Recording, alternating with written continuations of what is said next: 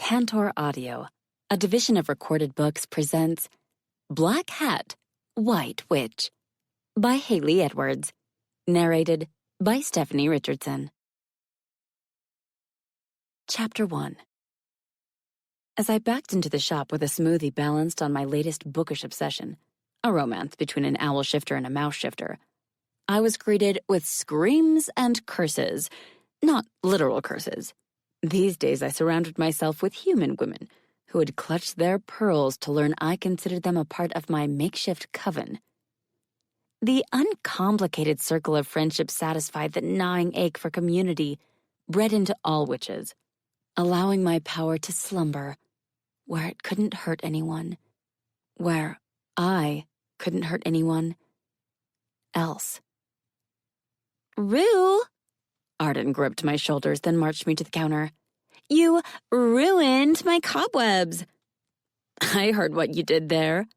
I coughed up a wad of her artificial cotton decor. "What is all this?" "Stretchy cobwebs, rubber spiders, ceramic skulls, foam tombstones." "Halloween." Camber escorted a life-size plastic skeleton to the door. "It's a few days away." I forgot. As if any witch worth her salt didn't shiver at the thinning of the veil between worlds on that night. I also forgot approving this expense. They were both in college, happily living off ramen, with no extra pennies to rub together. The tab for this decorating spree was definitely ending up on my desk, probably with a thud. Holiday spirit wasn't topping my to-do list. Heck, it wasn't even on my to-do list. With the shop approaching its 5-month anniversary, I was more concerned with keeping the lights on. "All the other shops on Main Street are decked out for the Ghost Walk. We need to look spooky to lure in new customers." Arden returned to futzing with her cobwebs, careful to lock the door first this time. She could unlock it after the way was clear to avoid strangling any potential customers. "We need refreshments, too. Mayor Tate expects us to man a table on the sidewalk." Mayor Tate and her expectations could kiss my full moon, considering the cost of rent downtown. And yet, the better I fit in, the longer I could stay. And I didn't just mean in this prime location. I have that wonky folding table left over from the grand opening. I bought it for $12 at a thrift store. Email me your Pinterest links. We all knew they had compiled a list for this ambush. And I'll pick up the ingredients. I also scored a $2 glass punch bowl with matching ladle on the same bargain hunting trip. I'll make lime sherbet punch, too. Or should that be slime sherbet punch? The girls routinely flooded my DMs with recipe requests for the long nights when I did my best to stress bake away my insomnia. Mostly food trending on social media. The number of snacks I sent home with them explained why they were cool with living off ramen, because, really, they weren't. They were living off me. And I didn't mind one bit. I might be cheap, but I was doing okay. I could afford to indulge them. The urge to mentor, provide, and assist the young was carved into my bones. These girls fulfilled a need in me, one usually satisfied by training novice witches. And I had to keep investing in these girls, in this community to scratch that itch. "That's the spirit." Camber patted me on the head. And yes, the pun was intended. "Downtown has its traditions," Arden agreed. "We need to cater to them to hold our spot." Our spot. Because these girls had worked for me the last 4 years, ever since I arrived in Samford, Alabama. The old location of Hollis Apothecary was in my kitchen. This was a definite step up from selling online, though we still offered shipping through the website. Whether I could afford brick and mortar long-term was a different kettle of fish, but I had saved up enough for a year at our current swanky location. Our dream had 7 months until its expiration date unless a miracle occurred between now and then. "Oh," Arden gusted a dreamy sigh. "Hello." I didn't pay extra for a glass storefront so you could stalk hot guys as they walked past. I polished off my breakfast smoothie, then tossed it in the trash. The romance I took to my office for later. When I returned, Arden hadn't budged. "Have you no shame?" "Let me check." She patted her pockets. "Nope." Then pressed her nose to the glass. "I'm fresh out." "I want to see." Camber set down a bucket of spiders and joined Arden at the window. Holy mother. Their breath fogged the glass, obscuring my view of this perfect specimen of manhood. Given their ages, he was probably late teens or early 20s. I owned older T-shirts that I bought new. "Crab on a cracker!" Arden stumbled back, bumping into Camber. "He's coming this way!" "The way you two were gawking at him," I said with a snort. "I can't imagine why." Poor guy probably thought they were trying to get his attention, maybe to hand out free samples. "Everyone," Arden smoothed the white blouse that topped her smart black trousers. "Act natural." Chuckling as they jostled for the prime spot nearest the door, I sat on the floor behind the counter. "I'm going to inventory the dried flowers," I announced as I got comfy. "Practice safe sales, ladies." Neither laughed at my joke, but I doubt they heard me over their racing hearts. The frantic ba-bump, ba-bump sent my fingers twitching, but I made fists until I got it under control. Usually I blocked it out, but the louder their hearts beat, the harder my stomach clenched with hunger. I'm a white witch. I'm a white witch. I'm a white witch. A metallic rattle brought my head up, but I couldn't see the entryway over the counter. "What in the—" Arden groaned as if the world was ending. "I forgot to unlock the door." Metal clicked, and the door jiggled, but the lock was bad about jamming. Getting that fixed really was topping my to-do list. "Get out of the way." Camber's low heels clicked on the linoleum. "Let me do it." Winter rosebuds. Inventory. Focus on that. Not their rising panic Mr. Perfect would give up on them and leave before one or both got his number. Winter rosebuds. They kept disappearing from under the register. I trusted Arden and Camber, but I would have to check the security feed, see if I could figure out who or what was helping themselves to those specific items. Glass rattled when the knob smacked the pane beside it, and I crossed my fingers, neither one cracked. "Hello," the girls chorused. "Welcome to Hollis Apothecary." "The sign says you're open." A silky voice spilled into the store. "I'm not interrupting your break, am I?" A hard thud shook my ribs, and all of a sudden, the only heart I heard was my own. Ba-bum, ba-bum, ba-bum. Murmuring a soft spell under my breath, I forced my pulse to slow and match Camber's less frantic beat. "Interrupt me any time," Arden hiccuped with nerves. "I'm Arden." "I'm Camber," her best friend cut in. "You didn't interrupt our break." "I was decorating," Arden hiccuped again. "For Halloween, you know. I was working in the entryway and forgot to unlock the door after I finished. I'm so sorry for any inconvenience." A midnight chuckle caressed my ears as he humored the girls. "Does Rue Hollis work here?" "She's our boss." Camber took over the awkward exchange. "Let me get her for you." "We have a new line of hand lotions." Hiccup, hiccup, hiccup. "Would you like a sample?" Poor Arden fumbled her sales pitch while Camber, who could usually be counted on to rescue her from a bout of anxiety, rounded the counter and cut her eyes at me. "Who is he?" I mouthed.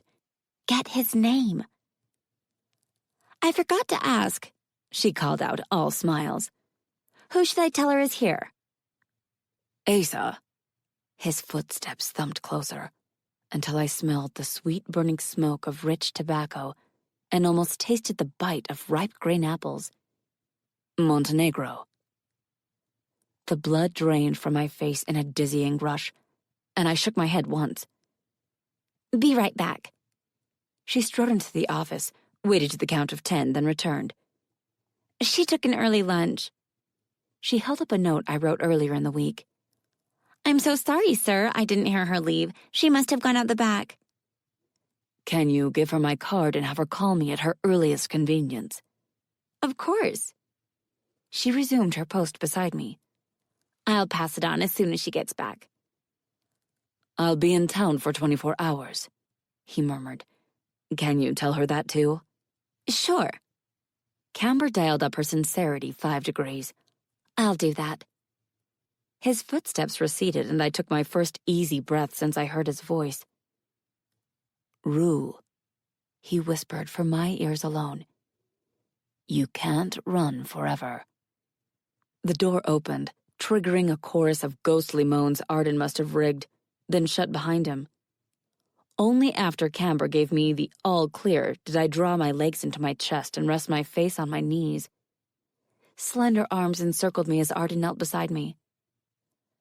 Who was that guy? The boyfriend? Camber sat across from us and rested her hand on my thigh.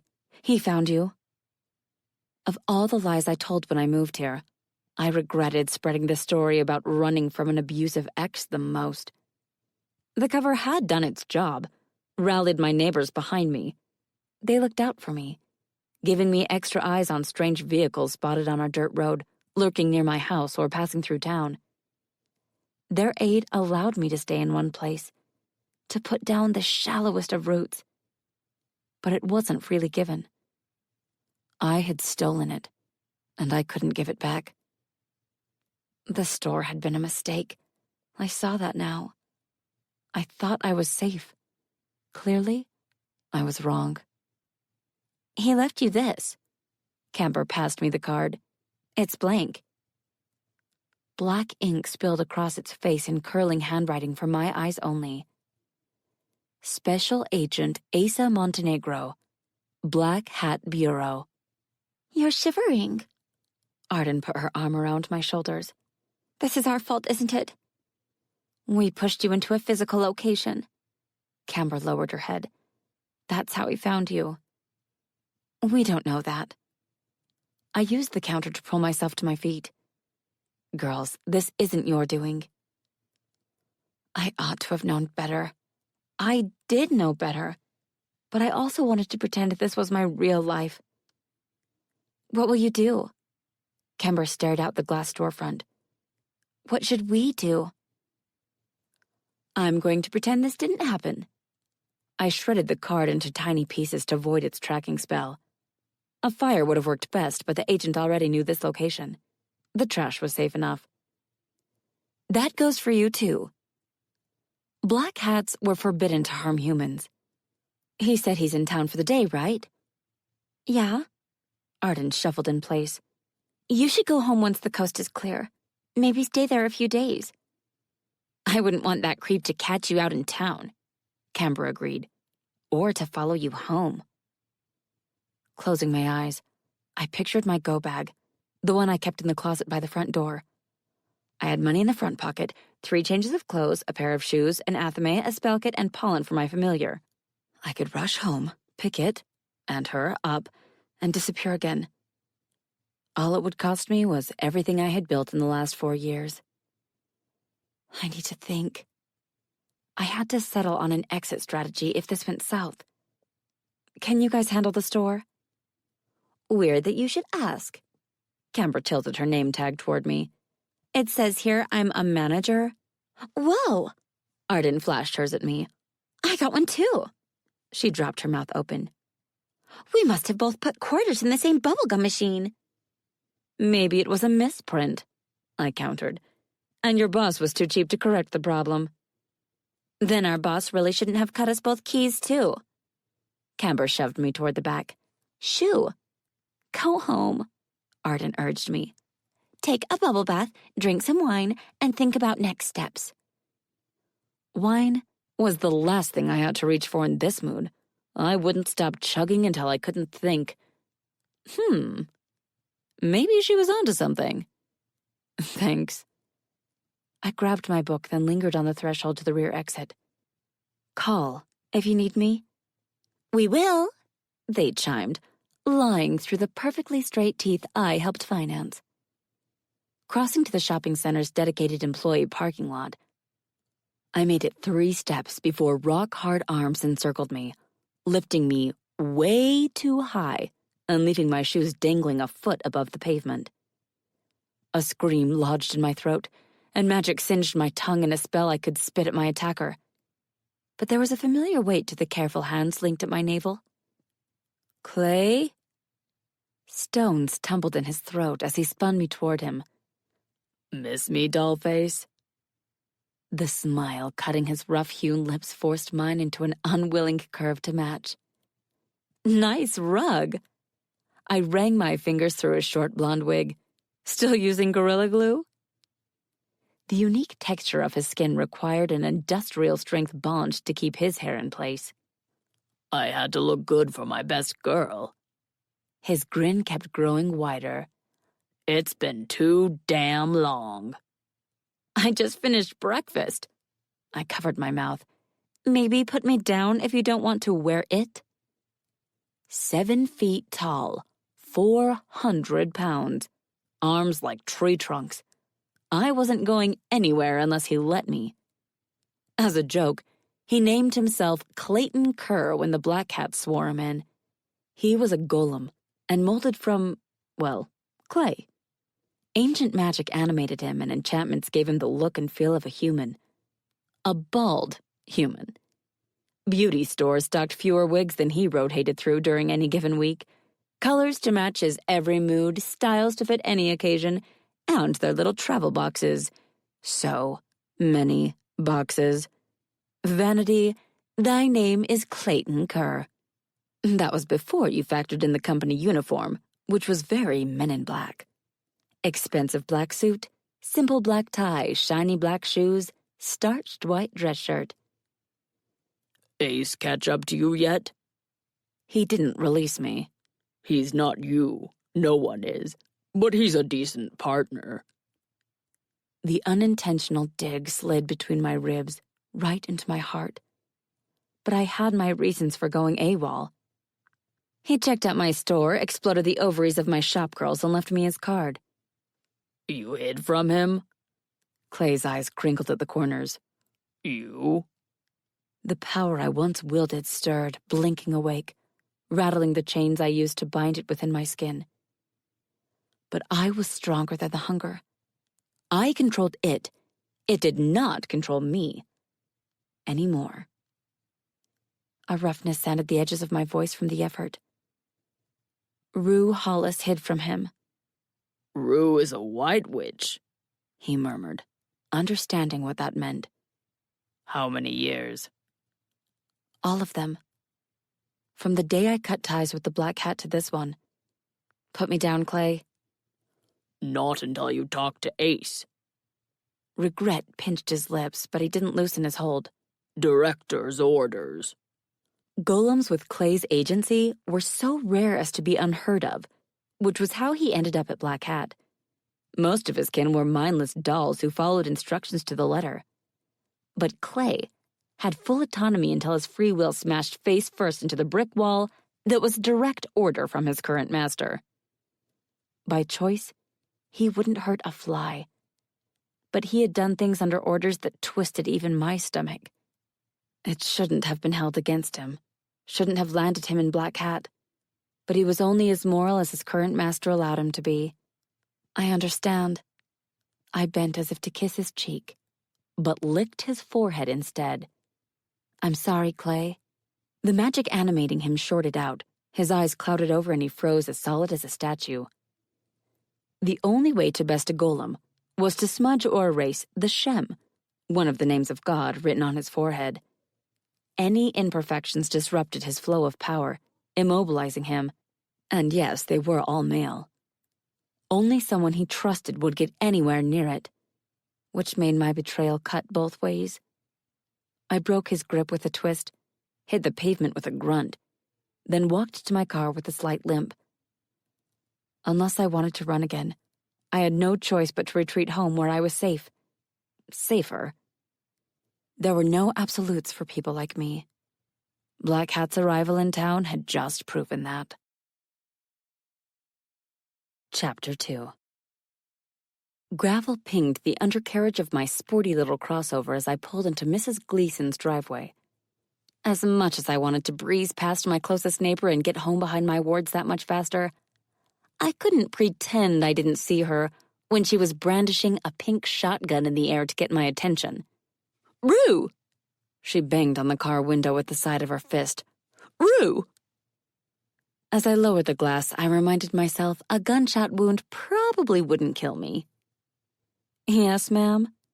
"The biggest man I ever did see was at your house." She stood on tiptoe with a hand as high as she could reach to give me an idea of height. "Don't you worry, darling." She squared her thin shoulders. "I'll run him off before he got any ideas." Who could it have been but Clay? He probably laughed himself silly when she chased after him. Mrs. Gleason was 80 pounds soaking wet, with a beehive hairdo that added a foot onto her height. A pair of house slippers snugged her tiny feet, and she wore a billowing snap-front dressing gown in violet. I happened to know she owned decals to change the color of her shotgun to match her outfit, which told me how riled she must have been if she left her porch mismatched to accuse Clay of trespassing. "Thank you." Warmth spread through my chest. "I appreciate you looking out for me." Goodness wasn't innate to me. I started out mimicking people who behaved in the way I wanted to act. I embraced fake it till you make it as a template for the person I wanted to become. I still had days when I felt plain fake. But moments like this gave me hope it was more than pretend change, that I was doing it. "Shot him right in his behind." She kissed the barrel of her gun. "Bam Bam never misses." "You—" I swallowed a laugh. "Shot him?" "Sure did." Her grin revealed a lack of dentures. "Let me tell you, he ain't coming back no time soon." The last time her teeth went missing, she called me for help and I found them stuck in an apple. She left the whole mess balanced on the back porch rail after the dentures refused to pry loose of the fruit, and forgot about them. A squirrel tried to run off with it when I got there, but the teeth kept freaking it out. As someone with a box of real human teeth rattling around under my bed, I was in no position to judge. "Oh, I almost forgot." I reached to the floorboard. "I mixed up more of that tea you like." The blend, according to its label, contained white willow bark, holy basil, nettles, hyssop, cramp bark, California poppy, and citrus peel in an Assam black tea base. The additives were a touch more exotic. And it worked wonders on her rheumatoid arthritis. "God bless you." She pinched my cheek until it hurt. "How much do I owe you?" "I can't charge you after what you did for me today." I passed over a week's supply. "You're my hero." A flush stained her weathered cheeks as she accepted the gift with a grunt of thanks. "I ought to go check and see if he left a note." I put the SUV in reverse. "See you later." "I'll keep Bam Bam out till you call me," she hollered as I backed down the road. "Be safe, hon." A small miracle allowed me to skirt two more elderly neighbors I made time to chat with every few days. I missed that connection when I went too long between visits with them, but I had to get home. On top of a gently rolling hill sat the small brick house I bought through an online auction, sight unseen. I sank as much into renovations as I did the initial payout, but it suited me. The 2 acres of grass, weeds, and wildflowers sprinkled with trees gave me a connection to the earth that soothed my ragged soul. The first order of business was to check the wards, which hummed steadily as always. From what I could tell, Clay hadn't tested my protections. Then again, I hadn't been kind to unwanted guests in my previous incarnation. He hadn't known until I told him that I changed my diet, which meant no one else would guess either. That would keep me safer, for the time being. Confident the house and land were secure, I called Mrs. Gleason and told her to stand down. The front door swung open before I reached it, and a breathy voice murmured, "We had company." I heard. I eased into the darkened foyer. They visited the store, too. "I only saw the one." Colby Timms, my familiar, cleared her throat. "He was your partner back then." "Clayton Kerr." I spotted her perched on the back of the sofa. "He won't hurt you." The moth was the size of a house cat with white fuzz covering her abdomen and a wispy off-white mane. Pearlescent wings tucked close to her body, and her velvety legs were black with creamy slipper-like feet. Though we had agreed the uppermost set would be deemed hands, despite the lack of fingers. Who did he bring with him? His new partner. I sank into the cushions beside her. I haven't met him yet. Why are they here? She climbed down onto my lap for snuggles. Why can't they leave us alone? I didn't talk to them long enough to find out what they want. I stroked her soft back. Me, I imagine. Does this mean we're moving again? Her antennae quivered, the hairs prickling. I like it here. I like it here too. But if we want to stay, we'll have to talk to the agents. We'll have to fight for it. I'm not a baby, she grumbled, her wide black eyes narrowing on mine. I can help. No. I smiled down at her. You're not a baby. I tickled her side. You're 10 whole years old. Or she had been, when she died. That was 10 years ago. Technically, she was 20. I could do magic and everything. She puffed up her downy fur. I'm not great at it, but I will be. You're incredible for your age. I drew her closer in a loose hug. I'm very proud of you. Do you have the Clayman's number? I do. Call him. The phone in my hand weighed 1,000 pounds, which made pressing the familiar digits a Herculean feat. Thumb hovering over the call button, I checked with Colby one last time. Are you sure? In answer, she used one of her feet to initiate the call before I could chicken out. Yep. Clay answered on the first ring. Kerr. Hey, I said awkwardly. How are you feeling? Less like a statue than I did an hour ago. Like me, Clay's new partner would have been trained in how to reanimate him, but I still felt guilty for incapacitating him. I heard you paid me a house call. That old biddy shot me in the ass, he chuckled. Funniest damn thing I've ever seen. Mrs. Gleason takes care of me. I'm glad to hear it. His voice softened. Did you just call to check on me, or? I want to talk. I rested a hand on Colby for comfort. You came here for a reason, and I want to hear it. We can be at your place in 20 minutes. I'll be waiting. I ended the call. Goddess bless, what a mess. You mean we'll be waiting? Colby fluttered her wings in annoyance. I'm not hiding this time. How about we don't put all our cards on the table? You can be our ace in the hole. I'll never climb out of the hole if you don't stop putting me in it. The kid was smart, and she was right. But she was also mine to protect. Once they know about you, I won't be able to hide you from them. Their ignorance of her existence was the thin barrier keeping her safe. Good. A tiny growl laced her voice. I want them to see me. I'll allow this only if you promise to do what I say when I say it. Deal. Her wings picked up speed until she fluttered at my eye level. I'm going to patrol. Stay inside the wards. I pointed a warning finger at her. We don't know what we're up against yet. After rolling her eyes at me, she zoomed out the window I cracked for her and began her rounds. The sad thing about kids, even dead ones, is they have to grow up sometime. By the time the black SUV, because of course black cats drove black SUVs, turned onto the drive, I was on the porch in a rocker with a cup of ice-cold sweet tea in one hand and the improbable shifter romance in the other. I had 3 days left to finish it before the weekly book club meeting. Not that I expected to attend under the circumstances, but I was hooked now. Colby was in stealth mode, as in she was hiding behind the chimney high on the roof. To set the stage, I finished reading the chapter I was on before glancing up from the page. Gentlemen? The simple happiness in Clay's smile twisted a knife of regret in my gut. I really did miss the big lug. Rue, this is Asa Montenegro. He handled introductions. Ace, this is Rue Hollis.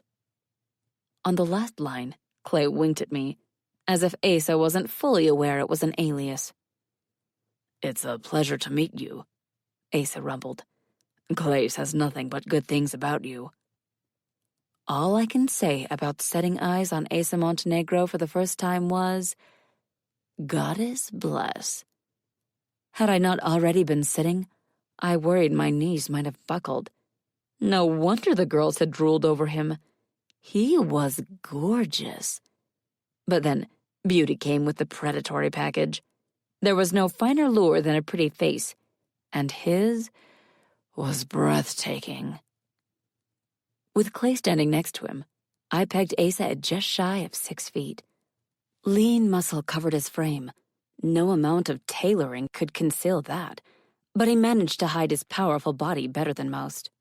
He wore his hair parted down the middle, in braids so long he could have tucked their ends into his waistband, or even stuffed the tips in his pockets.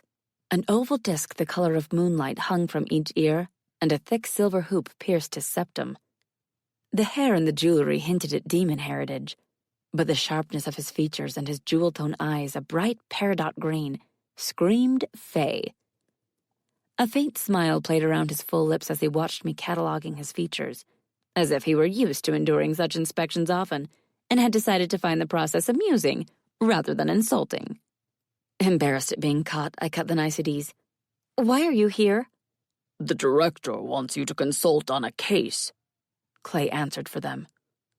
"We need an expert on—" "Black magic?" I finished for him. "You can say it." There was no changing my past or anyone else's. All we could do was live with the consequences. 4 girls are missing. Asa spun a silver ring on his finger. We need your help finding their killer. You said missing. Rustling drew my attention to the roof, but I kept my eyes forward. I don't follow. 8 other girls have gone missing. Each time they were taken in groups of 4. Their bodies were found 1 month after their abductions. Clay worked his jaw. They were left for us to find. The killer wanted to make sure his work didn't go unnoticed.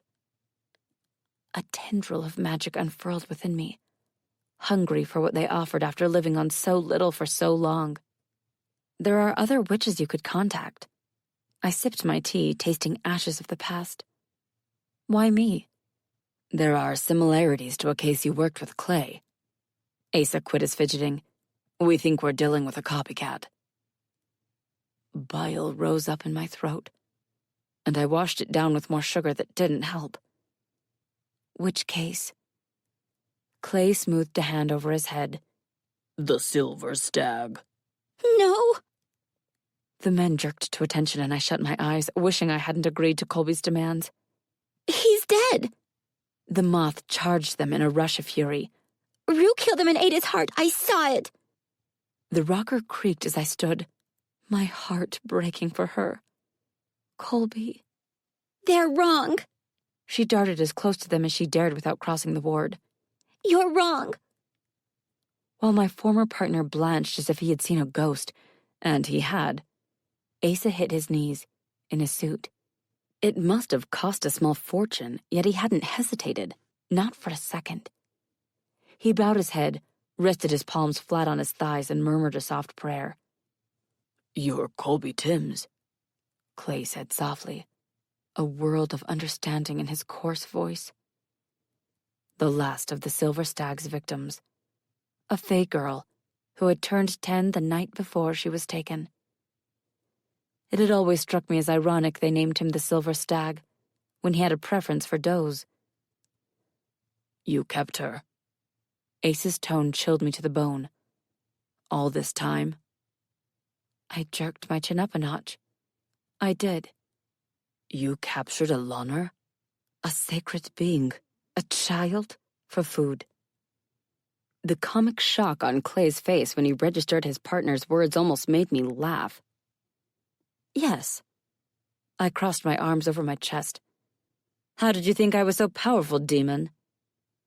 The heat in my words caused Clay to drag a hand down his face. Shit. That's why I ran. I aimed my rant toward Asa, who had yet to rise. I saw an opportunity for power and took it. Happy? Now you get to feel righteous when you watch me burn for my crimes. Burn? Colby squeaked. He's going to burn you? I'm a witch, I said flatly. What am I but kindling? The moth spun midair, raced to me, and hit me hard enough to knock me back into the rocker. I was wrong, she sobbed. I don't want to fight. I want to run. Let's go. Let's just go, please. Cradling her against my chest, I petted and soothed her. I shouldn't have said that. They can't hurt you. She clung to my shirt in 6 places. I won't let them. Do you understand what she's doing to you? Asa's glare cut like a razor. She's feeding on you. Do you understand anything? Colby twisted in my arms. She saved me. Let's all take a breath. Clay held up his hands. Ace, dial it down, man. I won't allow this. He rose in a fluid motion. It goes against everything I believe in. His ripe disgust was nothing I hadn't felt toward myself, but his condemnation slid off me this time. I might not have done the right thing by Colby, but I had done what my conscience demanded of me. Wings jittering with agitation, Colby puffed up her fur. You don't get a say. Little one, you don't understand. He placed a hand over his heart. I can help you find peace. Peace was code for exercising her spirit, herself, into whatever afterlife awaited her. Go inside and play your game. I bent down to kiss the top of her head. Please. And Tanny quivering, bristling like bottle brushes, she growled. I'm old enough to. For me? You owe me a new mount for this. She twitched her butt at the agents, then flew back in. A dragon. That would set me back $25, but it was worth it to buy a moment alone with these two. Rising from my chair, I descended the steps slowly to give the rage burning in my black heart time to cool. The wards hummed as I neared them, but I had no intention of crossing the barrier and putting Colby at risk of capture. I stopped in front of Asa, rested my hands on the white picket fence, and let the claws at my fingertips extend into the wood to prevent me from raking them across his handsome face. The silver stag murdered that little girl. I pitched my voice low. She was his last victim. I took a deep breath. As he lay dying at my feet, he called her soul from her body and wrapped her in the form you just saw. A creature unlike any in this world. He chose a moth so he could summon her. He would have ordered her to fly to her own death at his command. He planned to consume her to heal himself, as if her essence was a fluff of cotton candy for him to pop into his mouth until it dissolved on his tongue. I didn't know. Clay wiped a hand over his mouth. You never said. Your partner here thinks I kept Colby as a snack. I mimed a casual shrug. I can't blame him. I told him the truth. I would think the worst of someone with my reputation, too. I held his gaze. It's earned. A tilt of his head transformed Ace's aggression into curiosity. Why did you resist? She was afraid. I rasped, a hole opening in my chest. So very afraid. I retracted my claws. I killed the silver stag, but his spell was draining her. A soul can't survive outside its shell for long. She was dying all over again, slowly, painfully, as she clawed at any means to hold on to life. I couldn't look at either of them. Even now I hear those screams in my dreams. They reminded me so much of how I had sounded, begging for mercy as a child after. You took her as your familiar. Clay understood first. You bound her to you, to save her. The link to me gave her substance, allowed her to become real, but it also trapped her as a moth. I did. I rubbed my arms against the chill. She was a child then, and she's a child now. That moment of weakness, of compassion, might have been the culmination of my darkest act yet. A familiar mingled its life force with its witch. That was why it was taboo to bond with a child. They quit aging physically. They were fixed for the rest of their lives, and witches lived for a long time. At the exact developmental point in which the link was forged, the bond that saved Colby locked her mental age too. For as long as we both lived, Colby would be a child in my care, and that was an enormous responsibility. One I would happily take on all over again for the chance to learn what it was to love another person, even if she was, well, an insect. She can't function as a proper familiar. Asa dipped his chin. You knew, and you did it anyway. The pinch in Clay's brows eased a fraction. That's why you went white. A girl killed by black magic shouldn't have to live with someone who practices it. I owe you an apology. Asa bowed his head in a show of respect. I shouldn't have assumed. I left Black Hat. I stood my ground. I'm not going back. You would let more children die? Asa slid his gaze past my shoulder. Can you live with that? More children like Colby. I filled in the blanks for him. That's what you mean. The appeal to my better nature would have been laughable a decade earlier. Now I was softer. I can't go back. I stared at the ground as if the right answers might sprout. I can't risk Colby. Black Hat might have found me, but Colby had gobsmacked Clay and Asa, which meant she was still a secret. We need your expertise on this case. Asa took a step away.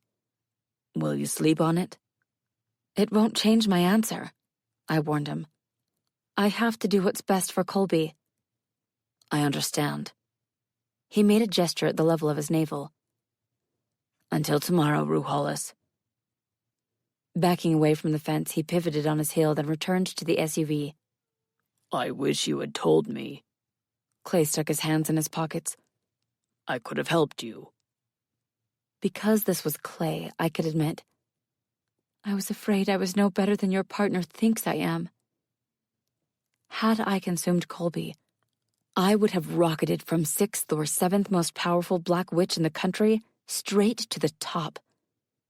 My kind ate hearts to gain power, but to devour a soul, a pure soul? The high would have sustained me for decades and left its mark on my magic for the rest of my long life. You never harmed innocents. He lifted his hand as if to comfort me before recalling the wards. You're one of the good ones. I'm a serial killer who hunted worse monsters. That I had preyed on the guilty didn't make me an angel of mercy, merely an opportunist. Sometimes that's what it takes. His lips quirked to one side. You did good with the kid. She's fierce. Colby is the same person she was when she died. I shook my head. I can't take credit.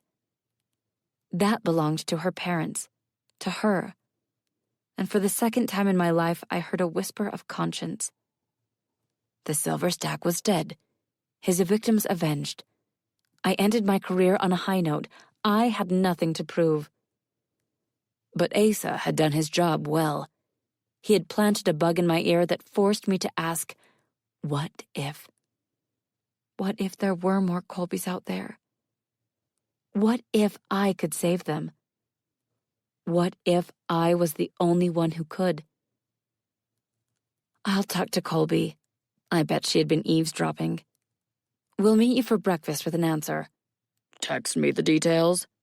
I can't believe you kept the same number. I was only ever a phone call away, dollface. That won't change. Throat squeezing shut. I lifted a hand in a wave, then returned to the porch, balancing the weight of the world on my shoulders. Chapter 3 I wore Colby as a hairbow to our breakfast meeting with Clay and Asa. Whatever her type of otherworldly moth, they came in 2 sizes, regular and mini. Or maybe that was a familiar thing. Either way, I wasn't about to look a gift moth in the mouth. With her neutral coloring, she matched everything, and I often passed her off as an accessory when she wanted to go to town with me. The door opened before I touched it, as Miss Hampshire yanked me to her diner and into a hug. Frank has been right as rain since he started drinking your tea. She kissed both my cheeks. Bless you. Based on Mrs. Gleason's glowing reviews of her tea blend, Miss Hampshire had approached me about holistic cures for her partner's emphysema. His label read, elderberry, eucalyptus lemon pill, chickweed, holy basil, pleurisy root, and spearmint. The other ingredients, well, they were best left unlisted. I'm happy to help. I withdrew. I'm meeting someone this morning.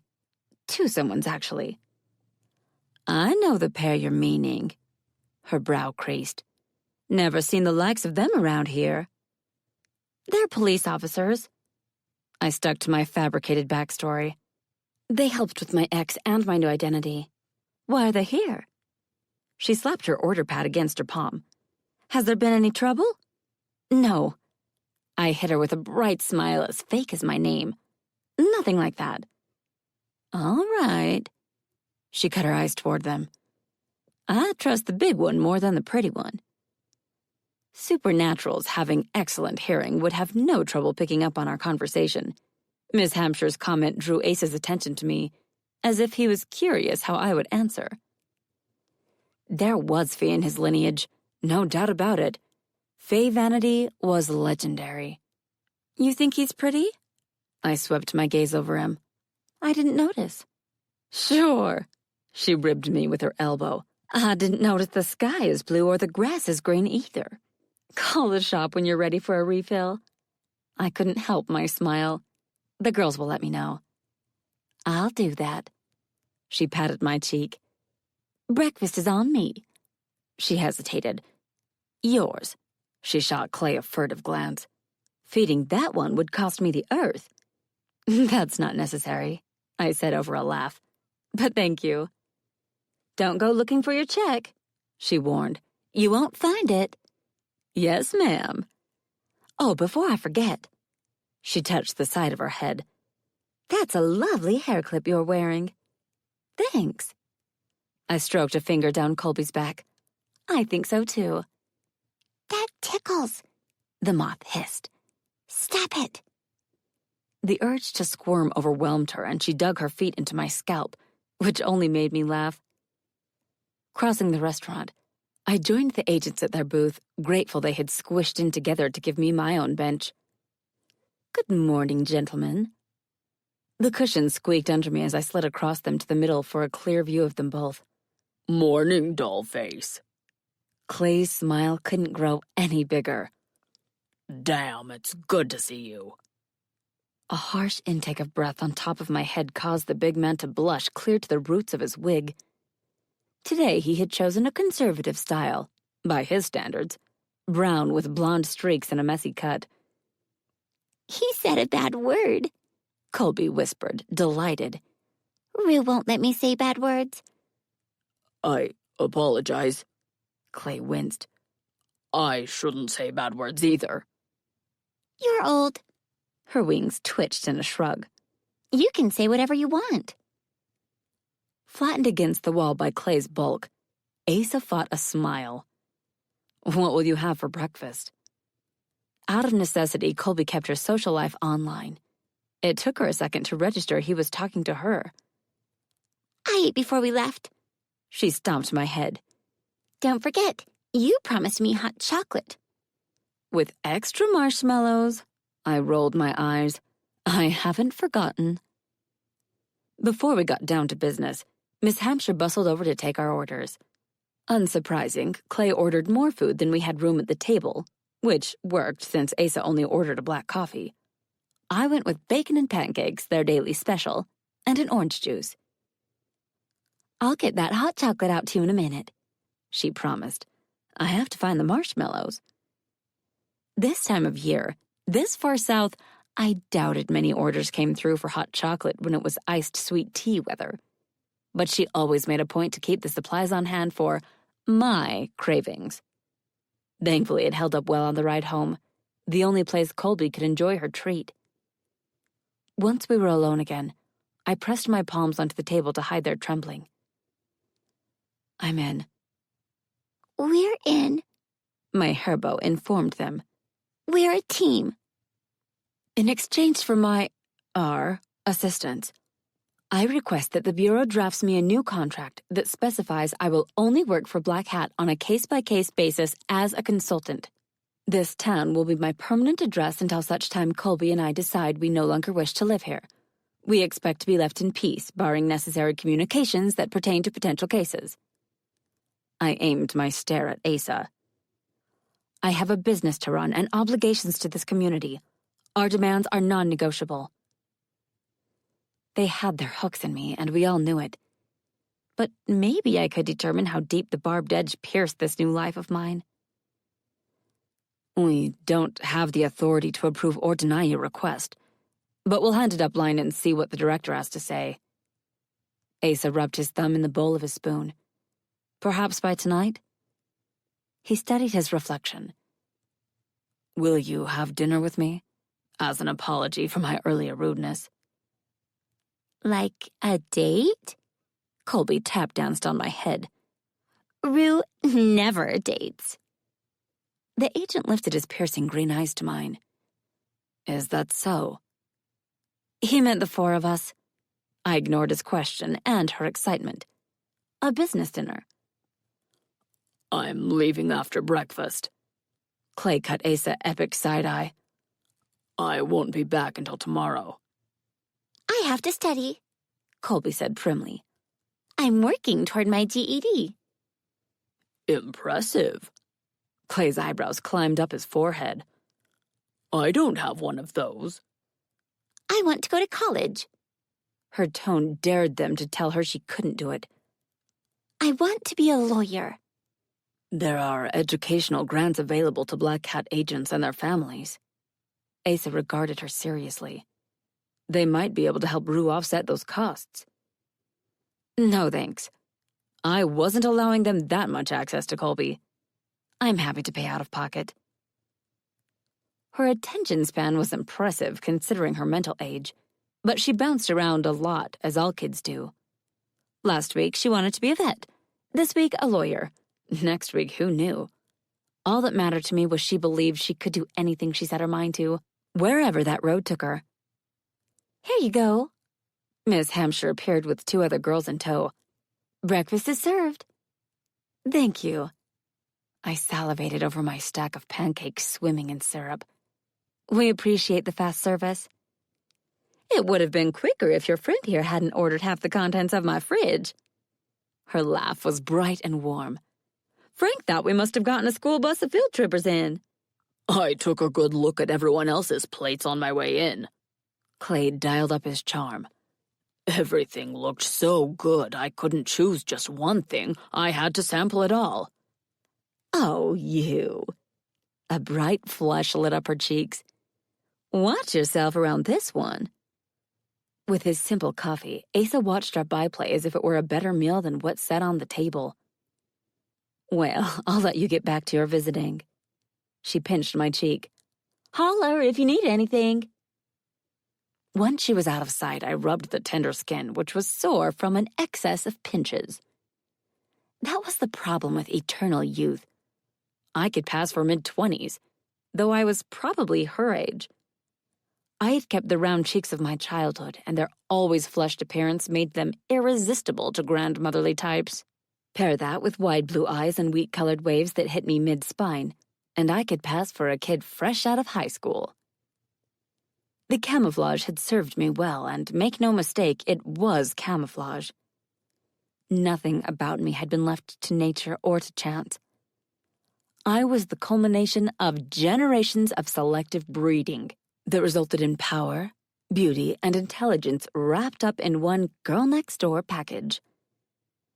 I was brittle, black, and charred inside, with a charcoal briquette for a heart. How no one saw it shocked me until working for the Black Hats taught me that most people only saw what you showed them. Out of safe topics of conversation, I veered toward the dicey. How is everyone else? The same. Clay dug into his bacon, egg, and cheese sandwich. Immortals don't change much. True. I picked at my pancakes with my fork. Days, weeks, months, years blur in the office. Black Hat didn't hire its agents. It blackmailed, kidnapped, bought, stole, traded, or threatened them. Ace is the only newbie, he continued. He's been with us 8 years? 7. Asa sipped his coffee. How long until I'm no longer the newbie? Until we get another newbie. Clay bit down with gusto. Probably another decade or 3. Asa studied me over the rim of his mug. How long were you the newbie? 5 years. I set down my fork. One of our agents went rogue and Clay and I hunted him down. We killed him when he resisted arrest using deadly force. I picked his heart out of my teeth for days. She was promoted on a technicality. Clay sucked on his teeth. Some noobs have all the luck. His eyes laughed at me. Makes me sick. It made me sick, too. The reminder of that first kill on the job. Are you going to eat that? Jerked from my grim thoughts, I found Asa staring at me. You want my pancakes? They look good. He turned to the mug in his hand. You're not eating them. I seem to have lost my appetite. I pushed the plate over to him. Please, help yourself. A piece of egg fell out of Clay's open mouth as he watched Asa settle in with my food. Eyebrows on the rise, I invited him to inform me what the big deal was, but he got back to chewing. There you are. A warbly voice called across the restaurant. Hey, darling. An elderly man with dark skin shining with sweat toddled over with a twinkle in his eyes. Oh no. I covered my face with my hands and pretended to hide. Not this guy. Hey now, hey, we're friends, right? He cackled with delight. How you been? Lowering my hands before the agents got the wrong idea, I smiled up at Old Man Jenkins. Good. You? Not dead yet. He reached in a pocket and pulled out a glass bottle. You cured me. The tincture blended elderberry, horehound, ginger root, cinnamon stick, and star anise. A tasty cure for the common cold. No magic required. Let me know if you need more. I curled his hand over the bottle. I keep plenty on hand.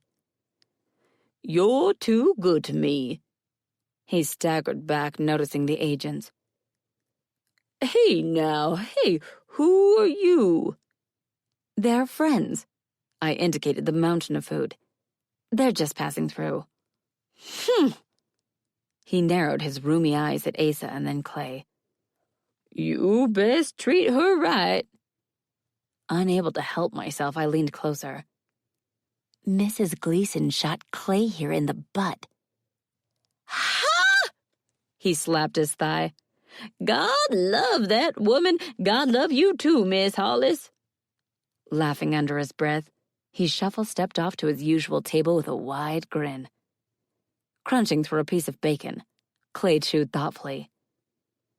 Your friend didn't ask about my health. You're here, sitting and eating. As far as he's concerned, that means you're fine. You haven't accepted payment for any of the teas or tinctures you've given to your neighbors. Leave it to Asa to notice. How would you know? Without answering, he dipped his chin and took a bite of my pancakes. How do you earn a living? Clay shoved a blueberry muffin in his mouth. This town is itty-bitty. I hunt unicorns under the full moon, saw off their horns, and grind them to powder I sell online. As far as hairbows go, Colby giggle-snorted way too much to pass for the real thing. Her store. Asa bit into my bacon while holding my gaze. It's remarkable. The natural redness in my cheeks kept my blush from showing, but I got the sense he read me just fine. Believe it or not, the apothecary pulls its own weight. Lotions, hand soaps, body washes, lip balms, teas, oils, tinctures, poultices, all made using family recipes that are at least as old as you are, Clay. I sipped a little OJ. I might employ the use of secret ingredients here and there, but I do no harm. A shift of Clay's hips as he located his cell caused his side of the booth to groan for mercy. Damn! He bit off the curse with a blush. Darn it! He threw money on the table. I have to go. Have fun. I added enough cash to cover my meal plus a tip. Try not to get shot. I smiled. Again. Asa picked my contribution off the pile, pushed the folded bills back to me, then added his own. Uncertain what was happening, I broke down and asked him, What are you doing? I ate the food. He indicated his clean plate. The least I can do is pay for it. As I'm sure you heard, my meal was on the house. Yet you paid. Well, yes. I shoved the money back. I don't like taking advantage of people. Neither do I. See you tomorrow. Clay checked me under my chin. Have I mentioned how good it is to see you? Only every 5 minutes since you accosted me outside my shop. I'm sorry about that. His gaze dipped to the floor. You know how it is. I do. I kicked his shin under the table. I don't hold it against you. Later, ladies. He waved a big hand. And yes, I included you in that, Ace. Keep me updated, his partner warned. Routine transports can go sideways fast. A transport? I swirled my OJ. Now that I know I'm part of a twofer, I feel less special. The transport is covered to explain why we're here without alerting anyone to your location. What he said. Clay took one last swig of his coffee. We're doing our best to fly under the radar. Who sent you? I set down my glass. Specifically. The director. Clay left it at that. Personally. The director had a vested interest in me. I had zero interest in him. But I wasn't surprised to hear he had bided his time until he could use a copycat killer, a fact I had yet to verify, to lure me back into the fold. Email me copies of the case files? Involvement from the director changed things. I checked last night and my work email is still good. The director knew my location, so there were no worries about him using my login to find me. Send it there. Aside from the usual bureau junk that clogged everyone's inboxes, I discovered a mountain of email Clay had sent me over the years. The tone of the first one, sent a week after I disappeared, ripped my heart out through my nose. I couldn't finish reading it, and I couldn't bear to open the others. Deleting them was out of the question, so I filed them away. The way Clay rubbed the base of his neck told me he was thinking about those emails too. I'll have to clear it with the director, Asa said. Until your other request is approved or denied, we have to treat you as a rogue agent, and that means no sharing sensitive details of an ongoing investigation. I understand. I cut my eyes toward Clay, whose poker face was non-existent. I look forward to hearing from you. Trailing a finger across his forehead, he turned and left with a smile for the proprietress. Asa rested his elbows on the table. What did he mean by that? Are you serious? I snorted a laugh, then realized he meant it. Oh. I cleared my throat. He was asking if he's got sucker stamped on his forehead. You two read each other well. We were partners for a long time. 30 years, give or take. A blip in time for him. A lifetime for me. I've never seen Clay so animated. Given my earlier faux pas, I verified. Was that a joke? Yes. It was a good one. I allowed myself a laugh. Tell Clay the next time you talk, he'll love it. I'll do that. He rested his chin on his fist. You aren't what I expected. Yes, well, I'm still evil deep down where it counts. I scooted down the bench. I've also got to go. Because Clay left? Because I have a store that opens in 15 minutes. Ask him about dinner. A tiny voice coaxed from my hair. Asa. A frown pinched my lips when he shut his eyes. Are you okay over there? Yes. His eyes, when he opened them, were as black as I imagined my soul to be. I'm fine. Maybe dinner isn't a good idea. I shifted my body to shield other diners from him. Your eyes are... Apologies. He lowered his head. I'll text you about dinner. You have my number? From this angle, I caught a hint of his smile. It is printed on your business cards, yes. Laughter spilled down from the top of my head, which drew his dark gaze up to Colby. I had been wrong, I realized. His eyes weren't black. They were a crimson so deep as to be fathomless. And he had caught me staring at him again. Dinner with Asa was a bad idea. Too bad those were my specialty. Chapter 4. As much as I would have loved to drive Colby home before heading into work, especially with Black Hat scrutinizing me, I needed to see Camber and Arden to reassure them I was okay after yesterday's drama. With the social circle of 1, Colby lived for take your moth to work days. A chorus of haunted moans greeted me when I pushed into the store. Welcome to... Camber glanced up from behind the counter. Rue? Rue? Arden shot out from the back room. You're here. Hand behind my back, I twisted the lock in the sign to give us a moment alone. We need to talk. I examined the sidewalk through the glass, but saw only locals. Let's go in the back. The back room was my office, the supply closet, and our workspace all crammed into one. 3 of us barely fit without bumping elbows, which would have been fine if they weren't spitting mad. I thought we agreed you would stay home. Camber tapped her foot. Why are you here? I agreed to consider staying home. You freaked when that guy came in yesterday. Arden folded her arms. Why aren't you freaked now? This was the worst part. Having to tap dance around the truth to keep them safe from my world. The guy who came into the store wasn't the ex. I had to temper this lie with facts to smooth the lumps I had created in my story. I was shocked when I heard his voice and I flew into panic mode. That much was 100% real. I let you guys think the worst, and I'm sorry for that.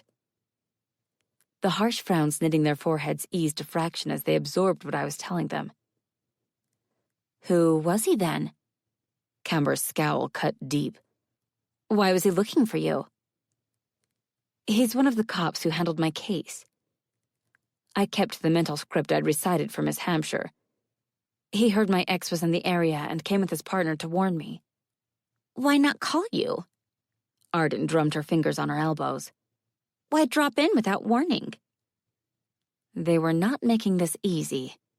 It warmed my heart, but it also had me breaking a sweat. I changed my number. I was honest there. I stopped checking my old email address. How did they find you? Camber quit tapping her foot. It was the store, wasn't it? It wasn't the store. I wouldn't let them shoulder that blame. It was my tax returns. Okay, so most paras didn't pay taxes. We paid tithes to our covens, packs, clans, prides, etc. A bucket of doubt dumped over Camber. You used your home address? I used a business mailing service that gave me a physical address, which was their store. Then I paid the fee to have my mail forwarded, rinse and repeat 7 times with each address in a different state. The last stop is my post office box here in town. They staked out the post office. Arden pulled on her bottom lip.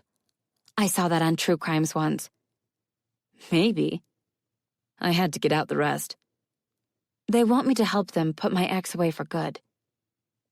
The girls reached for me, each one taking a hand. Their palms were sweaty and their hearts beat loud. A bare whisper passed Arden's lips. Are you going to do it? Can they keep you safe?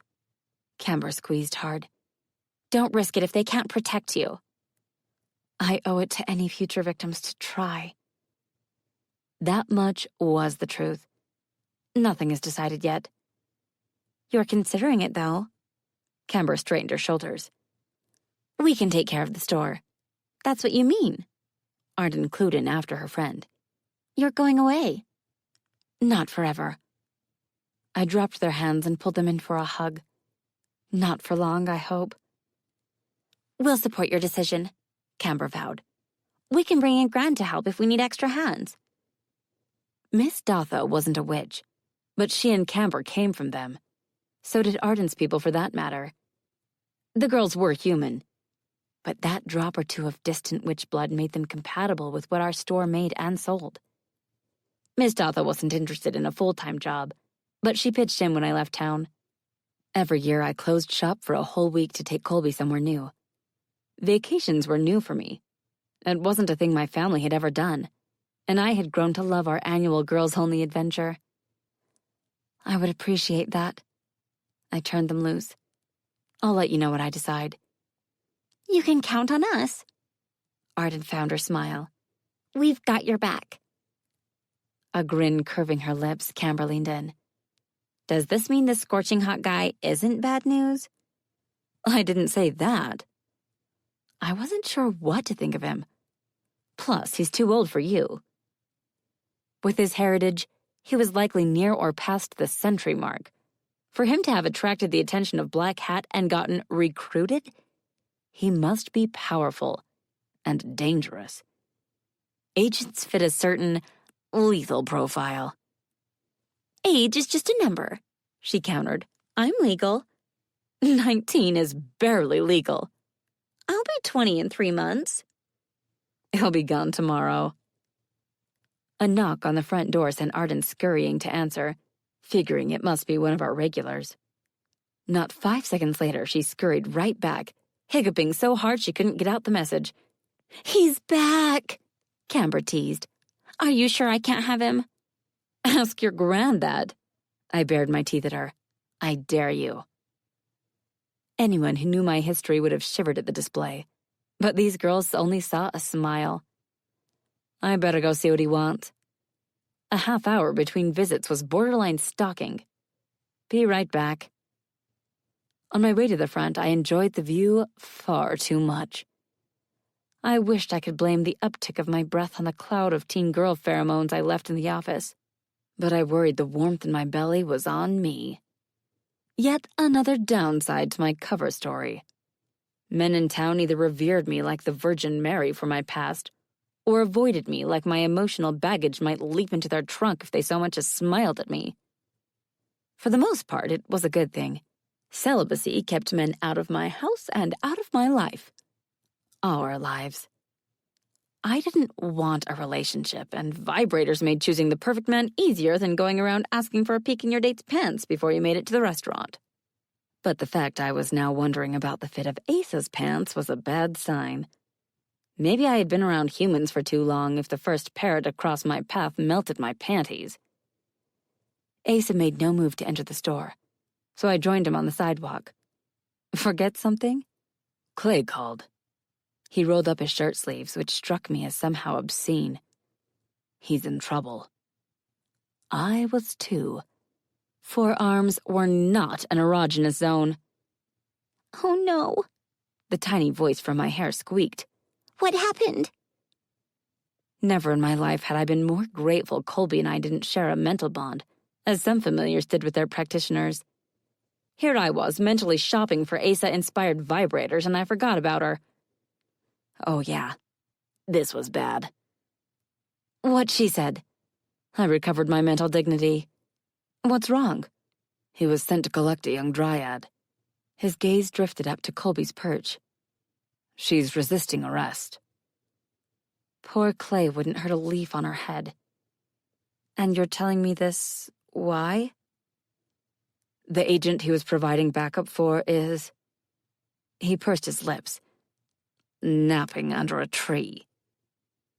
One thing Black Hat drummed into its agents was to always, always stick with your partner on a call. Why doesn't Clay wake them up? Colby wanted to know. He needs someone to watch his back. I agree. Asa slid his gaze to mine. I was hoping Rue would go with me to help him. This had the smell of a trap all over it, but I couldn't fault his ploy. Clay was a huge soft spot for me. She will. Colby volunteered me, then tiptoed forward to peer down at me. I like Clay. Figuring I could nip this rebellion in the bud, I told him, I'll have to drop Colby off at home first. That's okay. She tapped my forehead. I have to meet my friends for a raid anyhow. Ace's eyebrows rose. A raid? I play a lot of Mystic Realms. She sighed at his blank expression. It's an MMORPG. Brackets formed to either side of his lips as he pondered her meaning. A massively multiplayer online role-playing game? Poor Asa was still drawing a blank, so I intervened before Colby recruited him for her guild. A girl's gotta socialize. I wiggled my brows to drive Colby back into place. I can barely keep her avatar and its adorable pet straight, but she knows everyone. It sounds like a wild party in my living room every night. Understanding darkened his eyes and he dipped his chin. Maybe you can show me sometime. Sure. Her little feet tickled my scalp. I like helping noobs. Asa lifted his eyes to mine, a pleat across his brow, which almost made up for his wrangling an invitation into my house. Newbies, I explained. People who are new to the game. Ah. He swept his gaze over my face. Will you join me? For a second, I got my wires crossed. In the game?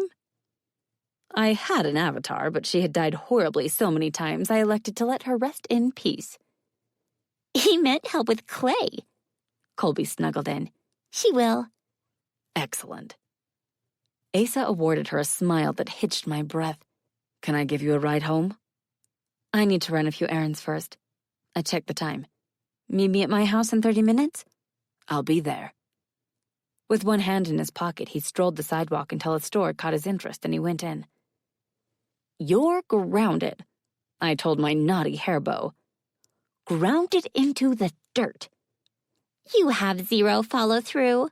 She scoffed at my tone. You just like to make threats. Who had I become that a tiny moth sassed me without fear of the consequences? Probably a better person. But could a better person stop a copycat when the original Silver Stag had nearly beaten my worst? Camber and Arden shared way too many knowing glances for my comfort when I made my excuses. I refused to believe I was so hard up for a man that everyone felt matchmaking was my only hope. Dry spells happen to everyone. A decade wasn't that long, right? Or 2? Had it already been 3? By the time I set Colby up with her bee pollen granules and sugar water, I was ready to escape her smug, if adorably so, face too. Her little headset slayed me with its cuteness. Her whole gaming setup was built to spec for her comfort, since virtual friends were the easiest for her to manage. Well, real friends, virtual landscape. Pixels didn't exchange Christmas presents, you know.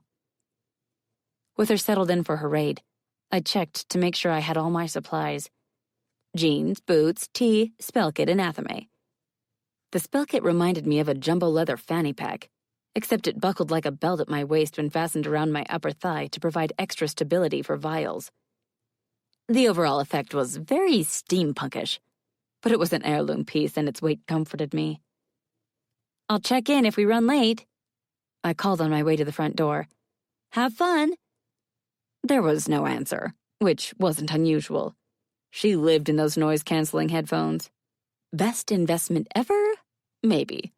Though, possibly the worst. It depended on the day and how loud I had to scream to get her attention. She suffered from bouts of selective hearing during school and chore times. A parent might worry Colby was too plugged in for her own good. But I wasn't her mom. I was more like the fun aunt. The one who fed her niece too much sugar, bought her too many expensive toys, and let her stay up way too late. I was just grateful technology had reached a point where she could experience any sort of normalcy to count the hours she spent glued to her computer screen. Standing a good foot away from the white picket fence, Asa waited for me with the smoothie in hand. The man at the counter told me this was your usual. He offered it to me when I joined him outside the wards. After quizzing me on how I knew you, what my intentions were, and when I was leaving. Thanks. I accepted the bribe, a godsend since I didn't eat at breakfast. And don't take it personally. It's not just me. Barry still asks me when I'm going back where I came from. I thought it meant he wanted me gone, but his wife assured me it's his way. I took a sip and had to admit, Asa was sly.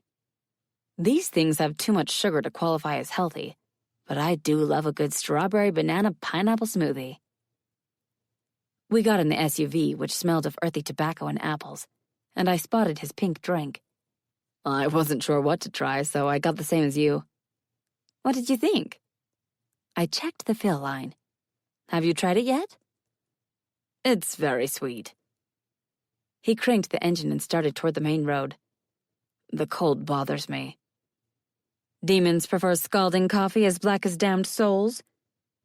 While he had ordered a cup of joe for breakfast, it also served as a dig about how others viewed his kind as hell-dwelling, fire-pit-bathing, virgin-sacrificing, soul-eating minions of a red pajama-clad dude named Satan. Okay, so maybe I was still a smidge bitter his first impression of me was I kept Colby around as a snack. I ought to know better than to judge based on race, caste, or religion. He paused. I apologize. Gender and sexuality tended to be more flexible with long-lived beings.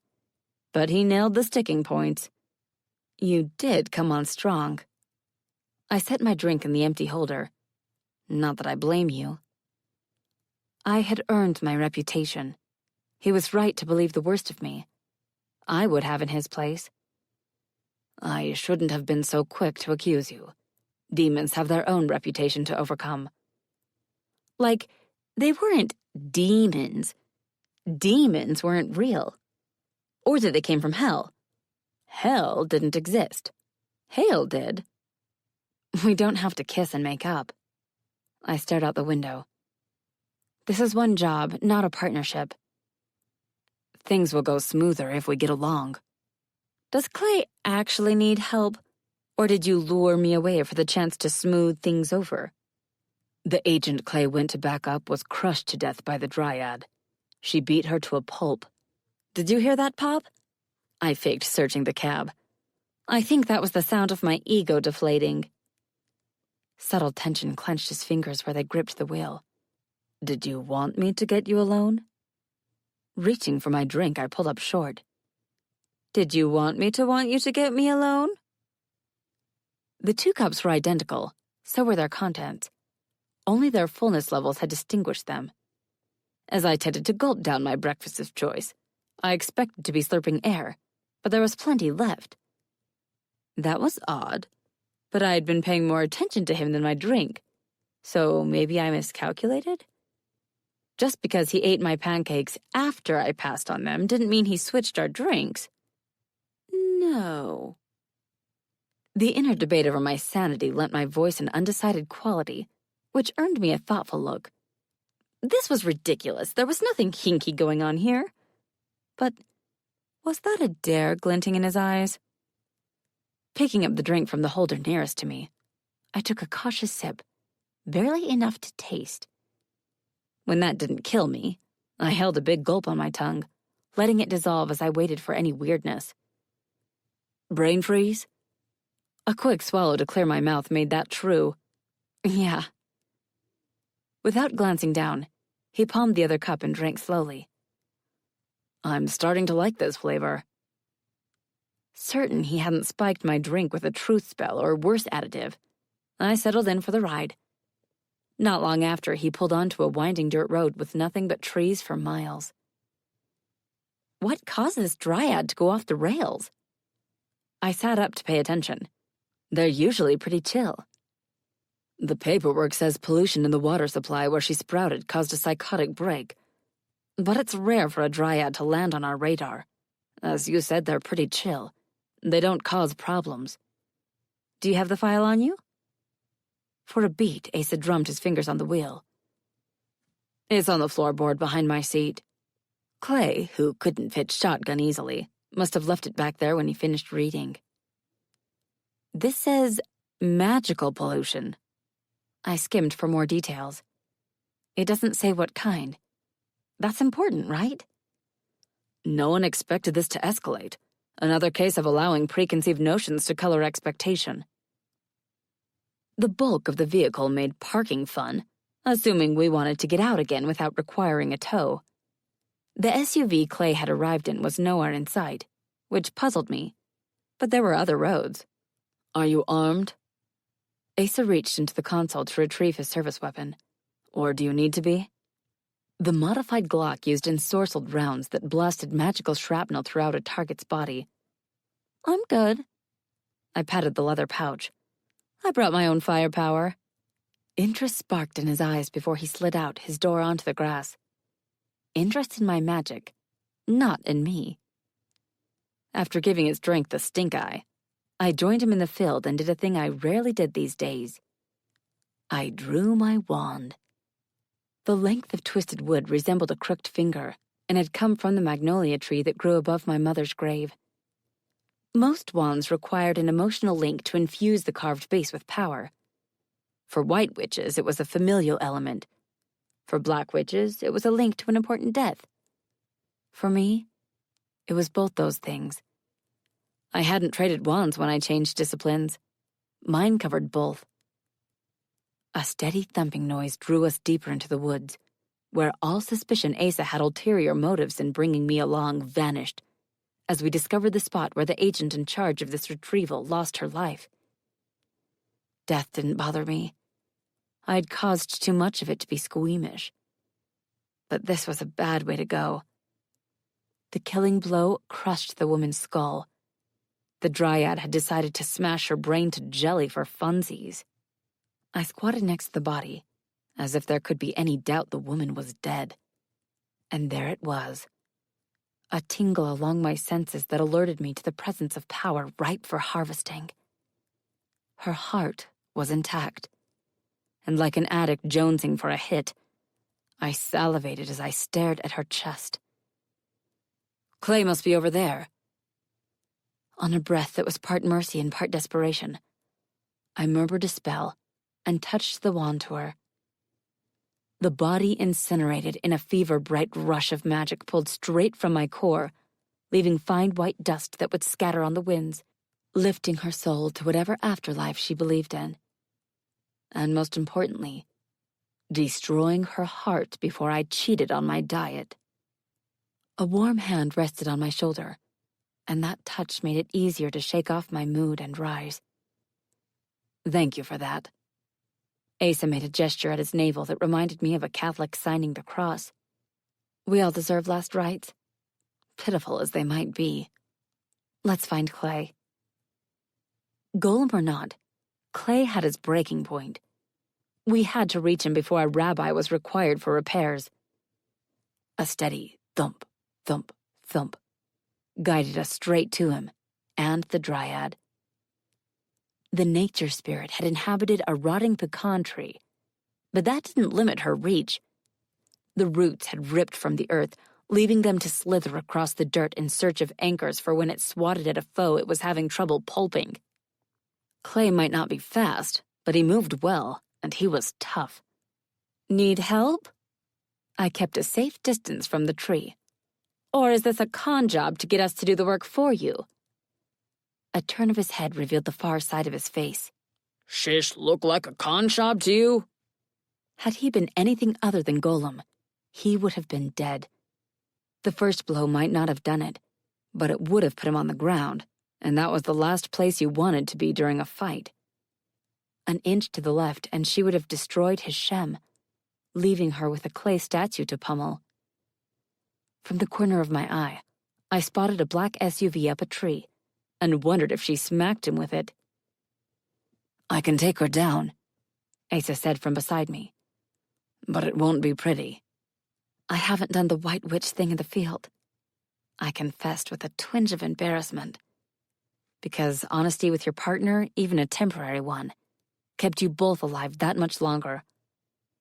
I might need a helping hand once I expel the dryad from the tree. I'm right here.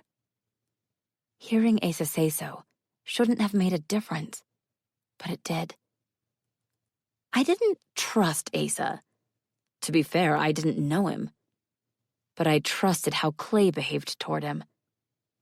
A direct order could force him to vouch for Asa with me, but it couldn't make him like the guy. Clay didn't give nicknames to people he didn't like.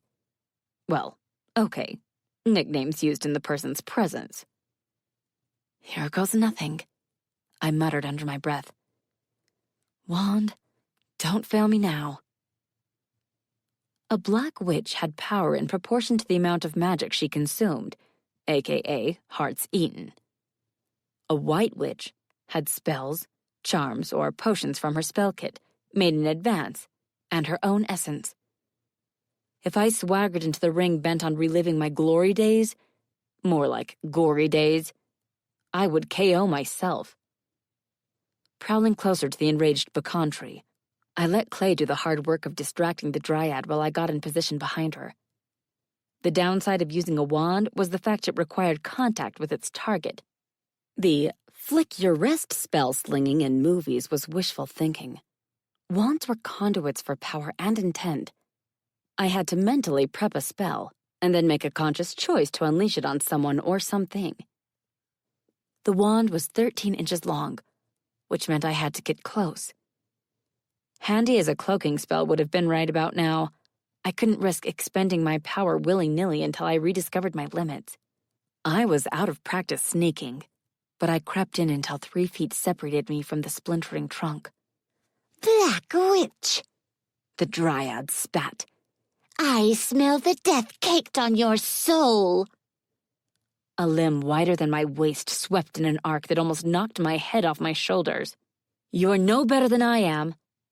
I dove into a roll. I saw your handiwork a few minutes ago. You're wrong. Blistering rage shook her leaves. I'm not like you.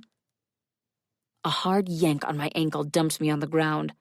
A rootlet was hauling me within killing range. Gathering my will, I pushed power from my core into the wand, then struck the hairy root with its tip. Smoke sizzled down its length, gaining speed as it ran up the trunk like reverse lightning, cooking the old limbs and charring the dead leaves. A scream rang out as a pale blur was expelled from the tree. The creature sat up, blinked her wide green eyes, then hooked her fingers into claws and charged me. The dress she wore glittered hot with embers. Blinking away gold spots in my vision, I readied my wand, prepped a spell, and hoped it wouldn't kill me. Oh, shit. That was Clay. Definitely Clay. But I couldn't see him. Probably because my body gave up and fell sideways like a sack of potatoes. One more spell was all I needed, but nope. I was out of juice and out of luck. A bestial roar vibrated through the ground under my cheek, but whatever made it could take a number. The line to eviscerate me was forming behind the rabid dryad. A creature taller than Clay from this perspective stepped over me to stand between me and the dryad. I don't know what compelled me to inch a hand forward until I could brush a fingertip down the back of its nearest ankle. A head injury, maybe?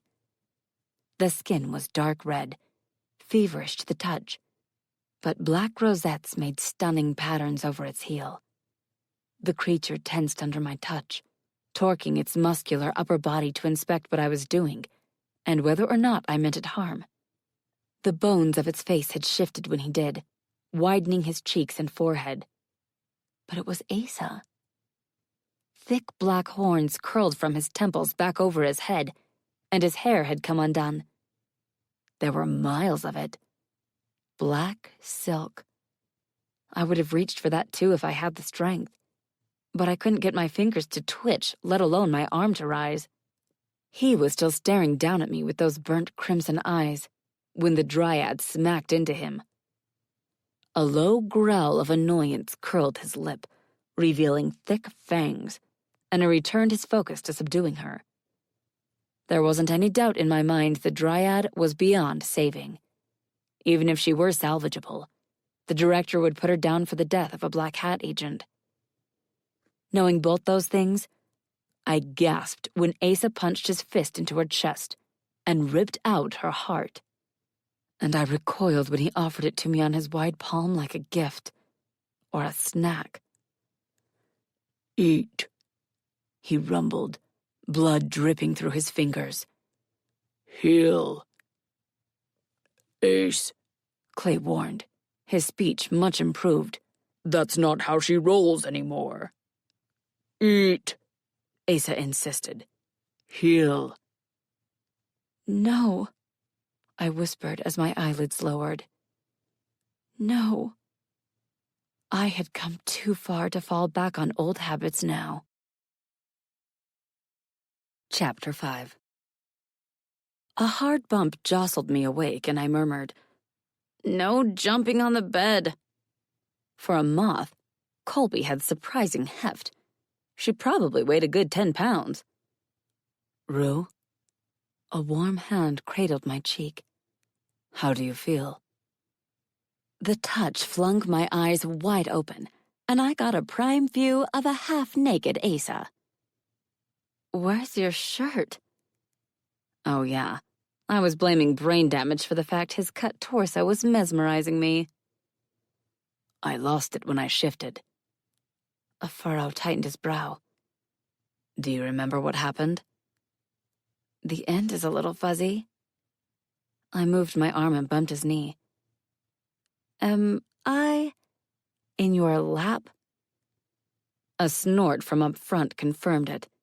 We were back in the SUV. The bump must have been a pothole. "Yes," Asa said softly. "You were unconscious." Another memory burst to the forefront of my mind, and I clammed a hand over my mouth. "No." I swallowed once, twice to test for any coppery aftertaste, but all I found was dirt and a piece of grass. "You didn't eat the heart," Asa confirmed. "You said no, and I didn't force it on you." "Thank you." I placed my hand on my stomach. I don't want to be that person again. Had I caved today, I couldn't have faced Colby. I would have failed her, and myself. A tickle on the arm tucked against Asa left me brushing long black strands off my elbow. Caving to my earlier impulse, I smoothed the strands between my fingers. "Your hair is soft." The SUV swerved as Clay jerked his gaze to the rearview mirror. Rue, "I don't mind." Asa watched me. "You can touch it." A laugh bubbled up the back of my throat. "That sounds so wrong." I agree. Clay grumbled. You're better off keeping your hands to yourself. A low growl vibrated through Asa as their gazes clashed in the reflection, but I was too tired to care. "I'm going to nap now," I announced to avoid them freaking out when my eyes didn't open again. I fell asleep with a lock of Asa's hair curled around my finger. Rue? The weight of a chunky house cat landed on my chest. For real this time. Wake up. Oomph. I don't weigh that much. Colby jabbed my cheek with a foot. Open your eyes. The nap had done me good. I wasn't back to my usual self, but I was getting there. No hearts required. There. I widened my eyes until they bulged as I stared down at her. "Are you happy now?" That's creepy. She smacked me between the eyes. Stop being weird. A yawn stretched my jaw and I lifted my arms overhead, arching my back on the seat. Oh, not the seat. Heat prickled in my cheeks when I glanced up at Asa. He cocked an eyebrow. "Yes?" "Thank you for the use of your lap." I clutched Colby to my chest as I sat upright. "Home already?" I gave you 30 minutes. Colby tucked her wings in tight. You didn't wake up, so I came out. Magically induced exhaustion had done a number on my brain. I hadn't put together how she was here. You know the rules. I lifted her to my face level. Never leave the wards. Puffing her fur, she crossed 4 arms over her chest. Clay and Asa, You don't know Clay or Asa. I put us nose to proboscis. You can't trust people you just met. The stubborn moth had chosen her hill. You trust them. Aware both agents were watching me, one more intently than the other, I sighed. Promise me. I promise, She said dutifully. I will stay inside the wards where it's boring and nothing ever happens. Her sass was nothing new, but I could guess why the rules chafed now when they never had before. Good. I kissed the top of her head. That's what I like to hear. Heaving a dramatic sigh, she wriggled free and glided to the house in the next best thing to slow motion. That kid. I wiped my mouth to check for drool. I'm not sure this is wise. The paperwork came through while you were resting. Asa cut the legs out from under my argument. The director is willing to work with you on a case-by-case basis. He's willing to permit you to live here if you touch base with your team once a week during times when you are not on an active case. For him to agree to such big concessions, he wanted me back for more than this copycat case. That might change once he heard about my new dietary restrictions. But I doubted it. Something else Asa said struck a belated chord with me. My team? You have to be on call 24/7 to rate a partner, Clay chuckled. Part-timers get a team. I could see where this was headed from a mile away, but I still asked. Do I get to pick them? A preternatural stillness swept over Asa. Yes. I tapped a finger against my bottom lip. Can I interview candidates or... Yes. Asa angled his face away from me. That can be arranged. She's pulling your leg, Ace, Clay snorted. She wants us. You got your butt kicked by a tree earlier. I could laugh about it now. I'm not sure you're qualified. That's not fair. The car rocked when he twisted to face us. I had already pulverized 7 trees by the time you got there. He cut me a scowl that highlighted his pulpy face. Plus, I've got Ace up my sleeve. I shouldn't have laughed, but I couldn't help myself. He looked ready to climb in the back and shake me. Between the grinding and popping noises the seat was making, I doubted it would hold out much longer. Clay, you know you're the only one I trust to hold my umbrella at the shit show. A wide grin swept across his face and he pumped his fist, leaving a dent in the roof. With Asa's head turned, it was hard to gauge, but I detected a lip twitch at Clay's enthusiasm. A single tap on Asa's hand where it rested on the seat earned me his full attention. You had my back. I searched his face. I won't forget that. I stuck out my hand. Teammates? His warm fingers wrapped mine and didn't let go. Teammates. Details are in your inbox. Clay grunted when he caught his hip under the steering wheel. Let us... Snap. crack. Pop. A yelp shot out of me when the seat broke, dropping it and Clay into my lap. Hold still. Asa set his hand on Clay's shoulder. You're going to crush her legs. The golem twisted his lips, but that was all he moved. Sorry, dollface. Accidents happen. I was just glad Colby had gone in. There's a reason you're a backseat driver. I'll have to shift to get it off you. Asa lifted his eyebrows. It'll be a tight fit. Do what you gotta do. I wriggled my toes. I'm losing feeling below the knee. Flame exploded down the length of Asa's frame, igniting a change that resulted in the same beast from the forest sitting next to me. Mostly. He had to duck to make allowances for his horns, and his upper body required him to crowd me. The demon braced one wide palm on the seat behind me, then cupped the broken front seat, shoving it upright and holding it steady while Clay contorted enough to ease out the driver's side door. I'm clear. He reached in and took the weight off the seat from the demon, holding it off me. Scoot out. Stay. The demon ordered me, then performed a contortionist act of his own to get out his door. I hooked my thumb toward my open door. I'm bruised, but nothing's broken. The demon didn't appear to trust my self-diagnosis. He wedged a hand under my thighs, placed one on my back, and lifted me out of the SUV and against his bare chest. Now that he had me, he appeared torn on what to do with me. Wards prevented him from entering the yard or house, and the SUV was busted. You can set me down here. I pointed to a patch of thick grass. I promise not to budge. The demon snorted, not believing me for a hot minute, but the movement brought his hair gliding over his wide shoulder into my lap. His burnt crimson eyes watched me for a moment, daring me to play with it as I had in the SUV earlier.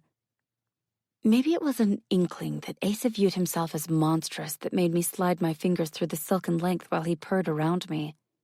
You really don't want to do that, Clay warned me. Ace, put her down and shift.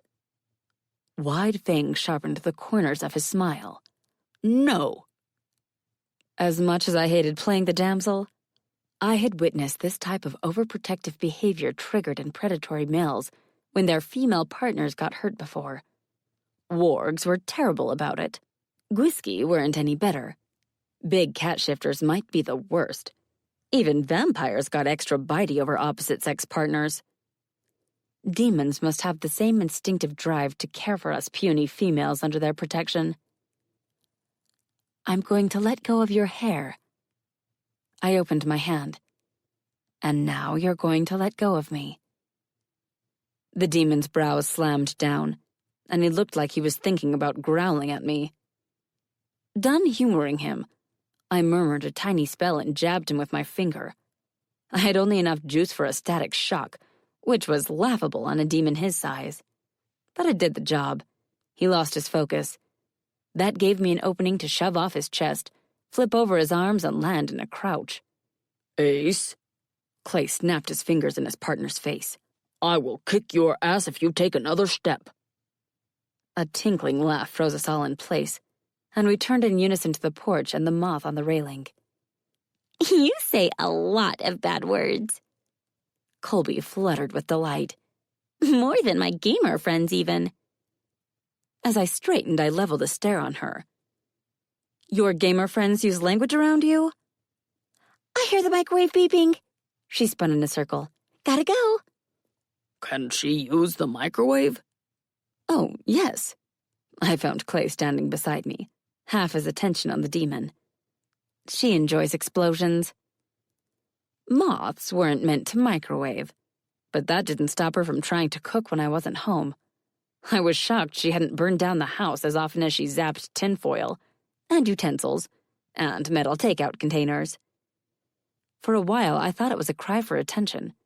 Then I realized, no, she was just that bad in the kitchen. Since she was always trying to fix me dinner or desserts for special occasions when disaster struck, I didn't fuss. Alarm clanged through his tone. How? She watches a lot of TikTok.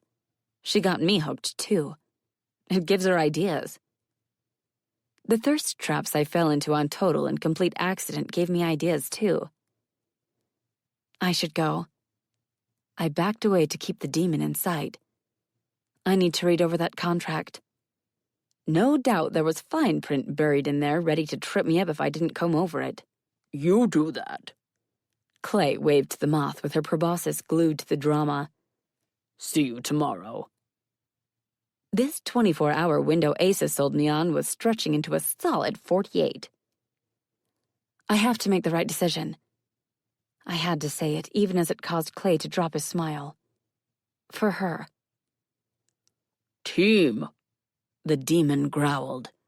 mates. I heard the gap between those words, and it gave me a case of the shivers. The demon in Asa had ideas about me. I chose to believe Asa was reading into the bond I shared with Clay, and the day's events gave him a case of overprotectivitis. That I could forgive. You couldn't change your DNA. And just like that, I dumped a bucket of ice-cold reality over my own head. Sure, I resisted temptation today. That didn't mean it wouldn't consume me tomorrow. Each case was another opportunity to succumb. Another heart no one would mind me having for lunch. Once you sign on the dotted line, I'll get the files to you.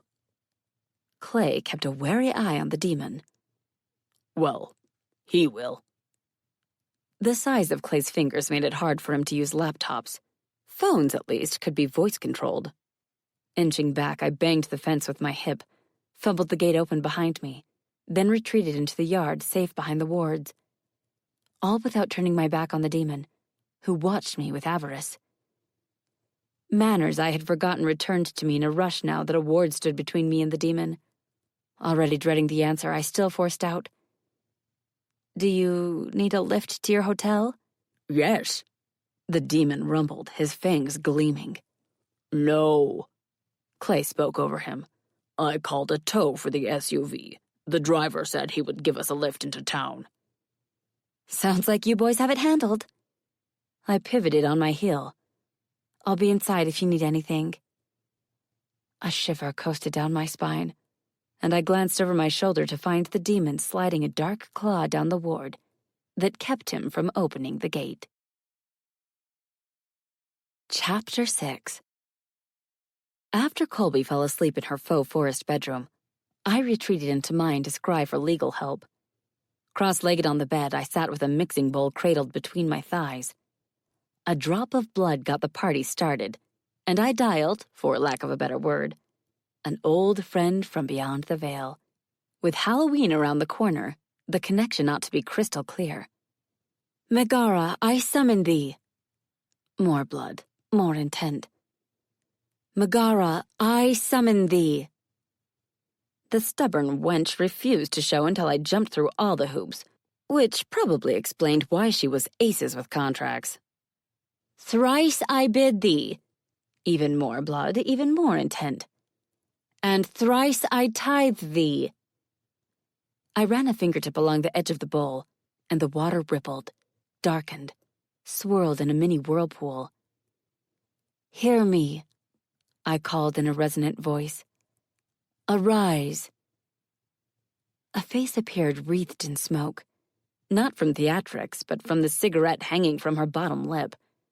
I had baked bread pudding with raisins that had fewer wrinkles than Meg, but I wouldn't accept legal advice from a dessert, no matter how delicious it might be. Meg, on the other hand, had practiced law in one form or another for a good 300 years before she took a silver bullet to the heart. Your form is rusty, darling, she'd chided in a deep rasp. How long has it been? 8 years. I squirmed under her disapproval. Time flies when you're having fun. Fun? Her eyes, hidden beneath folds of papery skin, narrowed on me. You're having fun? Not particularly? Oh, but you are. She sat back. Your cheeks are flush, your eyes are bright, and your heart is racing. You can't tell that last part. Let's call it an educated guess. She glanced at the bed behind me. Where is he? Who? The man who put that glow about you. There is no man. I hesitated. Actually, there is a man. Sort of. Mm-hmm. Her lips spread, lipstick spiking the creases. Tell me all about him. It's Clay. Darling, no. She shook her cigarette at me. He's a good boy, don't get me wrong, but he's... Not anatomically correct? Precisely. I could have educated her on how that didn't slow him down from pursuing his interests. but I was afraid tiny ears might overhear. I did not want to explain the battery-operated birds and the bees to a moth. Black Cat found me. I redirected her. They want me back. They never let you go, she said sadly. Albert would rather die than part with you. The director's name wasn't spoken to avoid drawing his attention, but the veil was beyond even his reach. I negotiated the terms of my return with the agents they sent after me. I have a contract. I will have to charge my standard fee, you understand, but I can look over it now if you like. That's more than fair. The transfer of $1,000 to her former Pax Alpha went through in seconds, and I held the screen up as proof. That she chose to help the loved ones she left behind made me happy to contribute. Okay. She settled in on her side of the divide. Get your pen and paper ready, then start reading. The biggest downside with using a deceased lawyer was the time commitment. Meg couldn't very well reach through the ether and accept a printed copy, so I had to read and notate. I got a discount for having to play paralegal for her, for which I was grateful, but it meant I wouldn't sleep much tonight. Not that Sleep and I were on a first-name basis these days. Or ever, really. There was a soothing rhythm to the collaborative process, but that came from years of working together anytime I got twitchy about papers I was asked to sign.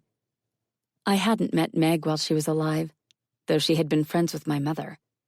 We met when she executed my parents' wills from the beyond, and it hurt too much to surrender that link when I would never see them again. Black witches have no afterlife. We simply stop. Here one day, gone forever the next. I'd been taught that we consumed so much life on this side of the veil we ate through our afterlives. I wasn't sure what I believed, if I believed anything at all. It hadn't bothered me, none of it. Until Colby. Not even when Mom, a powerful white witch, failed to appear no matter how often I cried for her. 6 hours later, I squinted at words as they swam across the page, ready to sign anything to get sleep. That ought to do it. Megara took a puff. Let me know if you need more assistance. I will, I yawned. Thanks. I wasn't wrong about your glow. She blew smoke against her side of the barrier. I mistook its origin. The safest response I could manage was, "Oh?" The thrill of the hunt. Her eyes gleamed with approval. Your predatory nature is awakening. That's the last thing I want. I studied the notes spread around me. I don't want to regress. Your mother ran with our pack on the full moon. She laughed at the memory. Naked as a jaybird. That woke me up with a cringe. What did Dad think of that? This was before your father tamed some of her wildness. She curled her lip. The point is, you are your mother's daughter. You'll always have her fierce spirit. Your father was a good man. She rolled a hand.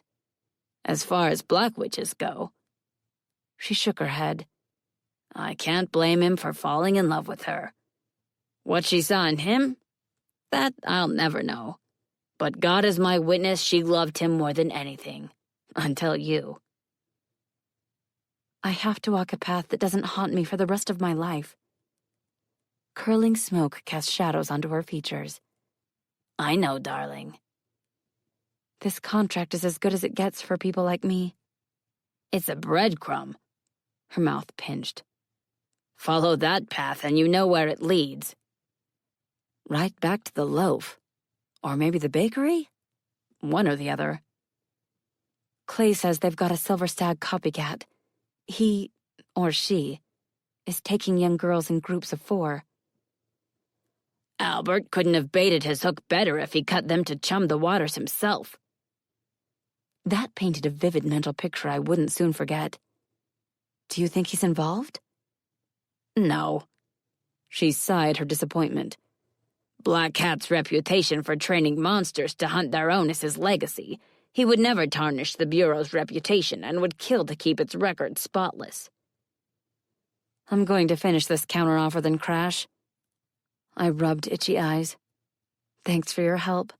Next time, dial me up for a chat. She flicked ash off her cigarette. It doesn't have to be all business. I will, I promised. And I meant it. Night, Megara. Good night, darling. Careful not to spill water on my bed. I carried the mixing bowl to the bathroom to pour down the drain. Leave a metaphysical doorway open, and who knew what might drift through it? The same rules applied to scrying. People who wielded black magic didn't live long if they got sloppy with it. With the bowl drained, washed, and set on the sink to dry, I climbed back in bed to organize my notes. An hour later, I was happy to scan the pages with my phone and email them to Asa to hand up the chain. So close to dawn, I didn't expect an immediate response from him, but I got one. A text.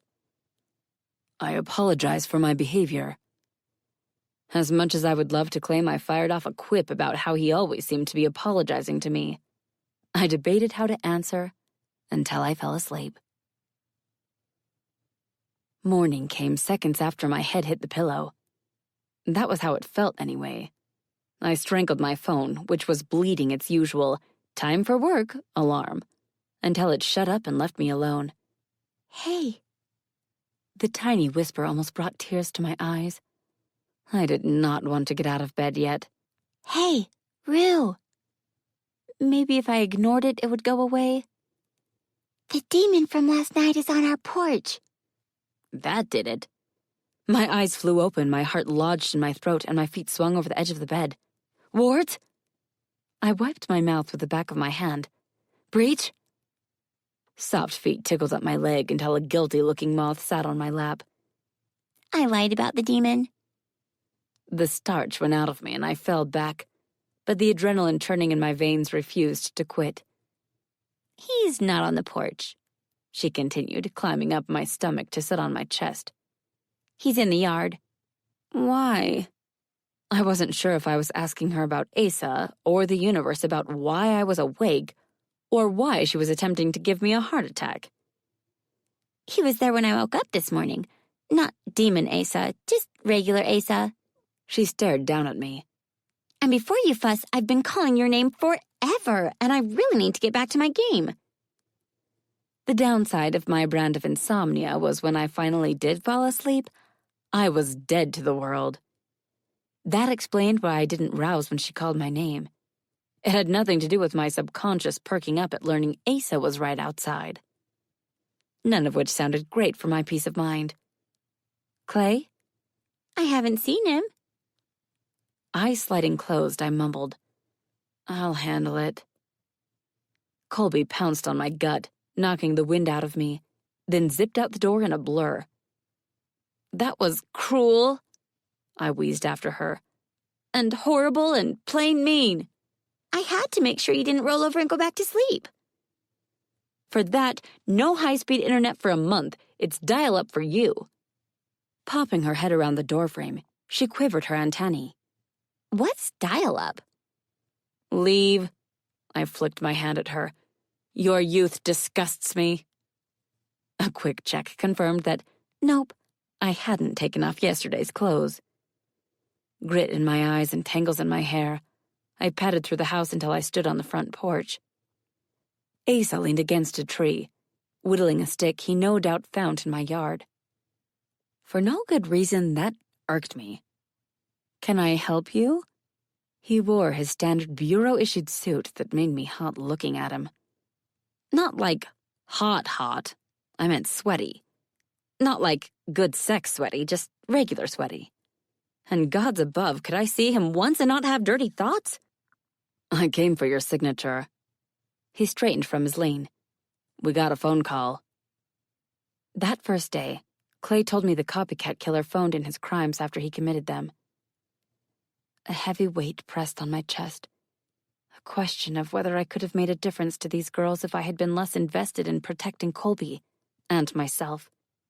But one thing life had taught me was that you had to take care of you. No one else would do it for you. This was not my fault. These deaths were not on my head.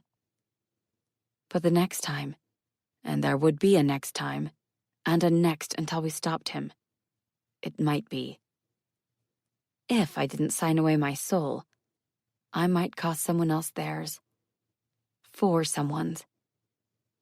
There was only one response I could live with, assuming the amendments held. Do you have a pen? Yes. He exchanged his knife for a pen and stuck his carving in the dirt. I'll get the papers. A faded blanket was spread across the ground behind him, its earth tones too muted for me to notice at first. The file holding the contract rested in the center, along with a thermos I bet was filled with black coffee. It was on the tip of my tongue to ask if he had spent the night out here, but he was too fresh for that. He had returned his hair to its usual long braids and traded his oval earrings for dainty silver hoops to match the one in his nose. Dainty wasn't the right word, but I was staring again, and I couldn't get my brain or vocabulary to function. Where's Clay? I scanned the driveway, but there was no sign of him. How did you get here? Last night, I waited until after the tow truck left with its passengers before summoning Megara. Between then and now, Clay would have secured them transportation. Either a rental or a company SUV could have been delivered, even this far out in the sticks. I went hunting last night. He retrieved the folder. I shouldn't have left it so long. It caused me to. Get territorial? Yes. He held out the papers with the pen on top. I apologize for my behavior. Last night came back to me in a rush, and I let myself out of the gate. Your text. It was cowardly of me not to apologize in person. The reason I got rolled out of bed came back too. Is that why you felt the need to stake out my yard? Yes, he said with enough hesitation I doubted it was his only reason. I got your text, but I was up late working on the contract. I fell asleep before I could respond. The contract was the exact version Megara and I drafted, and it was already signed by the director at the bottom. I'll run in and sign this at the table. I nudged open the gate. Can I get you anything? No. He crouched, retrieved his stick, and resumed his whittling. Thank you. No surprise, Colby met me at the door and trailed me to the kitchen table. Palms spreading over the stack, I murmured a soft chant that would verify my assumption. The contract is identical. Not so much as a punctuation mark had been corrected. That's good. Then why are you scowling at it? Colby sat on the papers. You don't have to do this, you know. For me. She left that part unspoken. Life is about compromise. I scratched her head. I do this and we get to keep our life here. We could run again. She patted my hand with a foot. We could buy another house, right? I've spent a stupid amount of money Colby-sizing your game room. I'm not leaving it behind. That was only part of the truth and she knew it. But she didn't want to make this about her. How much she recalled of her ordeal, I couldn't say. And she wouldn't tell me. She preferred to pretend I found her wild and tamed her. It hurt less than remembering she had been a little girl once, with parents, and a family, and a dog. I collected pictures of them off social media and printed them to hang on her walls when she first came to live with me. But I found them balled up in the garbage. I tried again each time we moved, but I was starting to believe my need to fix unfixable things where she was concerned was more for me than her. I heard Megara. She rolled the pen back and forth. You do seem happier. I missed Clay. I couldn't say his name without smiling.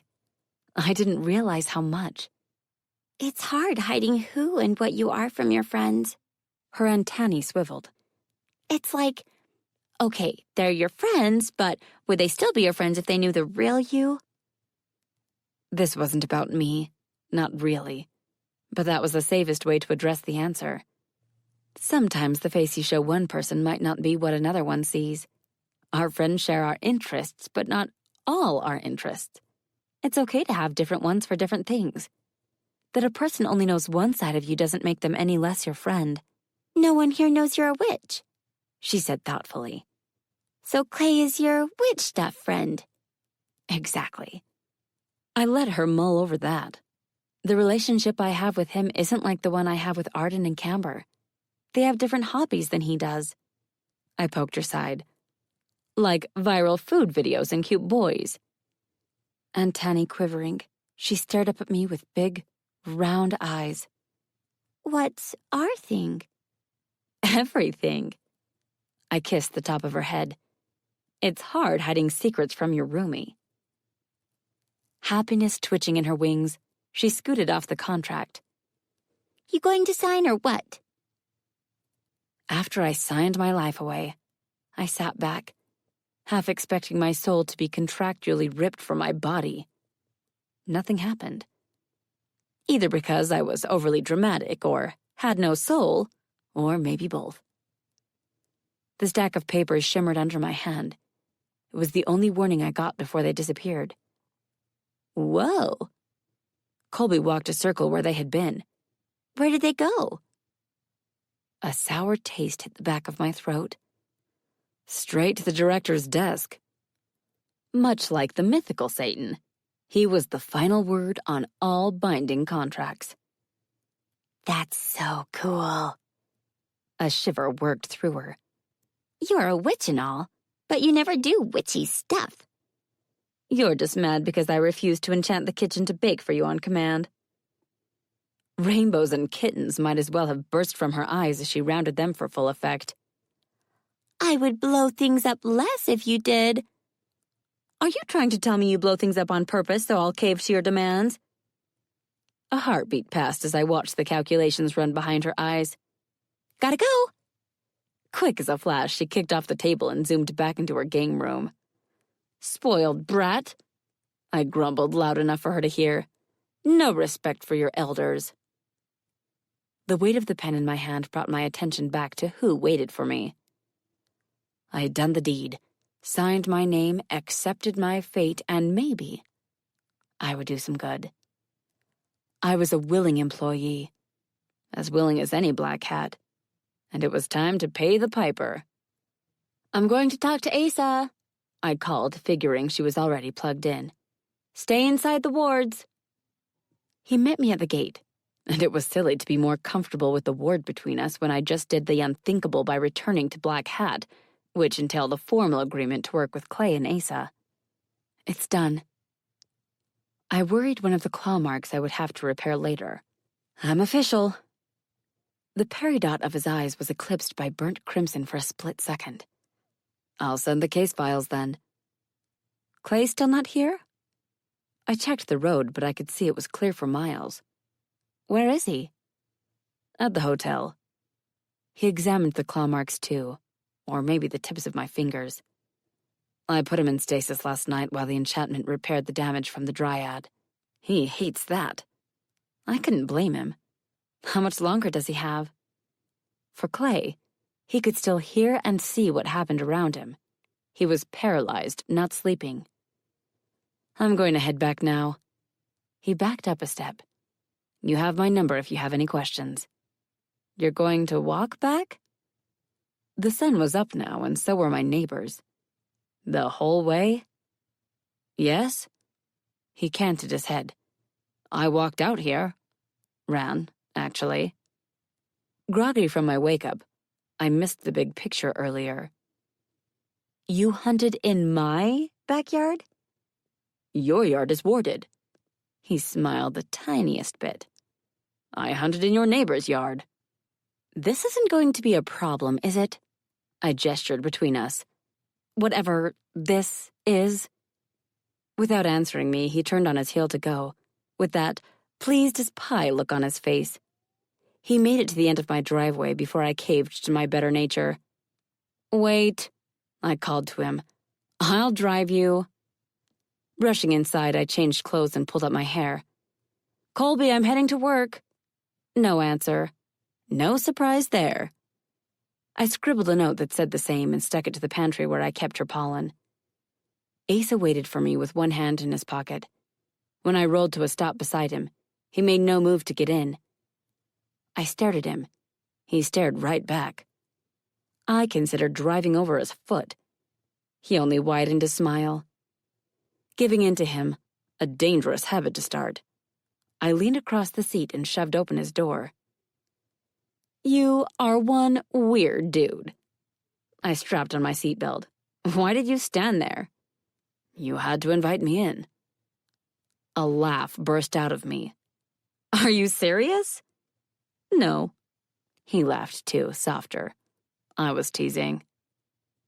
After the drama from yesterday, he was trying to make amends. I appreciated that, and I decided I might not want to beat him to death with his own shoe after all. Demon culture wasn't a subject I had studied with my parents or later with Black Hat, though some witches specialized in summoning the nastier ones. For my general studies, I couldn't peg Asa's caste. He didn't behave like any demon mentioned in the darker texts that had been my focus. Maybe his fey blood was to blame. I wasn't sure, and it was rude to ask. Worse, it would open me up to questions like, "So, were you born evil or did you choose to be?" For a black witch, there was only one answer. For me, I wasn't so sure anymore. The radio kept us entertained on the way to town, and I dropped Asa off at his hotel to free Clay. As much as I hated to abandon my store, I didn't have much choice. I couldn't balance both jobs without dropping one or the other, and the case had to be my priority. I had my speech planned out when Arden glanced up from the counter and pointed to voices coming from the back room. I followed the conversation to Miss Dotha, who sat behind my desk. Hunched over my desktop, camera beside her, she had started on filling online orders that needed to go out on our next mail drop. Her glasses had slid to the end of her nose, which almost touched the screen, but her cheeks were flush with purpose. Miss Dotha, being farsighted, had no trouble spotting me across the room. "What are you doing here?" "I work here?"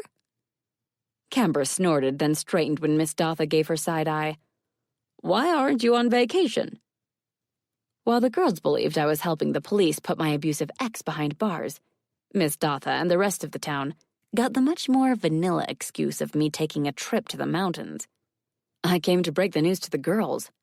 I smoothed an eyebrow. "I see you have things under control." Grant told me you called her to set things up, Camber confessed, and I told Arden. The phone tree was a real thing in this town. Probably everyone and their mama knew I was leaving. "Was there something else?" Miss Dotha resumed her hunch. "I'm on the clock here." "No, ma'am." I meekly backed out of the office, my office, and bumped into the counter. "Have fun." "She's not so bad." Arden straightened the flyers I knocked askew. "But also, please come back soon." Laughing at her darted glances toward the back room, I left her to fend for herself. Miss Dotha might as well be a blood relative as much time as the girls spent together. Arden loved her, even if Miss Dotha could be prickly. The store hadn't taken any time at all, so I popped into the smoothie shop to get my breakfast of choice. I hesitated, but then decided to get Asa the same thing. I chose the daily specials for Clay, who would eat or drink anything you set in front of him. One of each, both large. When my order came up, I scratched an R in the foam near the bottom of my cup with a thumbnail. I felt 10 kinds of stupid, but also eaten up with curiosity. I had to know if I was off my rocker, and this was an $8 sanity check. Not that it explained why he may or may not be playing switcheroo with me. Armed with breakfast, I returned to the hotel for a debriefing and to dig into the files in person. Negotiations had cost us time, but I couldn't regret the precautions I had taken for Colby and me. Clay met me at the door, with a scowl I recognized as him shaking off the sedative effect of self-repair. "Maybe this will help?" I passed him the first of his drinks. Blueberry banana with granola. "Thanks." He gestured me into their suite. "Don't mind if I do." Asa sat at the table. That was the reason for the suite, in my experience, with paper strewn about him. "I got you my usual." I presented him with the cup. "You seemed to like it well enough yesterday." "Thank you." He accepted the offering, then kicked the leg of the chair across from him to push it out for me. I didn't expect you to finish your errand so soon. The problem with hiring good people and training them well is they don't need you. I placed my cup 5 or 6 inches from his on my side of the table, then did my level best to ignore it. I have a few things for Colby to do, but nothing major. I can be ready to leave from home within an hour. You're leaving Colby? Clay traded out for a second drink. Will she be okay with that? The alternative, parading her around in front of my fellow black hats, wasn't happening. Humans might mistake her for a hairbow, but other paranormals would sense her magic and salivate. Colby is safer at home than she would be with me on the road. Before we moved in, I warded the house like a fortress in case Black Hat caught up to us at home. Colby knew her way around our property. There were 13 moth-sized emergency shelters, each 6 inches square and protected by individual wards, in case the worst happened. The target was on my back, which gave Colby an excellent chance of escaping while in her smallest form. She's your ward. Asa spread his hands. You know best. Until he mentioned it, I hadn't noticed how hard I was silently daring him to claim it was a bad idea. But that was my insecurities talking. I had done my best. I had planned for the worst. Now we tested it. I'm worried. I sipped my smoothie. I can't put her in my pocket and carry her everywhere I go. Life would be simpler for me, but she wouldn't really be living, and that was the whole point of all this. Clay sat on the bed, a safer bet than the spindly chairs. How much does she remember? All of it. I took another sip to wet my parched throat. She won't talk about it, but it's in there. The burnt black eyes of Ace's demon stared out at me. Only a true monster preys on children. Monster had so many definitions. I didn't disagree with his, but mine must be broader. Talk to me about the phone calls. I accepted the bulky file from him. You heard from the killer this morning? The lead team did, yes. Clay shifted his weight on the bed, much to the unhappiness of its springs. He dialed up Marty at 8 this morning, same time as usual, and gave him the coordinates for the herd. The herd. A shiver tripped down my spine at the familiar nickname for the Silver Stag victims. That's new. I skimmed the first page. A more in-depth read would have to wait. The Silver Stag left his victims where they fell. He lost interest after he killed them. They ceased to exist for him. I had met Cold Eyes in the mirror every morning back then, but his had been arctic, barren, empty. The copycat is making a production of their deaths. I reached the first picture and fully grasped how much I had changed since leaving Black Hat. He's arranging the bodies. I flipped to the next. This scene is staged. And then the next. He cares more about the death than the hunt. That's what our profiler says too. Asa leaned forward, elbows on the table. What else? I'm not sure this is a copycat. I smoothed the thumb over the last photo. What made the director so sure? We'll have to fly to Asheville if you want to see for yourself. The last thing I wanted to see was another set of victims like the previous ones. Those still haunted me. All right. I shut the file. Pick me up in 1 hour. I got to my feet. I'll read on the plane. Memorization was the cornerstone of teaching for witches. A dud spell often equaled a dead witch. I was a dab hand at cramming relevant information into my brain, where it lingered until my head hit the pillow. Smoothie in hand, I exited the hotel, got in my car, and drove home. Only when I sat in the safety of my own driveway did I check the cup for my initial. There was no R to be found. Now I had proof of shenanigans. But what did it mean? And why did it make me want to pay him back? With interest? Chapter 7 The bulk of my prep work was done as far as Colby was concerned, for which I was grateful. I kept her 6 months' worth of pollen in the pantry, along with enough sugar to put the whole town in a sugar coma. I wasn't a fan of her mixing sugar water herself, so I filled a bathtub with scalding water and created a huge batch in there. After sterilizing it, magically. Colby might be a moth, but she had standards. The go bag I kept ready would do me in a pinch, but it had become a comfort object of sorts. I decided to leave it and pack a suitcase for a week.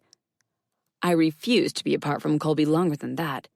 If I had to drop in and grab fresh clothes and a hug, then go, I was fine with that. The wards are dialed up to the max. I checked to be sure I had everything. There's food in the pantry, sugar water's in the tub, there are snacks in the cabinet. I opened my arms and let her fly to me. Be a good girl. And don't spend the next 7 days with your nose pressed to the screen. Get some fresh air. Left to her own devices, she might never take off her headset or vacate her custom chair. I will, she said dutifully, but I don't think either of us believed her. After she fluttered off with an extra shake in her butt I didn't trust, I wheeled my suitcase onto the porch. I didn't have to wait long for Clay and Asa to arrive in a different, but identical SUV. The rear passenger door swung open before the vehicle stopped rolling, and Clay popped out with a bounce in his step and a swing in his chin-length red hair. There she is, he boomed, slapping his hands together. Good to have you back, partner. He winced. I mean, former partner and current teammate. He eyed my bag. Still packing light, huh? Good deal. Less luggage gave him more room to play Tetris with his wig boxes. You're good to go? He jerked his chin toward the house. I don't want to rush you. But he ought to, given the stakes of the game I was once again playing. Colby is set. I lifted my bag. Can you open the back? Asa, who had been sitting behind the wheel seconds earlier, opened it for me. I'll take it. Okay. I handed it over, not caring who hefted it in there. The spell kit was what mattered, and I was wearing it. Thanks. When I stepped back, I bumped into Clay, who locked gazes with Asa over my head.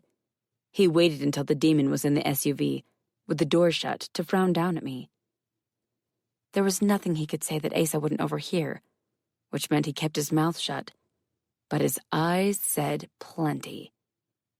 Granted, I didn't have the metric Clay did, but I wasn't the only one noticing Asa's peculiar behavior. Ever the gentleman, Clay escorted me to the front passenger side and opened the door. I hopped in with a reassuring smile for him. He was such a softy and fretted worse than a mother hen for those he loved. Pretty sure he broke speed records climbing in behind me, the angle better to keep an eye on Asa. To keep tensions to a minimum until we found our equilibrium as a unit, I settled in to read the files. We had a long drive and a longer flight ahead of us. I wanted to be current when we hit the ground. I was in this now, fully committed and, with Colby safe at home, I could throw myself headlong into the case. As much as I wished Megara was wrong about how the hunt got my blood pumping, I couldn't deny part of me had missed this camaraderie with those who understood, or at least appreciated my struggle. The life I built for Colby and me was uncomplicated, downright wholesome, and everything my battered soul had craved for so long. But this felt right too. Maybe I was wrong. Maybe black and white weren't the only options. Maybe, just maybe, gray areas did exist for people like me. We touched down in Asheville, claimed our new company ride, and drove to the scene of the crime. Case details churned through my head, mixing with memories of the Silver Stag slayings. I had yet to see the bodies, but I already didn't like this. Hold on. Asa took a narrow road that led straight up, forcing our SUV to work for it. Almost there.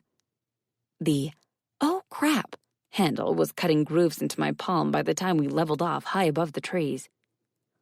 4 identical black SUVs crowded a patch of raw earth exposed from a clear cutting in progress. We've got company. Clay whistled from the back. 4 teams. He leaned forward. Plus us. That was excessive, even by Black Hat standards. Yet it sent relief cascading through me. The director was in a bind if he was allocating these types of resources to a single case. That made my reclassification less a personal matter and more a professional decision. That I could handle better than the alternative. Marty's been lead on this, but that changes now that you're here. Clay clasped my shoulder. We're about to relieve him of his command. He squeezed. Just like old times. Not half as excited as him to butt heads with former coworkers, I cringed from his enthusiasm. He's going to love that. Marty Talbot hated me. He used to call me the director's pet. I had been more like a caged animal. He probably threw an office party the day I vanished and invited all his favorite haters to attend. Asa wedged the SUV in the only open space available, and we piled out into the muck to wade in. The woods began again, less than a dozen yards from our makeshift parking lot, the trees mostly pines. It was beautiful up here, peaceful, and part of me understood why the killer had chosen it as his hunting ground. That predatory sense was the reason why I was here, just as much as my experience with the Silver Stag. 4 or 5 agents had gathered around a small stream. The rest stood as far away as they could get. Clay, one of the queasier agents, a warg from the looks of him, had spotted a lifeline. Good to see you, man. Hey, Billy. He shook hands with him. How'd you end up here? I go where I'm told. He jerked his chin toward a man standing near the water. You know how it is. I do. He waved to one of what must be the senior agents. We better get in there.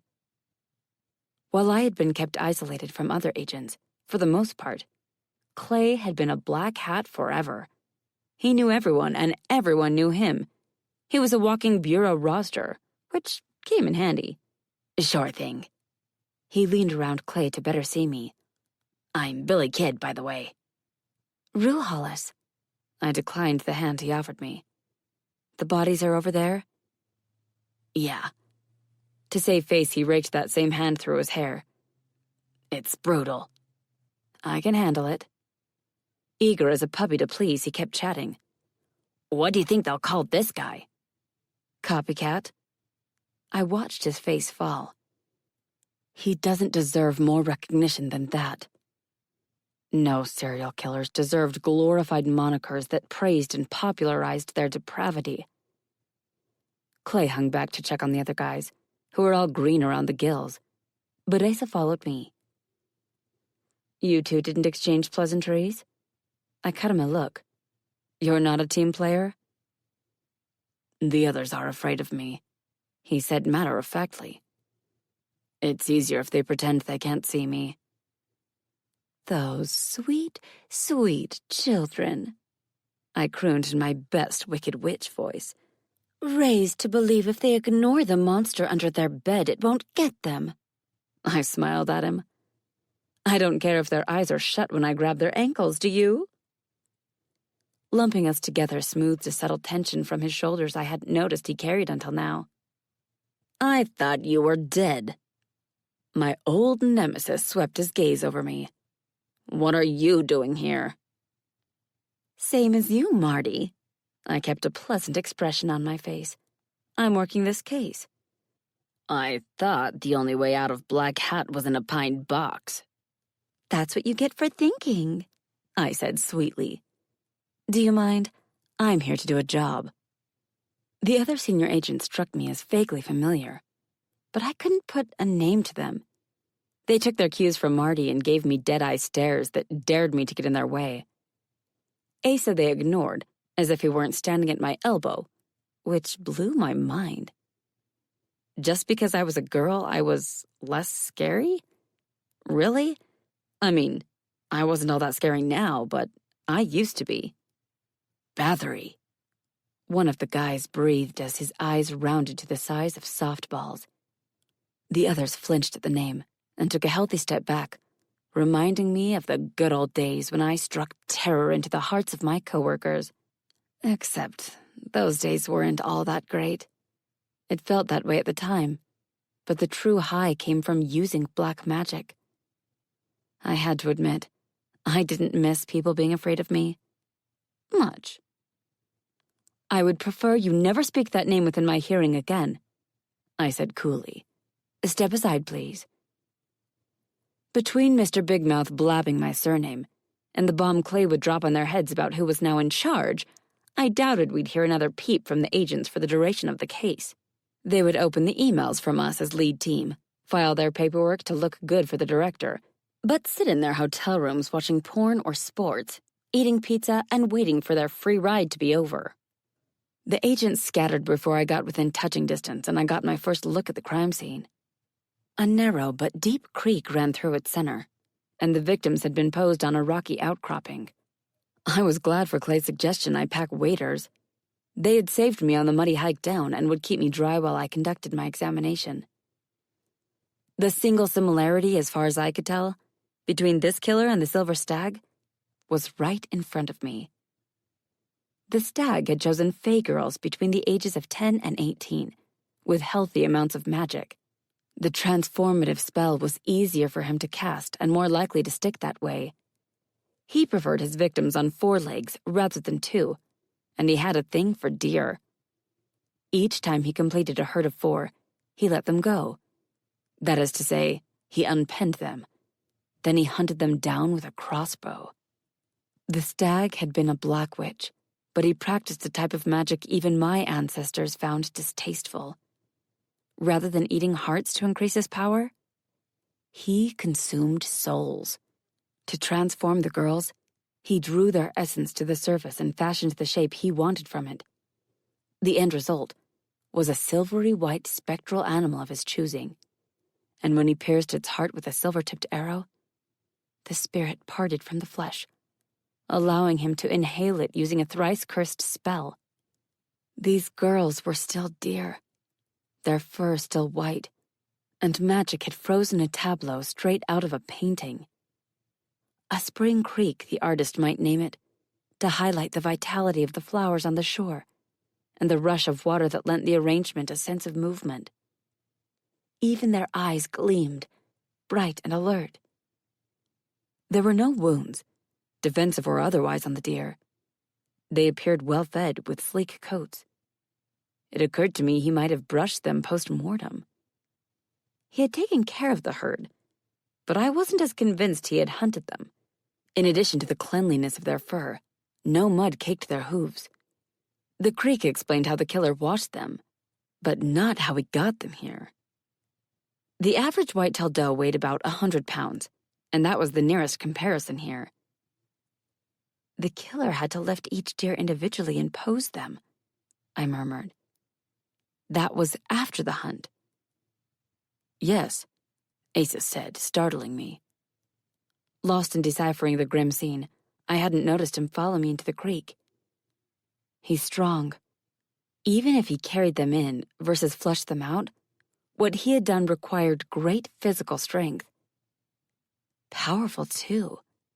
I curled my fingers into my palm to keep from touching the nearest lifelike deer to taste the dark magic trapped like dander in her fur. The MO was different, flashier. The copycat wants us to find his work and admire it. But the manner of death... I could see why they wanted my opinion.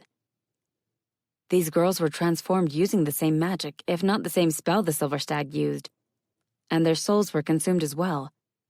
4 girls had been taken according to the report, but I only counted 3 deer.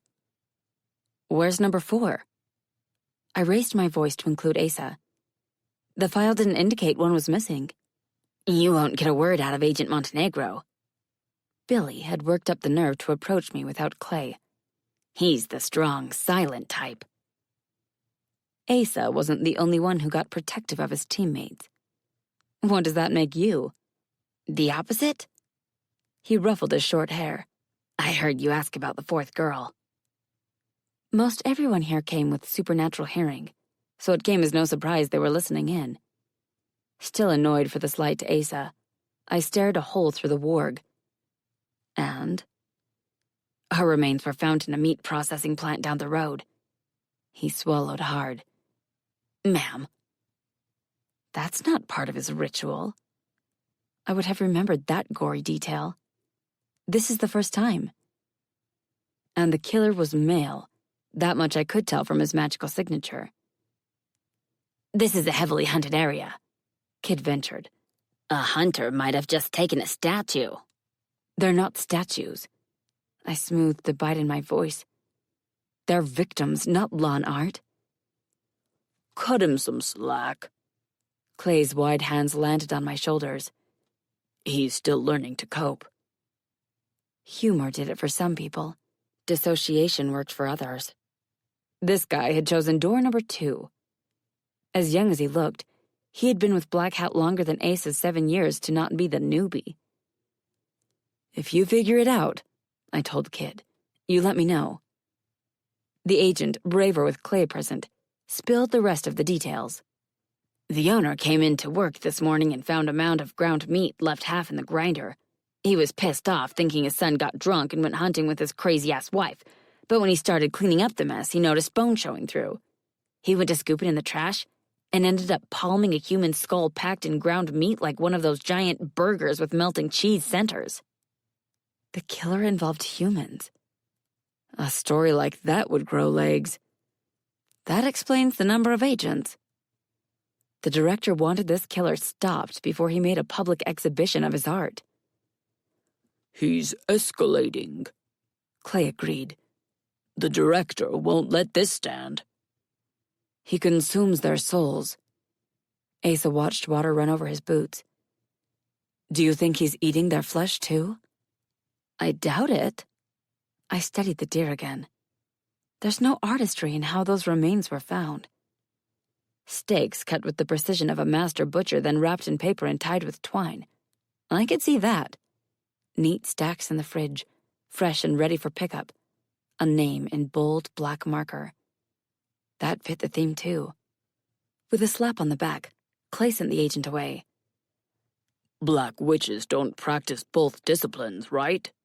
You're either Kriya or Anam. A heart eater or a soul eater. Eat the heart at its freshest and most powerful, and the soul ascends before you contain it. Consume the entire soul, and the heart is cold when you're done. Most, if not all, of its magic has dissipated by then. Aware it cast a spotlight on me, I told them the rest. That's not to say a witch can't supplement his or her diet for a power boost outside their norm. Some do, some don't. Some flip back and forth, like vegetarians to veganism. I never thought I would hear eating hearts compared to eating hearts of romaine. Knowledge of the black arts was a reason, not the reason, I had been hunted down and bribed to return. I had an inkling of what the other or others might be, but I had a contract to protect me from the worst of my suspicions. The processor was for show, I decided. A human skull, right? The 4th girl wasn't transformed. We won't know until we receive the autopsy results. Asa lifted his head. Dr. Lennon has to determine if the remains were Fae, then cross-check the skull DNA against the ground meat. If it's a match, she has to run tests to compare those results with the samples we have on file for the 4th girl. This part of the job hasn't changed while I was away, huh? It's waiting, waiting, and more waiting. The results come quicker now. Clay chided my impatience.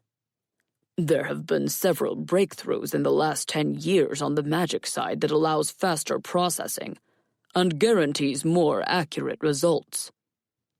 I look forward to being amazed. One of the first skills a novice witch learned was how to sew. The talent led itself to medical, ritual, and practical applications. I had taken to sewing a long, slender pocket into all my pants to store my wand on trips. The access point was no larger than a standard buttonhole, barely noticeable, and I learned how to sit just so in order to conceal the hard length running down my thigh. I reached for my wand now. I need 3 volunteers good for holding 100 pounds on the hike back to the SUVs. As if you had to ask. Clay muttered, then elbowed Asa. We've got 2 covered. Yes, Asa said quietly. We can transport 2 of the girls. Kid splashed back to us when no one else budged to lend a hand. I can't do it alone, he said, eyeing my first 2 volunteers. But Taylor over there can help me. Clay singled out the other junior agent. Taylor looks ready to faint. You sure he's up for it? He did seem pukey to me. I don't want her dropped when we hit the incline. I'll do it. Everyone on the shore turned to gawk at Asa. The girls will be safe with me. Thanks. I touched his arm, then singled out the brave junior agent who had showed more backbone, or maybe more heart, than his peers combined. When I break the spell, the girls will go limp. I don't want the 3rd one to fall in the water. Can you and your friend hold her steady until Asa can lift her? The crestfallen agent waved over his friend. Absolutely. You 2 brace the girl on the lowest rock. It was the easiest job, but I didn't want to ding their pride. I worry about her sliding into the water the most. On his way to brace the middlest girl, Clay whispered in my ear, Softy. For that, I briefly considered turning him into a frog, but I needed every ounce of magic at my disposal. The final girl, the one placed at the highest and most difficult spot, fell to Asa due to his shifted height. I joined the girls on the rocky outcropping since magic in running water didn't play nice. Wand in hand, I began the counterspell to unravel the gossamer filaments holding them in place. Each word cost me to speak, a reminder I was not what I used to be. But I finished without faltering, and felt the cords break. I didn't remember closing my eyes, but I opened them to find a familiar demon across from me with his limp burden on one shoulder. I didn't notice I was staring until Clay cleared his throat. I pretended not to catch his meaning and checked on the 2 junior agents. They were holding steady, but poor Taylor was pale as bleached bone. An oddly high-pitched noise escaped Taylor's throat when Asa crouched next to us to make transferring the girl onto his empty shoulder easier. A whine, I realized, making me wonder if he was a warg too. No wonder those 2 stuck together. You guys head on up. I studied the empty rock. I need to cleanse this place before we go.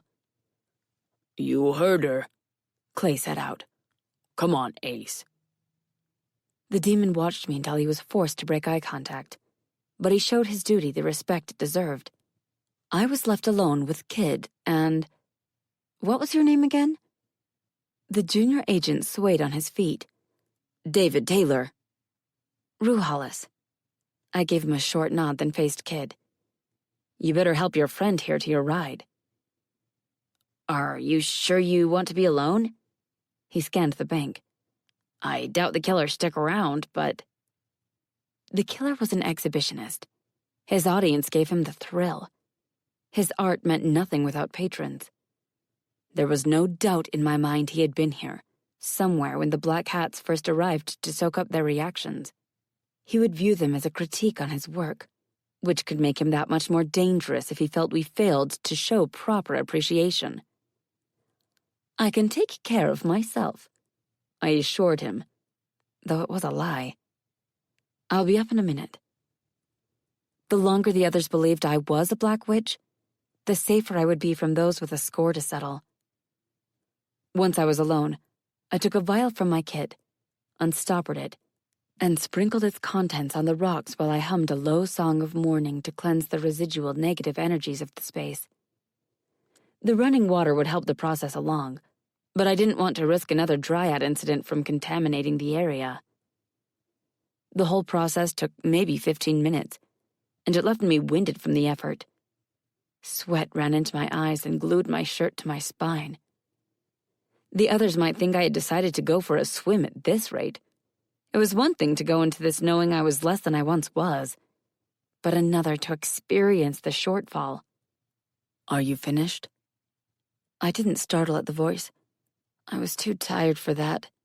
I think maybe I had expected to hear it. Yes, I panted, sloshing toward Asa where he stood on the shore. Can I ask you a question? "Ask," he said, which guaranteed he would listen but didn't promise me an answer. How very fey of him.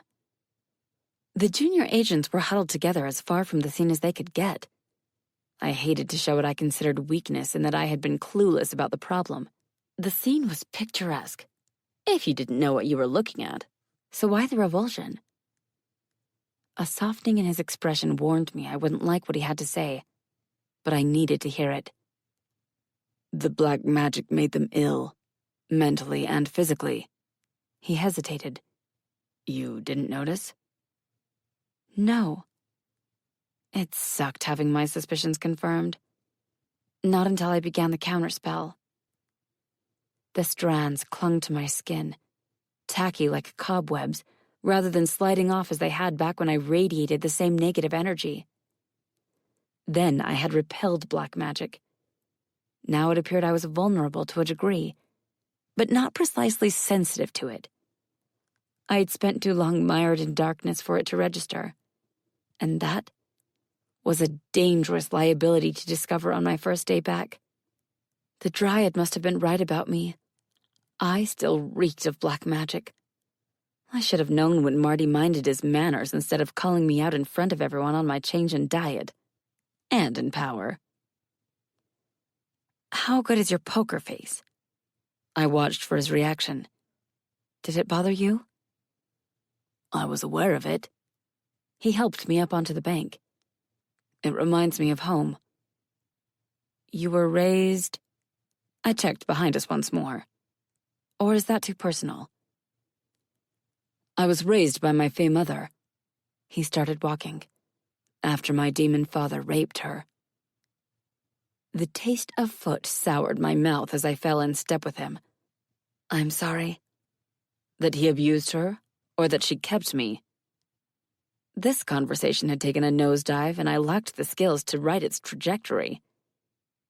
That was rude of me, he said softly.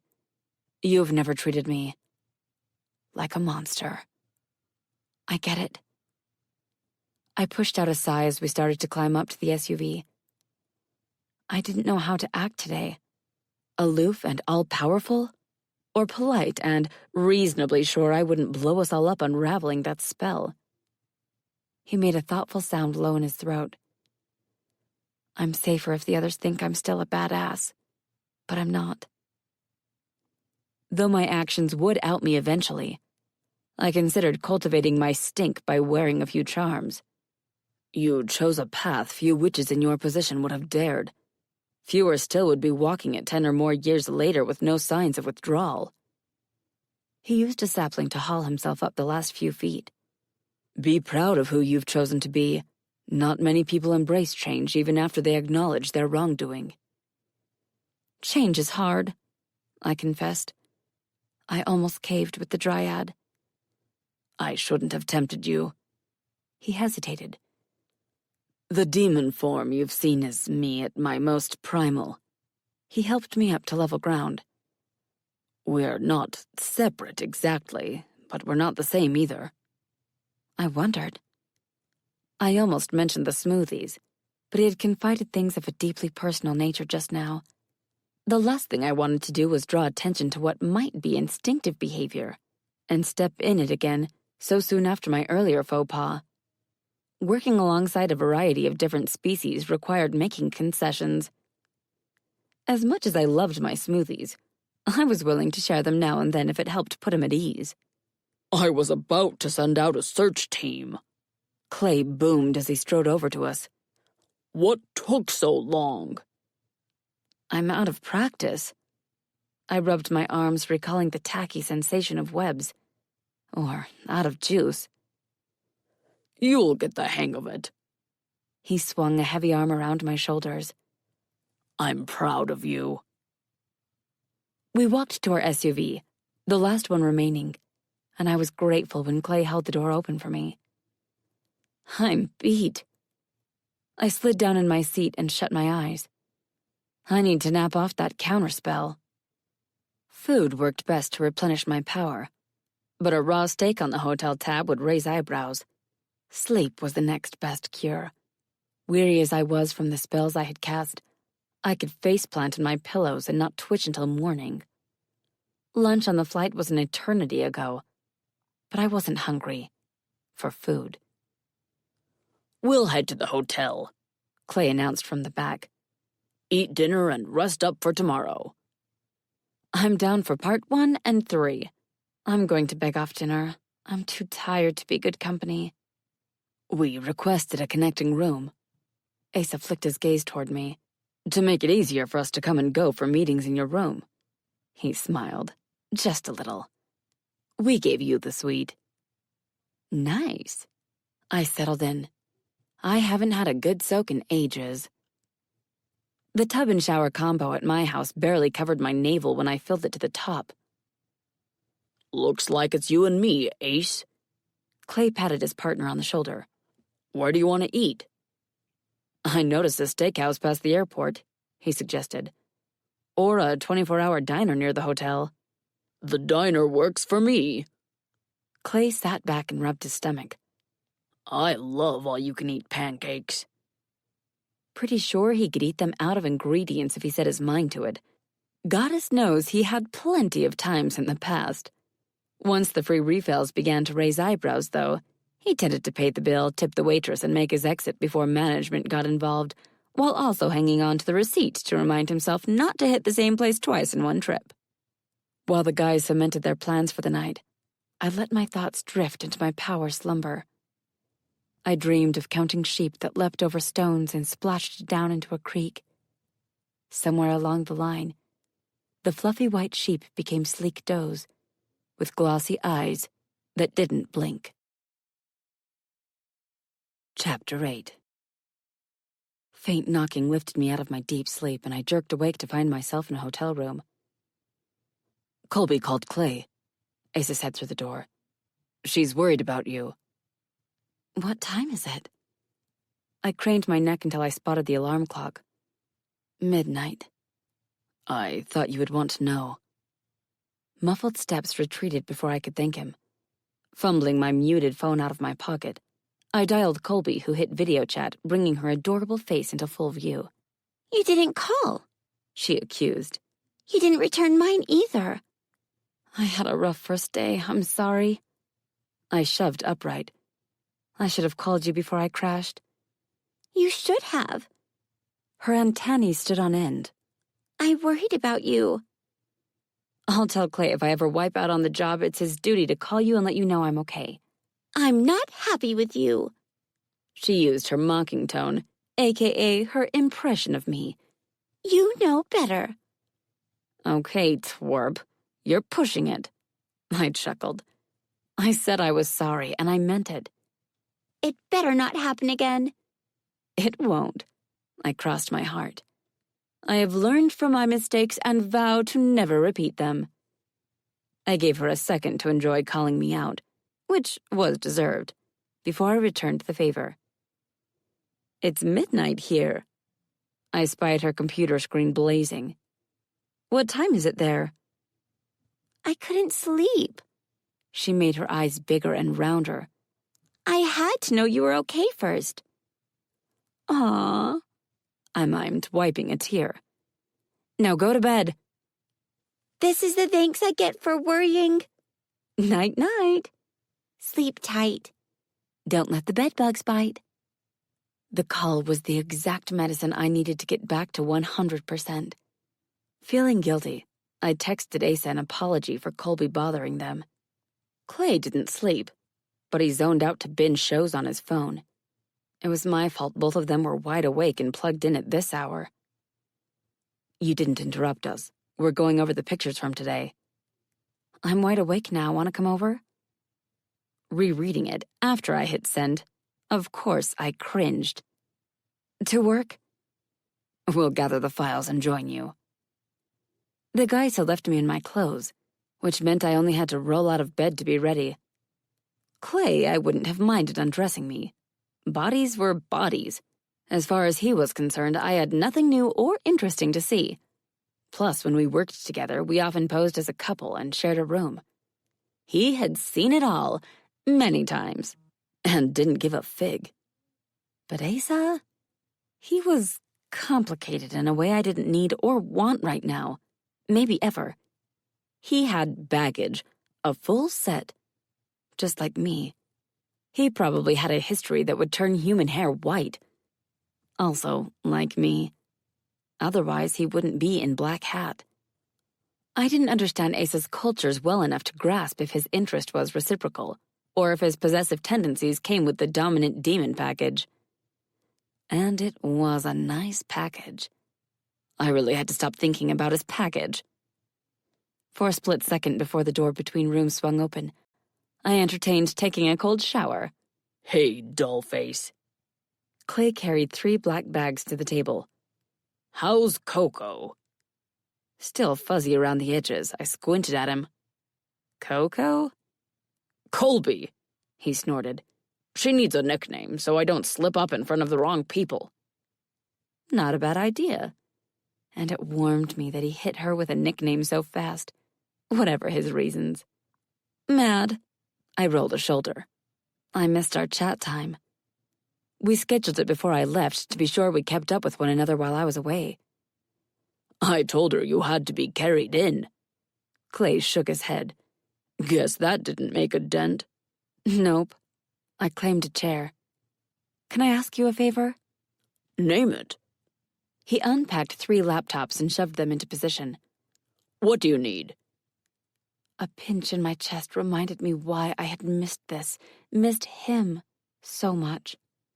Clay might not technically be a person, but he was good people. Can you call Colby if this happens again? Just let her know I'm okay and I'll be in touch later? Is that all? He snorted. Done. Asa carried an armload of junk food and dumped it on the table. I brought snacks. The crinkle of a potato chip bag set my stomach grumbling. Bless you, kind sir. I told him what you like. Clay shot his partner a narrow-eyed stare. You should thank me. Thank you, other kind sir. I swatted his arm. What's with the territoriality? You know how it is. Clay finished setting up and sat gingerly in his chair. Demons will be demons. I don't know how it is or even what that means. I selected a computer. I assume that was the point? There's no denying my demon side is intrigued by you, Asa said smoothly. It worries Clay. There was a world of difference between Asa telling me he was interested versus his demon. You don't sound concerned. I opened a bag of chips and popped one in my mouth. Should I be? I won't harm you. No. He hesitated. Neither will the demon. If Clay had been sucking on a lemon, he couldn't look sourer. Just know I'm watching you, Ace. A slow smile spread Ace's full lips, and he dipped his chin in an oddly respectful gesture. I'm aware. Unless you guys plan on getting less cryptic, I griped and crunched. We might as well get to work. The password on my computer of choice was the same one Clay always used, which was all kinds of bad. These laptops contained data that could rock the human world if one was discovered and hacked. As far as passwords go, 123ABC was downright pathetic. That prompted me to ask, is this one yours? What's mine is yours. He laughed when my eyebrows slammed down. It's new, okay? It's for you. Now that he mentioned it, it did have that new circuit board smell. What were you guys looking at before Colby interrupted? Maps. Asa turned his laptop around, which already had a tab open with 3 red dots pinned to a digital map of the area.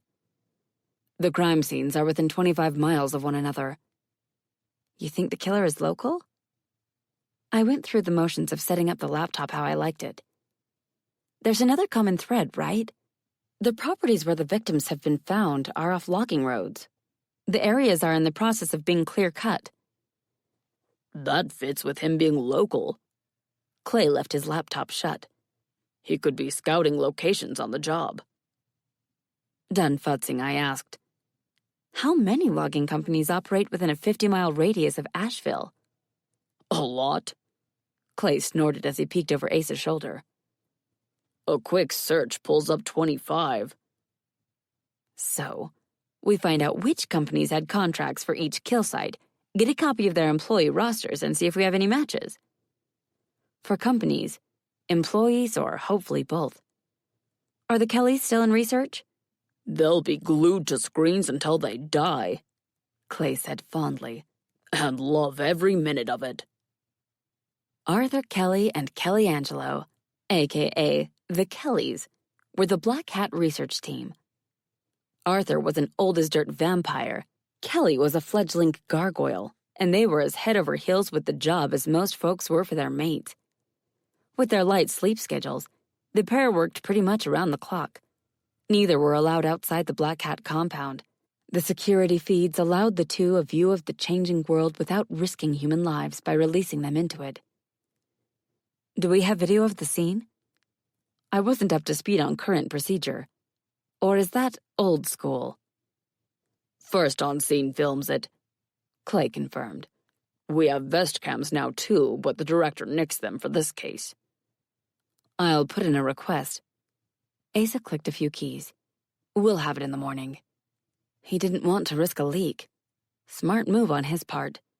One video was easier to suppress than 10. That supports our concerns that the killer will take his, to borrow from Rue, art public. Asa frowned. I wonder if there's a secondary reason for the director's precautions within the Bureau. An inside man? Clay tilted his head. I wouldn't rule it out. The Silver Stag files were sealed as soon as we realized we had a serial killer, I recalled. An agent back then might have heard gossip around the office. Now, aside from the personal notes of those involved, it would require express permission from the director to access that case. The question wasn't if one of our fellow agents was capable of committing this stag-worthy crime spree. That answer was a resounding yes. But if it was one of our own, then why wait a decade? Why the stag? For now, I decided, I'm going to chalk the director's behavior up to an overabundance of caution. You don't like the idea of sizing a fellow agent for a noose? Glancing up from the screen, I found Asa watching me with steady intent. Not particularly. Most of us had done the crime and the time. Punishment ought to end at some point, in my opinion. But Black Hat was a lot like the mob. Marty was right about one thing.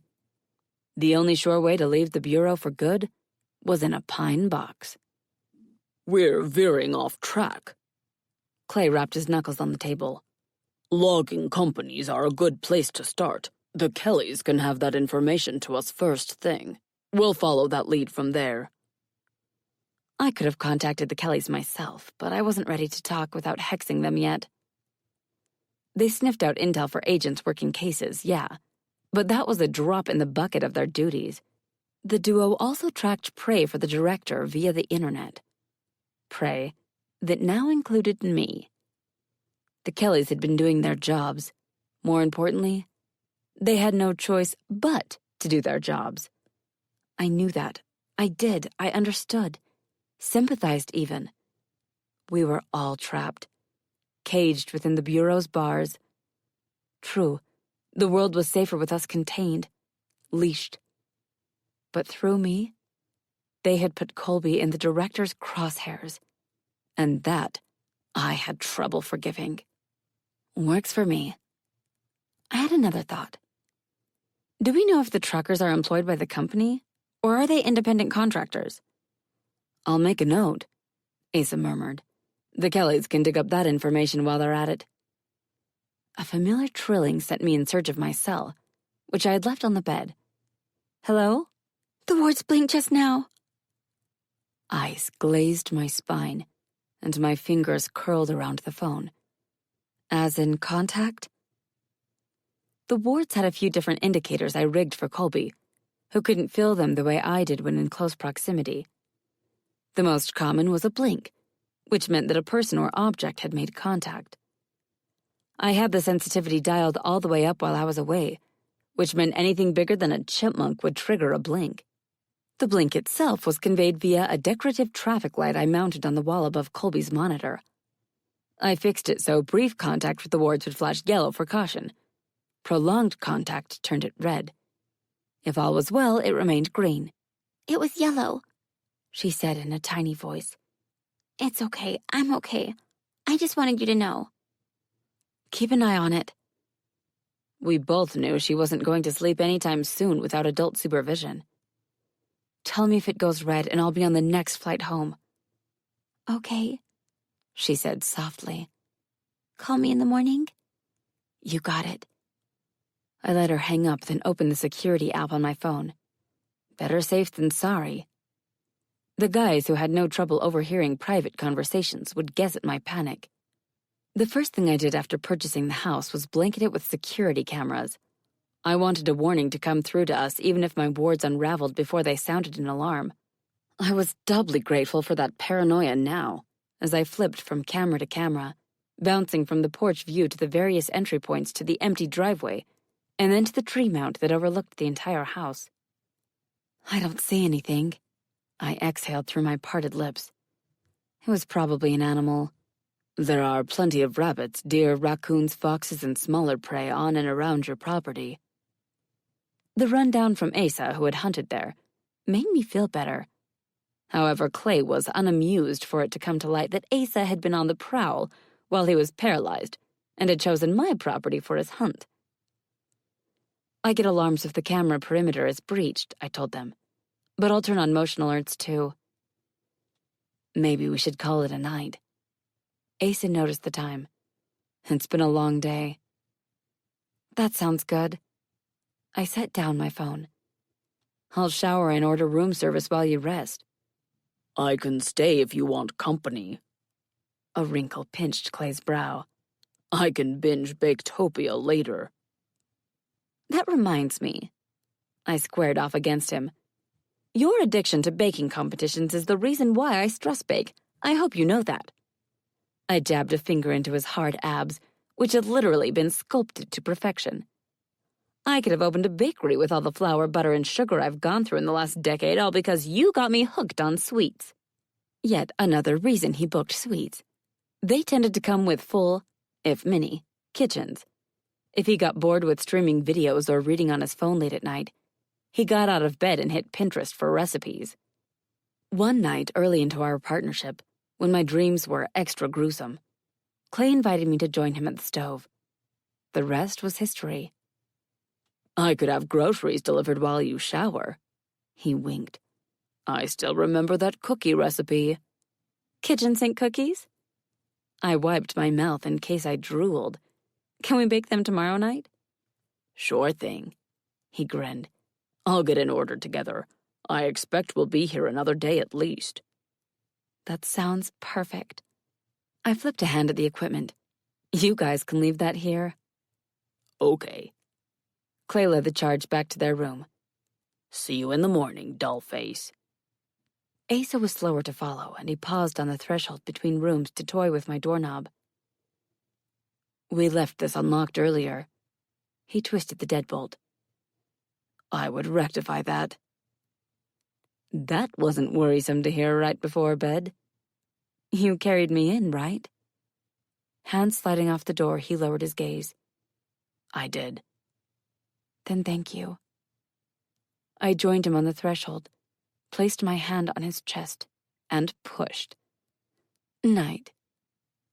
After I shut the door between us, I heard a faint exhale that sounded like good night.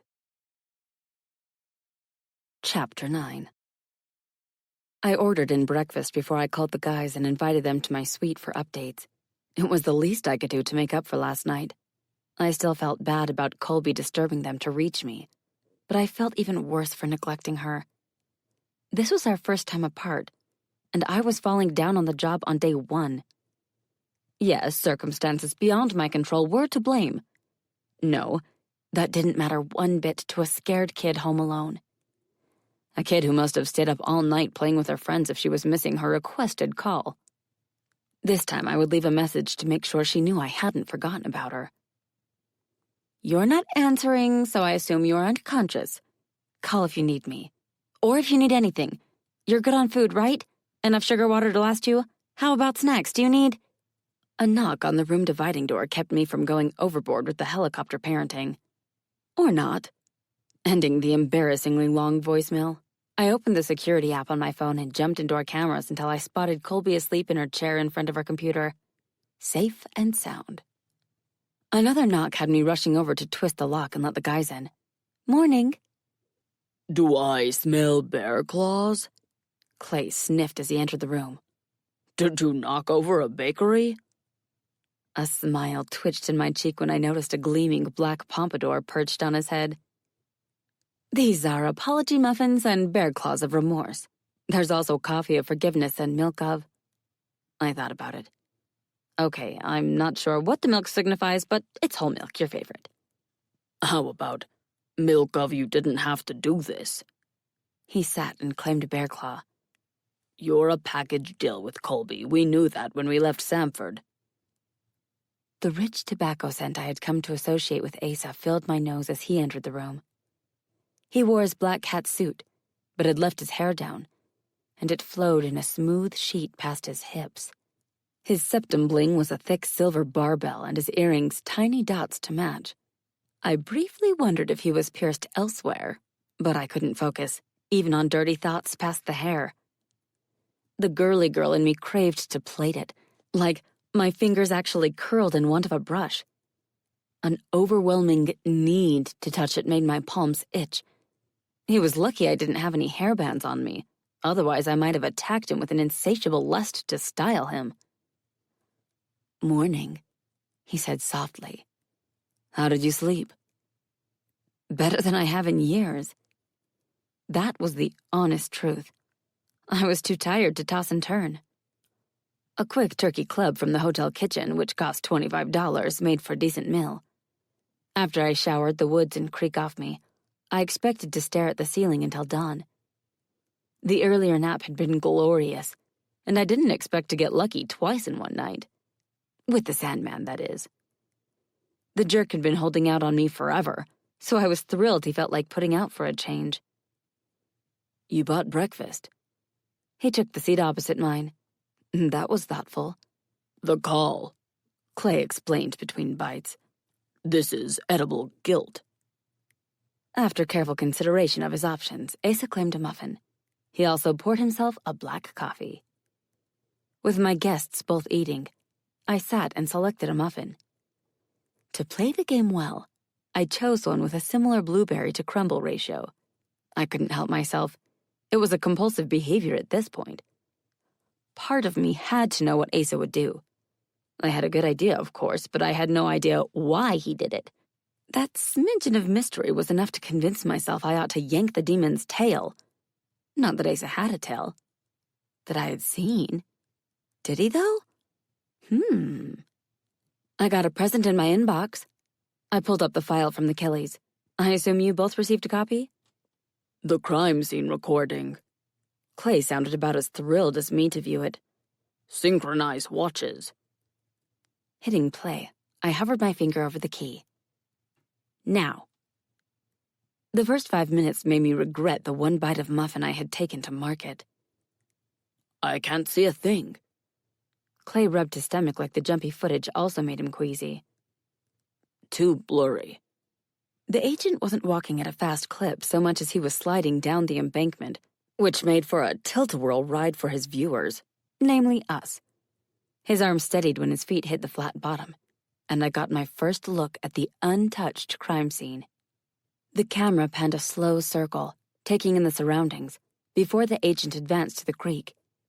He paused there, stood on the bank, and filmed the 3 lifelike does posed on the rocky outcropping. One sat with her legs tucked under her.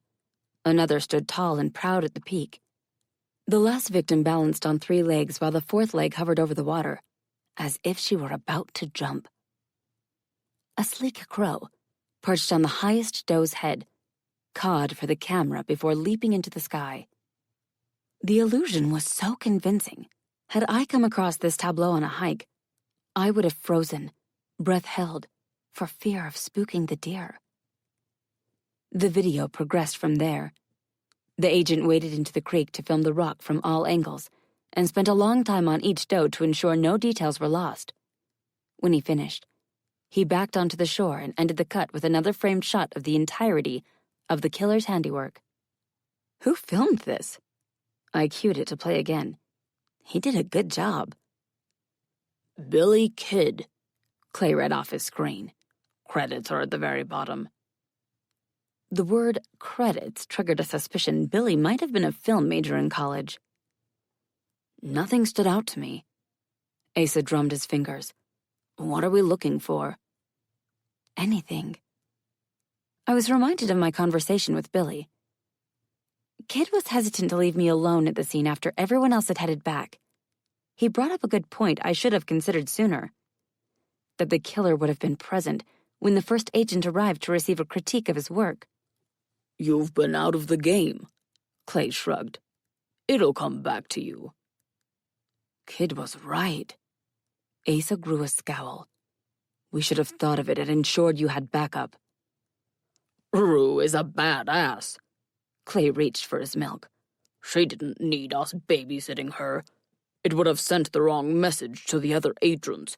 It's better that we let her do her thing as per usual.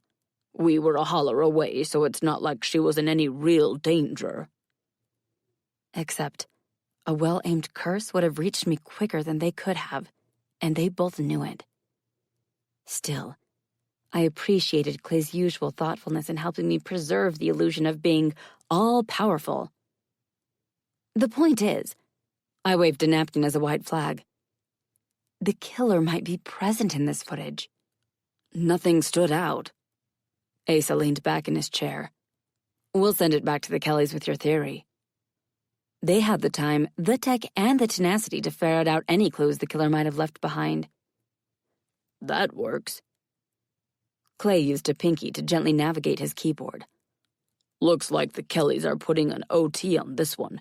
Check your inboxes, lady and gent. We've got confirmation the same lumber company held the contract for all 3 crime scenes. There's a list of truckers and machine operators as well as other employees. They did the cross-checking for us. I grinned at that, half wishing I could hire the Kellys for minutia at Hollis Apothecary. Looks like we've got a dozen employees present at all 3 scenes. I checked their home addresses. All male, all local. I pulled up a map app on my phone. We can hit maybe half of these today. A few of the independent contractors have an hour-plus commute in their trucks. Not that it mattered if you drove a sleeper truck with a bed and other amenities for long-haul jobs. We can cut that number. Asa rubbed a finger across his bottom lip. 4 employees are human. Supernaturals tended to stick to themselves or their own kind. But humans made good minions. We couldn't rule out human involvement until we had a firmer grasp on our Black Witch's identity. Let's keep them on the list, but put them on the bottom. I made notes of the residences nearest to our hotel. Do we call ahead, or do we risk rolling up on an empty house? My gut told me the killer would welcome us into his home, serve us tea and cookies, and tell us anything that might help the case. Minus his confession, of course. He was starving for praise. Not stupid. But there remained a slim chance he would bolt if he thought we were closing in on him. We risk it. Asa checked with Clay. We don't want to tip off the killer. I agree. Clay shoved the last muffin into his mouth. These girls confirmed his timetable. We have 2, maybe 3 days before he starts collecting again. Past that point, we have a week to find the girls alive before he calls with coordinates for his latest masterpiece. All right. I closed my laptop and stuck it in the bag Clay provided. Let's get moving. When Asa disappeared into their room, I assumed to grab equipment. I leaned over to inspect his muffin, but found only a wrapper. Okay, no evidence to be found there. That left the one next to me, the one that should be mine. I palmed the muffin and rotated it a full circle. But nope, it was pristine. Not a single bite missing. Not a berry nibbled. Sneaky demon had sneaked my breakfast and switched it for his, which both excited me to be right and also made me extra special curious why he had fixated on my food. Before I could decide to ask outright, I intercepted a glare from Clay that would have vaporized me had he possessed laser eye beams. Asa emerged with his hair in braids, hands full of equipment, and set out for the SUV. As I followed him to the parking lot, I decided I would ask how he got his part razor straight every time. One day. Not anytime soon. I didn't want him to know I had the hots for his hair. On the drive, I settled in to flip through the case files of previous victims, hoping to jog a memory. He's got a type. I cringed from looking at the photos. That's for sure. There he followed the Silver Stag's ideal, which meant the copycat had researched the stag's victims. The names of the Silver Stag victims were released to the public after his death. By the public, I meant the supernatural public, not humans. Our copycat wouldn't have had to look hard to find their details. Colby could have been any one of these girls. She had been one of them. The other details were sealed, Clay reminded me. Only the agents who worked the original case know how he killed his victims, and those files are sealed tighter than a jar of pickles.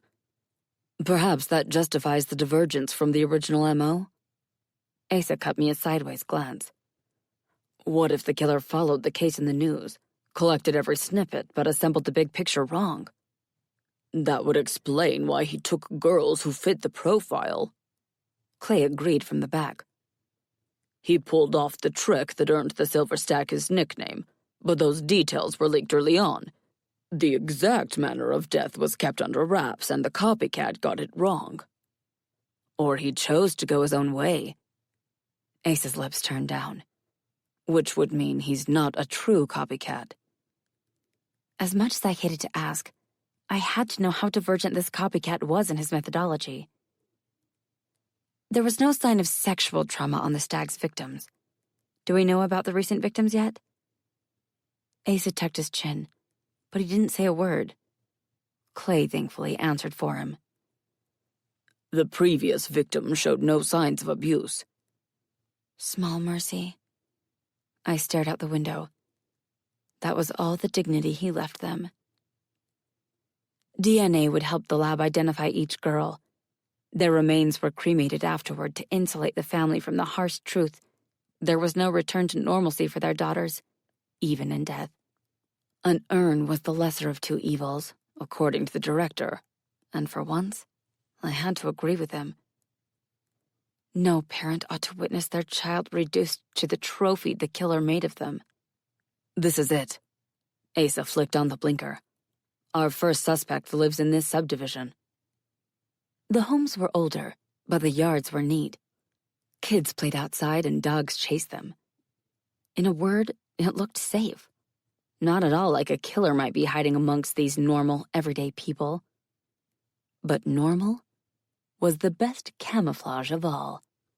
We're looking for 233. Clay leaned forward. It should fall on the right side. Sure enough, we spotted the house and pulled into the drive behind a pickup swathed in camo decals.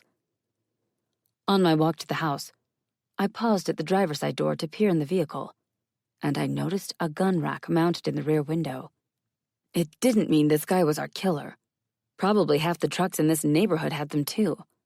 Hunting was how a lot of people in rural areas kept their families fed. Clay headed straight for the door, and I followed, with Asa trailing me. People react better to Clay, he explained when he noticed me taking stock of our positions. Hindbrain was a funny thing. Prey species, like humans, got a tickle in the back of their minds that let them know when they were being hunted. They might not have natural predators, but they had plenty of supernatural predators that fed on them or off them. Despite Clay's tough guy exterior, and Asa's more subdued appearance, human brains picked up on signals their conscious minds missed and transmitted them to their bodies in the form of flight or fight reflexes. It said a lot about me, none of it good, that Asa hadn't pinged on my radar as a threat. I needed to reevaluate the pecking order if I wanted to keep breathing. I had to prick my ego, let it burst, then poked the deflated remains to determine how much power I still held and where I ranked magically. Otherwise, one day I would pick a fight I couldn't win, and lose in spectacular fashion.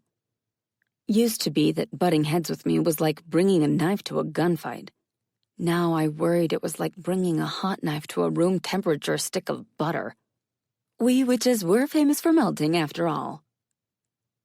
The door swung open before Clay could knock, which had me searching for cameras out of habit. I'm Agent Kerr with the FBI. He kept his expression bland. We'd like to ask you a few questions. The twist on our identification meant Clay saw or heard a potential human within the dwelling. This ain't about child support, is it? The man glared at me like I had brought Clay to hold him upside down and shake him until coins fell out of his pockets. Tell that woman I'll pay it when I feel like it. I didn't want no kids, she did. Now she's got 'em. It's not my fault she's too good to work to pay for 'em.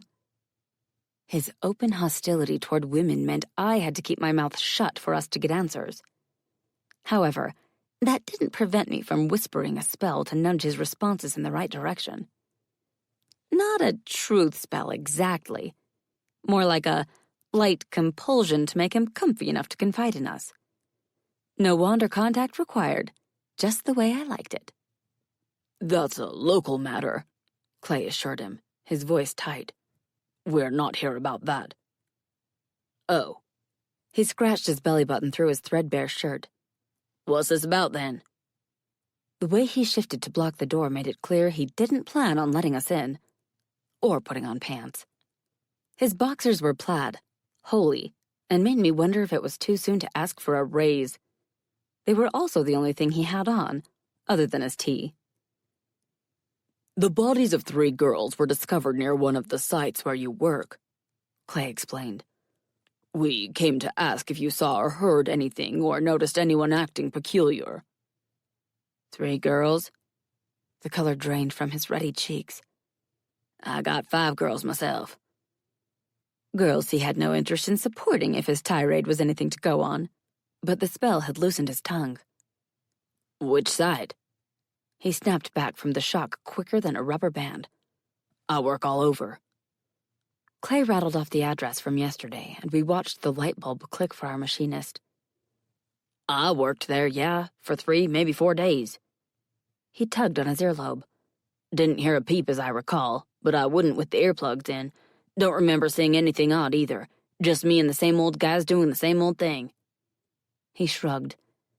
The lots blur after a while, just a bunch of trees and dirt. All that changes is the address.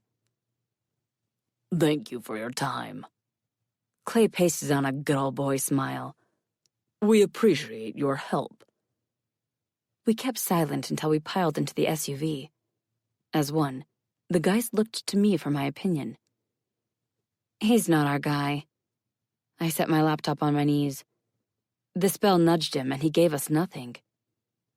However, the effort gave me a headache. It would have cost me less if I used the wand, but I didn't want a repeat of the Dryad incident where he smelled Black Witch and fought when I attempted to touch him. He's a goblin. Asa stared up at the house. They're naturally more resistant to magic. True. I waited until I held his attention. Do you think he's our guy? No. He waited a beat. I dislike him intensely, but he lacks the stink of a black arts practitioner? I huffed out a laugh. You can say it. Asa said no such thing. He doesn't have the juice.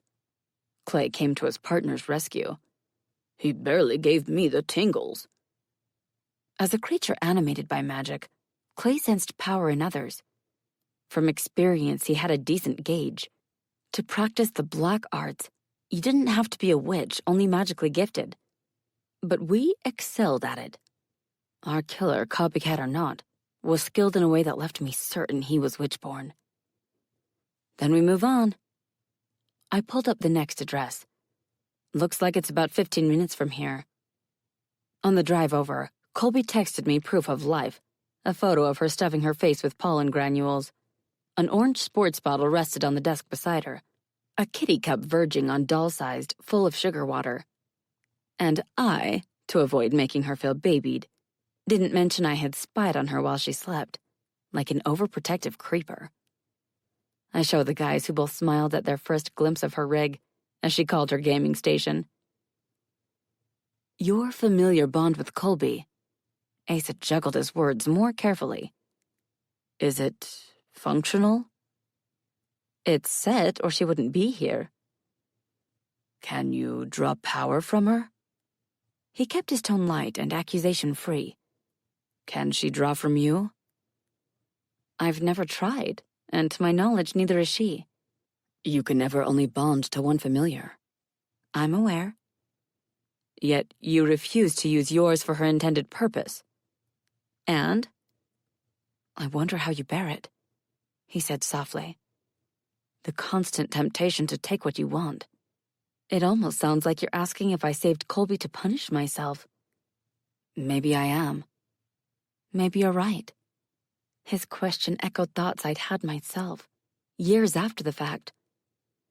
Maybe she was the motivation I needed to finally screw up the courage to change. Maybe I didn't feel I deserved a fresh start, but I knew she did. I wet my lips. Colby saved me every bit as much as I saved her, except I had it easy. I killed the Silver Stag for what he did to her, and the other girls. Colby? She had to save me from myself. Curiosity is the curse of my heritage, he said quietly. Half my heritage, in any case. Since he dug around in my past, I felt entitled to his. How do you identify? As Day. He smiled a bit. There are a lot of us. He glanced at me. Enough to form our own sub-race. Day. I mulled it over. I like it. Though he kept quiet, I sensed Clay thinking hard at me, and they weren't happy thoughts. He and I had covered old ground too, but it had taken months of partnership, not days of acquaintance. But Asa had Clay to vouch for him, and a fraction of my trust of Clay extended to Asa on that basis. I wasn't jumping in with both feet with Asa, more like dipping my toes in the water, no matter what Clay thought, or how loud he thought it. Chapter 10. The "oh crap" handle found its way back into my hand when Asa pulled onto a pockmarked dirt road. Grit your teeth, Clay suggested, or they might bounce loose. A tidy, single-wide trailer sat at the end of the long drive on a patch of bright green grass. The sharp edges of the lawn told me the homeowner had laid sod, but only enough to create their own mini oasis. A car in pristine condition, a miracle considering the state of the road, sat in front of the small porch. This time Clay got his chance to knock, and he did so carefully, as we had been greeted by a storm door. A plump woman in a cherry apron greeted us with a welcoming smile. How can I help you? We're looking for Dan Malone. Clay grinned right back, and she blushed. Does he live here? Danny? She waved an oven-mitted hand. He's my husband. Come on in, I have cookies. The file mentioned Dan Malone was a link shifter, but it made no mention of a wife. I'd never say no to cookies, ma'am. Clay led the way after she opened the door. They smell divine. They're my specialty. She dialed her chair higher. Danny, darling, these folks are here to see you. An older man with white tufts of wiry hair sticking out of his ears entered the living room. Rose. His sigh ended on a growl. What have I told you about letting strangers in the house? We never have company, she fussed. It gets lonely out here all by ourselves. Expression softening on her, he hardened again as he looked us up and down, pausing on me. What do you want? With the shifter nose, I probably stank to high heaven to him. I'm Agent Rue Hollis with the FBI. Your black hat, dear, his wife tittered. I smell it all over you. Apologies, ma'am. Clay turned his grin back on her. We can't be too careful. Plenty of paras married normals, and those humans were often kept ignorant of our world for their own good. But there was something about Mrs. Malone that made my nape tingle. "I understand," she assured him. "I just wanted to let you know you can speak freely." As I made them wariest, and their focus zeroed in on me, I handled the questioning. 3 bodies were discovered on a site under contract by Laurie Lumber. We're here to ask... A few things happened at once. Mrs. Malone burst into flames. Mr. Malone erupted into his lynx form. And the cookies we had been promised began to weep icing tears. "What in tarnation is that?" Clay recoiled, not from the paras, but from the cookies. "They're alive?"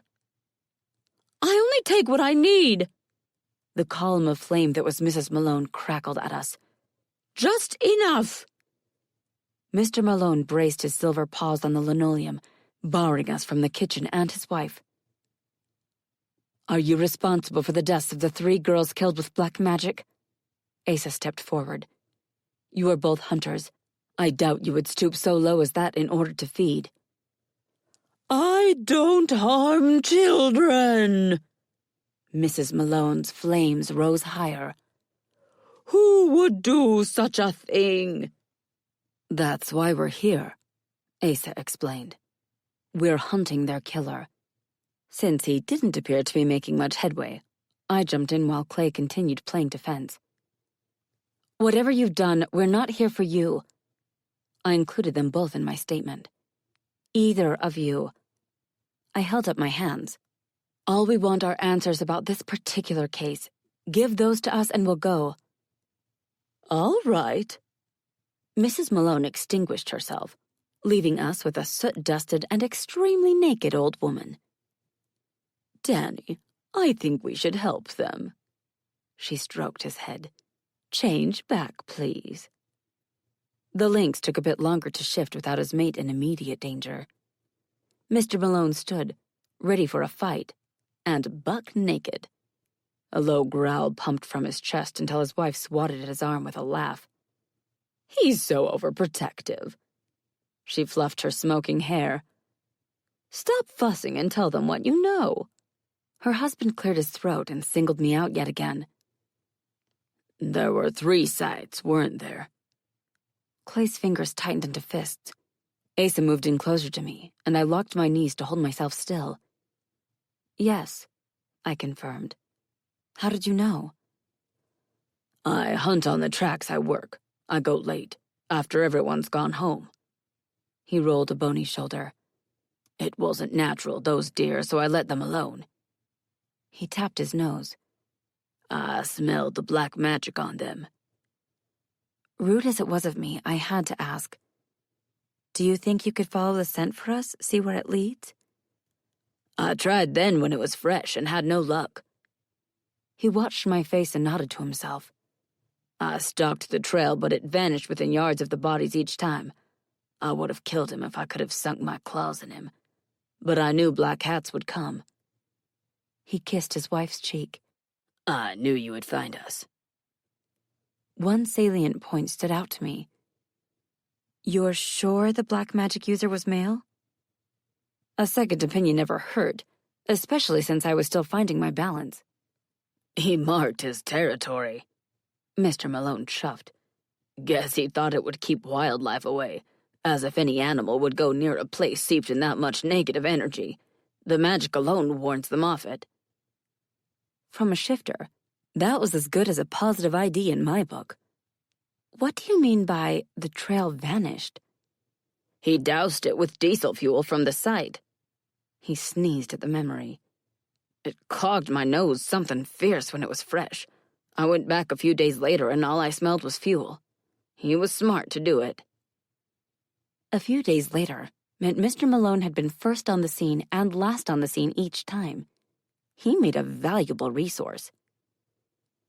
"Smart, unless someone dropped a match," Clay whistled. "I didn't see mention of that anywhere." "Maybe city folk figure all clear-cutting sites stink like fuel." Mr. Malone shrugged again. "I can't speak to that. All I can tell you is what I saw and what I smelled each time. If you come across another scene, do us a favor and call it in, please. Asa handed him a business card. That's my direct number. You can be an anonymous tipster. How exciting! Mrs. Malone clasped her hands. It's just like on TV. We will protect your identities if you cooperate with us, Asa told her husband. You have my word. The old man flipped the card over his fingers. And if I don't cooperate? Based on their initial reactions, I got the feeling the warning would hit harder coming from me. Then we dig into your wife's background and take a look at missing persons cases in the area. I let him see I meant every word. We don't go out of our way to make trouble for folks who fly under the radar. I patted my pocket, where my wand resided. Black Hat doesn't have to know about your wife or you. I want a truth binding, he growled. Give me that, and I'll cooperate. Clay opened his mouth, ready to argue, but I didn't mind bleeding. Done. Behind me, Asa rumbled the faintest growl, but he didn't say a word. Smart move. He couldn't stop me. The binding was a simple exchange of vows and blood, and it took all of 5 minutes. Unfortunately for me, it drained every ounce of energy I had remaining to walk out of that trailer. Yet again, I had underestimated the cost active magic versus the passive magic I used in the store at home would charge me. But given how protective Mr. Malone was of his missus, I wasn't about to show weakness in front of predators of that caliber. Back in the SUV, I melted into my seat and shut my eyes. I hate putting the screws to people. But you're so good at it, Clay teased to brighten my mood. He's an asset and you secured his cooperation. The rest is the cost of doing business. I know. I massaged my temples, towing the company line and all that. So, Mrs. Malone. The SUV rocked as Clay settled in the back. What's up with her? She's a dragon. Asa didn't hesitate in his assessment. Her powers are bound, otherwise she wouldn't have stopped with self-immolation. She would have transformed and most likely eaten us to protect herself and her mate. I was thinking Phoenix, I admitted. But those cookies... Dragons eat people, he said simply. Phoenixes do not. She was going to feed us people cookies? Clay made a gagging noise. That's so... wrong. They were crying. I remembered that now. How was that possible? Dragons have strange magic. I knew a dragon years ago who spelled his steaks to moo when he cut into them. It was quite the party trick when he invited guests over for a cookout. Are you telling me, I asked calmly, she spelled her cookies to cry as she ate them? As I've said, Asa rubbed his thumb on the steering wheel. Strange magic. Sounds more like strange period, Clay grumbled, still miffed. People cookies. Unable to help myself, I teased. People put bacon in cookies. That's meat. Chocolate, nuts, caramel, fruit. Those belong in cookies. Sadly, as funny as it was to wind up Clay, his rant worsened my blossoming headache. We can go back to the hotel, Asa offered, noticing my discomfort. Pick this up again tomorrow. Mid-diatribe, Clay snapped his mouth shut and shifted his focus from baked goods abuse onto me. The next suspect is only about 30 minutes away. I flipped a hand. Might as well hit him too.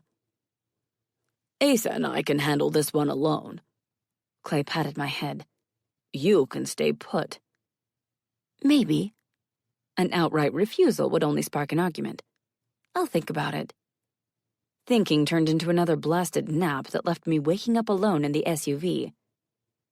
I had good reasons for giving up black magic, and it hadn't mattered at home. But in the field? For a minute, I was sorely tempted to fall back on old habits to keep up with my teammates. And if I was being truthful, to feed the monster chained in the basement of my mind. Only the knowledge I had to look Colby in the eye when I got home kept me honest. I'm a white witch. I'm a white witch. I'm a white witch. Not wanting to interrupt any rapport the guys might have established with the suspect, I checked emails and otherwise entertained myself while staying put. But 30 dull minutes later, when they still weren't back, I considered stretching my legs for a quick peek inside the rusting travel trailer that was the only structure for a few miles in any direction. As I clutched the handle, the trailer's front door blew off its hinges and smacked into the windshield. The glass didn't break, but it spiderwebbed until there was no chance of us driving it anywhere else. Wand in hand, I exited the SUV and prepped a binding spell guaranteed to wipe me out for the rest of the day. "Stand down!" Clay hollered to me from inside the trailer. "We're good." Ignoring the order, wand at the ready, I held my position. The entire trailer rocked as a familiar demon made his exit, careful not to inflict more damage. His right horn gave him problems, but he figured out the angle and leapt to the ground rather than use the stairs. I was unsurprised when he made a beeline for me. However, I was surprised when he took a fistful of his hair and offered it to me.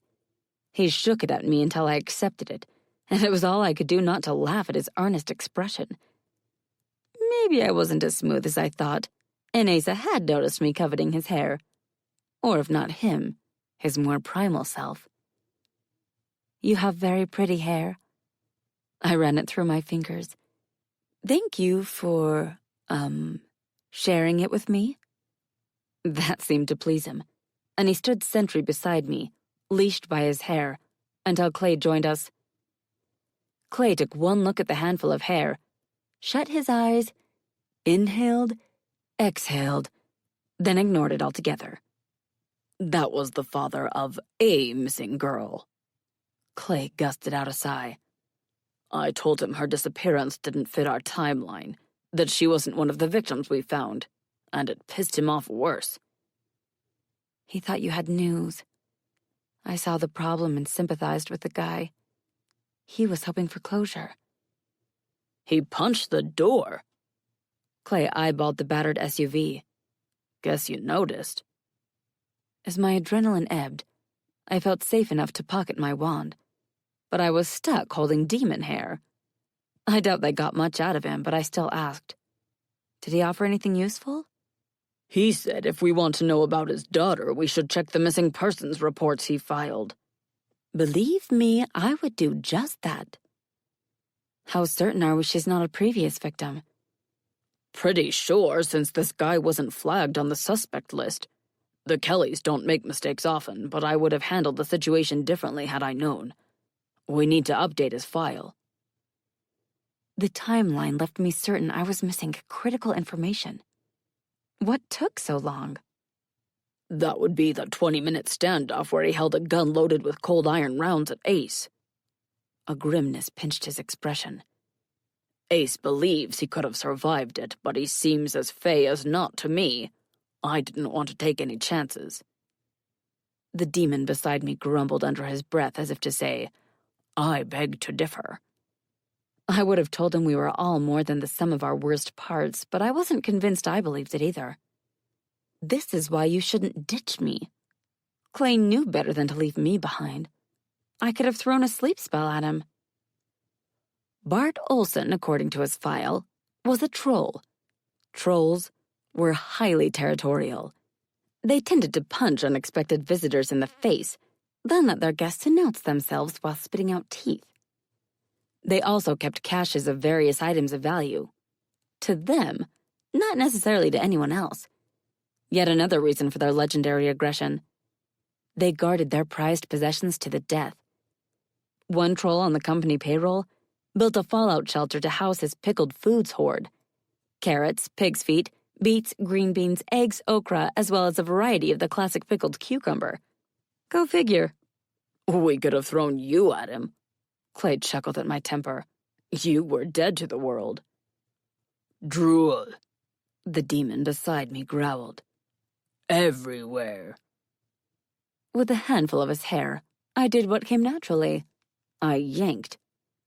Then I regretted my act of hair violence. It wasn't his hair's fault that the demon was teasing me. His flowing locks were innocent. I owed them an apology.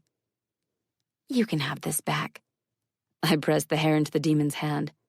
I'm getting in the SUV. Still chuckling, Clay leaned over to inspect the windshield, cursed, then punched his fingers through both ends and lifted it clear out of the frame. He stowed it in the trunk for disposal, solving the problem of how we planned on getting back to the hotel. Waiting for a tow truck in the yard of a grieving and violent parent must have appealed about as much to him as it did to me, even if the modification to the SUV meant we arrived with bugs in our teeth. With that task done, Clay climbed in while the demon stood pouting with his hair in hand. "You're playing with fire," Clay warned in a low voice. "That behavior ain't natural for Ace." It ain't natural for me either. "I know," he sighed, settling back. "That's what worries me." Leaning forward, I stuck my head through the windshield. Are you driving, or... The transformation swept over Asa, flames racing across his body, leaving him standing in his pants. There must be an elastic waistband in them that allowed the material to expand and contract. His shirts were fitted, though, and they never survived the transition. Not that I minded the view of the aftermath. The noise drew the homeowner's attention, easy to do with his front door gone, and Asa stared at him. I have spare clothes, Asa said, eyes on the man in the doorway. But I don't think it would be wise to linger. I'm inclined to agree with you. I didn't like the way Olsen was looking at us. We should go. Before he decided that a black witch on his property was the straw that broke, well, my back. Ace can handle driving with the windows down. Clay chuckled evilly. Right, Ace? Asa got behind the wheel, cranked up the battered SUV, and started down the driveway. A bird called out overhead, and white splattered across the hood of the SUV, missing the dash by inches. I'm so glad I'm not shotgun right now, Clay chortled. Sucks to be you. Twisting in my seat, I shot him a bird so he wouldn't feel left out, but he only laughed louder. As we picked up speed, Asa's beautiful hair caught the wind and blew into my eyes. His eyes, and possibly Clay's too. There was so much of it, and it smelled fantastic as it whipped my cheeks until they stung. I have a hairband. I reached in my pocket. I always carry a spare. Without slowing, Ace turned onto the main road and switched on the emergency blinkers. Would you mind? His eyes were burnt crimson when he glanced over at me. I can't braid and drive. None of us wanted to hang around on Olsen's property longer than necessary, but come on. I'm only agreeing to this because none of us can see through your hairnado. And because I really, really wanted to play with it. But he didn't need to know that last part. Chapter 11. The Kellys had an update for us by the time we reached my room, our unofficial office during this trip. It turned out, the missing girl who provoked such a violent reaction from her grieving father was fostered. I don't mean it in the human sense. The girl was entrusted to Olsen to raise for a powerful family in exchange for a boon. Her birth parents likely had heirs to spare, and worried she would be picked off by her elder siblings in a coup when it came time for the heir apparent to come into their inheritance. That meant no adoption paperwork, no birth record, no school records, and as far as the Kellys could determine, no missing persons report. Of any kind. With any agency. It's like she never existed, I muttered at my screen. Olsen did his job of hiding her too well. He also lied about reporting her missing. Asa tucked a lock of his hair behind his ear. Why bring it up when he knew we had the resources to prove he wasn't telling us the truth? Most folks wouldn't hang around to fact-check a story in an enraged troll's living room while he trashed the place. Clay shrugged. We sure didn't. Maybe it was an act? Sell us a sob story, then hit the bricks? Perhaps, Asa conceded, his expression thoughtful beneath his knotted mane of wind-blown hair. You don't have to keep your hair like that. I did my best not to laugh now that I had the full-on view of my handiwork. We won't think less of you if you go brush out the tangles. With only one hairband to spare, I had gathered his hair to my side of the car and plaited a single braid. I got most of it thanks to its length, but a few flyaways had persisted. Those I shoved through loops in the braid to lock them down and keep them out of his eyes. That treatment, paired with high wind, whipped knots that would require a shower, intensive conditioner, and a comb to fix. Maybe a detangler, too. Did they even make detangler for adults? Maybe that explained why his scent often carried an undertone of juicy green apples. I don't mind. He returned to his work, then checked his phone. They're here to tow the SUV. Did they need us for that? I was busy ordering us a late lunch/early dinner online. I can go down. I tossed the keys on the front seat. Clay kept pecking away. They'll text if there's a problem. A chime on my phone had me searching through my pockets for it and frowning at the notification. Everything okay? Clay glanced up then. You don't look happy.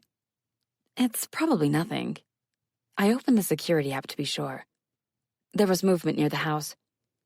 Slowly, so as not to miss anything, I flipped through the various cameras. I don't see anything. I switched screens to check for missed calls. The wards must be holding steady. Colby would call if there was an issue. Asa allowed himself a small grin. She's already proven that. Yeah. I forced myself to breathe. You're right. The day had been spent on travel, mostly our snail crawl back to the hotel, but it wasn't full dark yet. A knock on the door brought my head up, but Clay just smiled and said, Why don't you get that? One eyebrow quirking high, I answered the door to find the promised grocery delivery. A whole lot of it.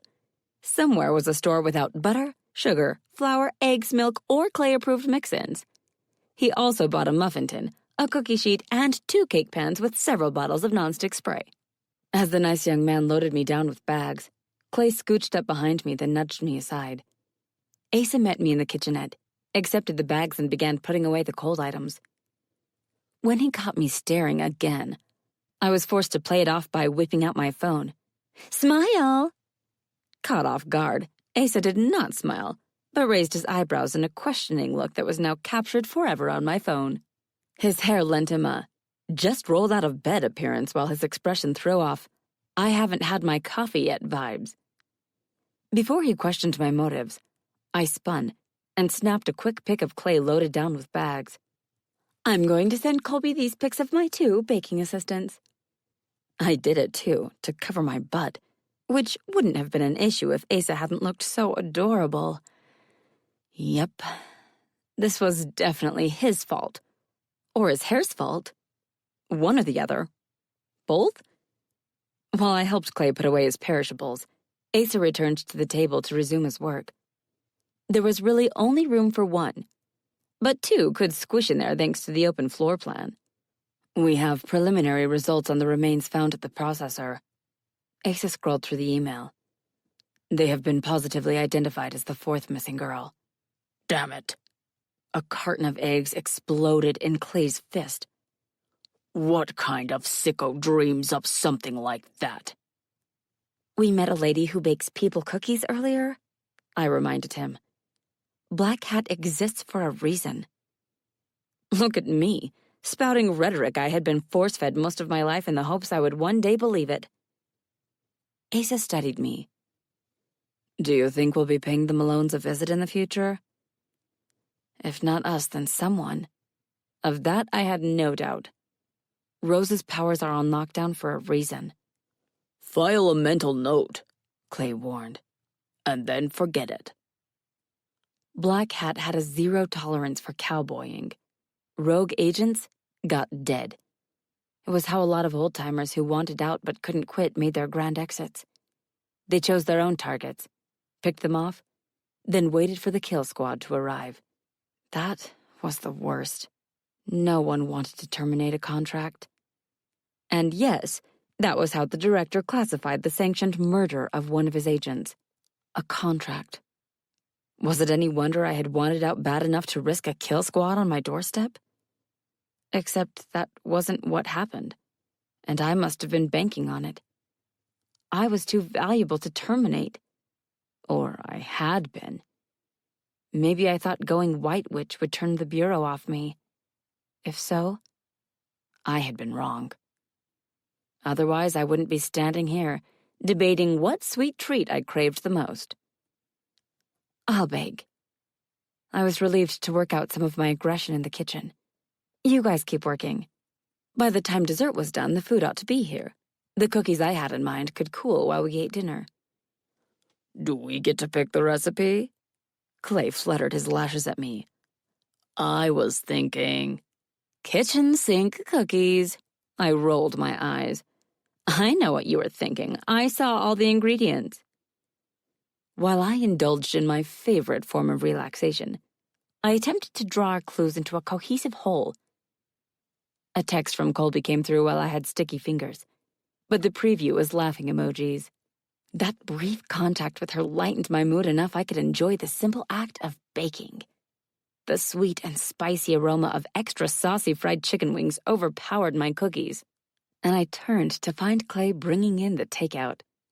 Lost in thoughts and memories, I hadn't heard the doorbell or his trek across the room.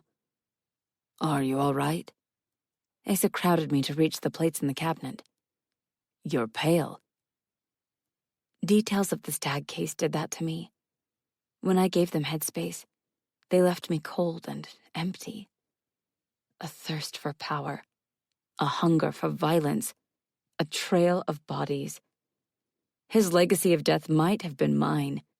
In many ways it was, or had been. He never shook free of his addictions. I took my sobriety day by day. I don't like that there are 2 previous sets of 4 missing girls, but we have this random missing girl in the mix. I don't like that a guy who fits our profile has a missing daughter who's not, to our knowledge, one of the victims. I took the last pan of cookies from the oven and turned it off. I don't like it at all. You want to go back out there tomorrow? Clay accepted the plates from Asa. It's on the way.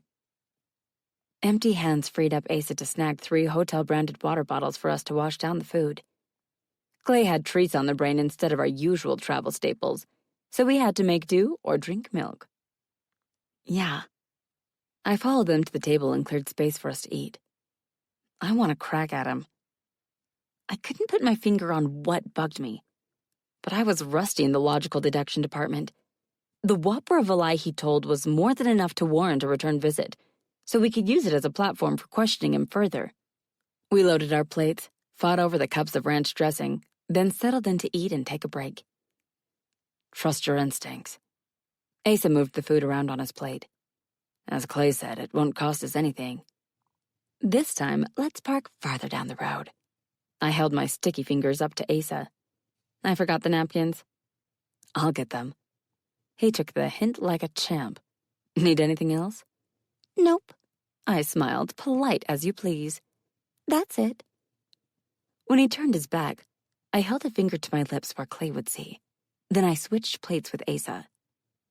I had been careful not to eat any of mine. I just handled a couple to get saucy fingers. Then I settled in to observe Asa's reaction. I expected him to figure it out before he sat, thanks to Clay's glower. But Asa had napkins in hand, which he passed to me, then sat. I tried very hard not to stare, but I was curious as a cat when it came to him. Thanks. I lifted a wing and took a bite. These honey mustard ones are good. I prefer the tongue torture supreme. Clay sniffled. You know it's good when your eyes water. What about you? I was totally rocking the covert vibe. How do you like yours, Asa? A frown knit his brow as he brought a wing to his mouth. No, not his mouth. His nose. His eyes closed as he inhaled, and when he opened them, they were burnt crimson and fixed on me. Until this exact moment, I can't say I thought a man eating could get me hot and bothered, but Asa did it without breaking a sweat. Probably it was how he held my gaze the whole time, then licked his fingers. Here. Clay pressed a bottle of icy water into my hand. You look flushed. Breaking the staring contest, I smiled weakly at him. I must have gotten a tongue torturer by mistake. That must be it, he said dryly. I warned you about playing with fire. You did. I drank long and deep, drawn right back to Ace's dark stare. I think I just got burned. Too bad I got the feeling I wouldn't learn a single thing from the experience. We had ourselves a conundrum guaranteed to keep me running what-if scenarios until my brain gave up and shut off out of sheer exhaustion. It could only spin in so many circles before I got dizzy and fell down. The Kellys informed us, after our cookies, that Mr. Olson hadn't been to work in 4 weeks. His bosses didn't know anything about a daughter, missing or not, and claimed he was on leave. But during that period, 3 grievances had been filed against him for aggression toward coworkers, meaning he had, for whatever reason, shown up to work while he was cleared for an extended vacation. Those were the only black marks on his record with the company in over 20 years of employment. Everyone grieved in their own way. I took no issue with Mr. Olson snapping at people while he mourned. Could even be that grief drove him to work to occupy his time. If so, why not report in and get paid? Based on my glimpse of his living situation, he could use the money. So what had kept him coming back to work without compensation? Surely not the goodness of his heart. No one 9 to 5'd for that. A timer buzzed to let me know Colby would be expecting my call in 5. After I raked my fingers through my hair, I did my best not to appear sleep-deprived or stressed over the case as I dialed her number. You remembered. Her face filled the screen. I feel so special. Smarty pants. I don't wear pants. Smarty fuzz butt. Hey, now that's rude. Do I talk about your butt fuzz? Heat crept up my nape when it occurred to me that guys could probably hear every word. With that in mind, I quickly redirected our conversation. How are things on the home front? I don't want you to freak out or anything if I tell you this. She eyed me. Promise? I'm already freaking out hearing those words, so rip off the Band-Aid. I miss you. She held up 2 hands. Not enough for you to come home or anything. Aww. I made kissy noises at her. I miss you too. Ew! She blocked the camera with a wing. Stop it or I'll puke. Fine. I waited to see her face again. It's weird hanging out with boys all day. Clay seems cool. She cut her eyes toward her computer screen and the battle raging there. Asa is also surprisingly cool. I kept my assessment rated PG. I haven't worked with a demon or a fae. He's a twofer. Both halves seem equally cool. I opened my mouth to say more, but what came out was, he's got pretty hair. Dang it, Brain, you had 1 job. Then again, so does Clay, though I must confess not all wigs are created equal. Enough about me. I squinted at the screen. What are you doing? Nothing much right now. Most of my team is asleep. This is way early for you guys. I noticed the pile of snacks beside her keyboard. You stayed up all night. I clutched my chest in feigned shock. That's why you've got crust in your eyes and your friends are MIA. I don't have crusty eyes. She rubbed at them. I couldn't sleep anyway. I'll give you a one-time pass. I got serious. It's unnerving any time the wards blink. Voice small, she asked. It scares you too? I got lucky my old boss sent Clay after me. I didn't want to get into the details, but Colby was smart. It could have gotten ugly otherwise. I hesitated. We're safer with me working for the Bureau again, but we'll always have to be careful. Because you made a lot of powerful enemies. Yes. And because I'm special. Yes.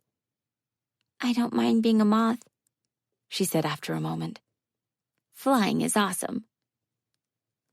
A bolt of regret struck me right in the heart, cracking it open for her to see. I'm glad. It will be even cooler once you let me actually be your familiar. You're back at work, which means you need a partner. She thumbed her chest. That's me. I have Clay and Asa. They're partners, though. You don't have one. You're a third wheel. I would balance the team. You make a compelling argument. Smart kids, man.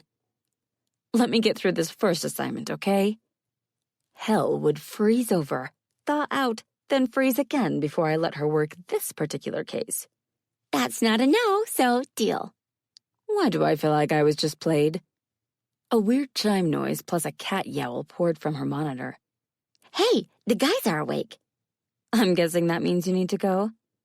I really need this golden Anubis statue, and Jane promised to help me steal one. Have fun storming the castle. I blew her a kiss. Call if you have trouble sleeping, okay? A furry hand blew me a kiss in return. I will. I ended the call knowing Colby would be up until dawn and not minding one bit if she bent the rules. The last thing I wanted was for her to be lonely and paranoid while I was too far away to comfort her. Moths were nocturnal anyway. That's why she had a generous bedtime for her age in the first place. Better she played all night and slept all day while I was traveling than hide in her bedroom, jumping at every noise. Holding on to the warm glow that came from talking to Colby, I attempted to fall asleep on a high note. 10 minutes later, I gave up, rolled out of bed and padded into the kitchen to peek in the fridge. A carton of blueberries and a produce bag with 2 lemons caught my eye. Guess it was going to be a blueberry scone with lemon glaze kind of morning. Chapter 12. I would ask how you slept last night, but I can smell the answer. Clay entered the suite. Blueberries? Blueberry scones with lemon icing, I confirmed. I misread the recipe and ended up with 3 dozen. One of the many dangers of midnight baking, though no one ever complained about the extras. That's guaranteed to be the best news I heard today. He kissed my cheek, then shoved me. Go sit. The gleam of the overhead lights off his scalp raised my eyebrows. It wasn't often he went au naturel. Only because you ask so nicely. I slogged to the table. I couldn't turn my brain off last night. A dozen scones stacked on a plate landed in front of me before Clay returned to the kitchen for milk.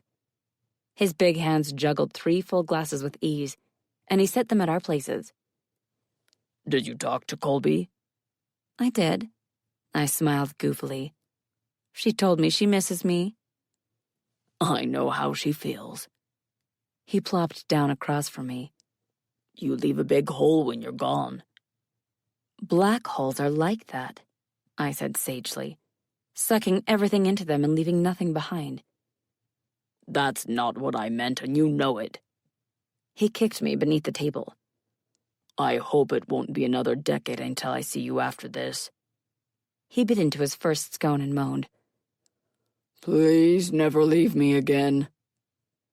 It hurt to make him no promises, but I was wary of my good fortune, and it hadn't slipped my notice that the director had yet to contact me.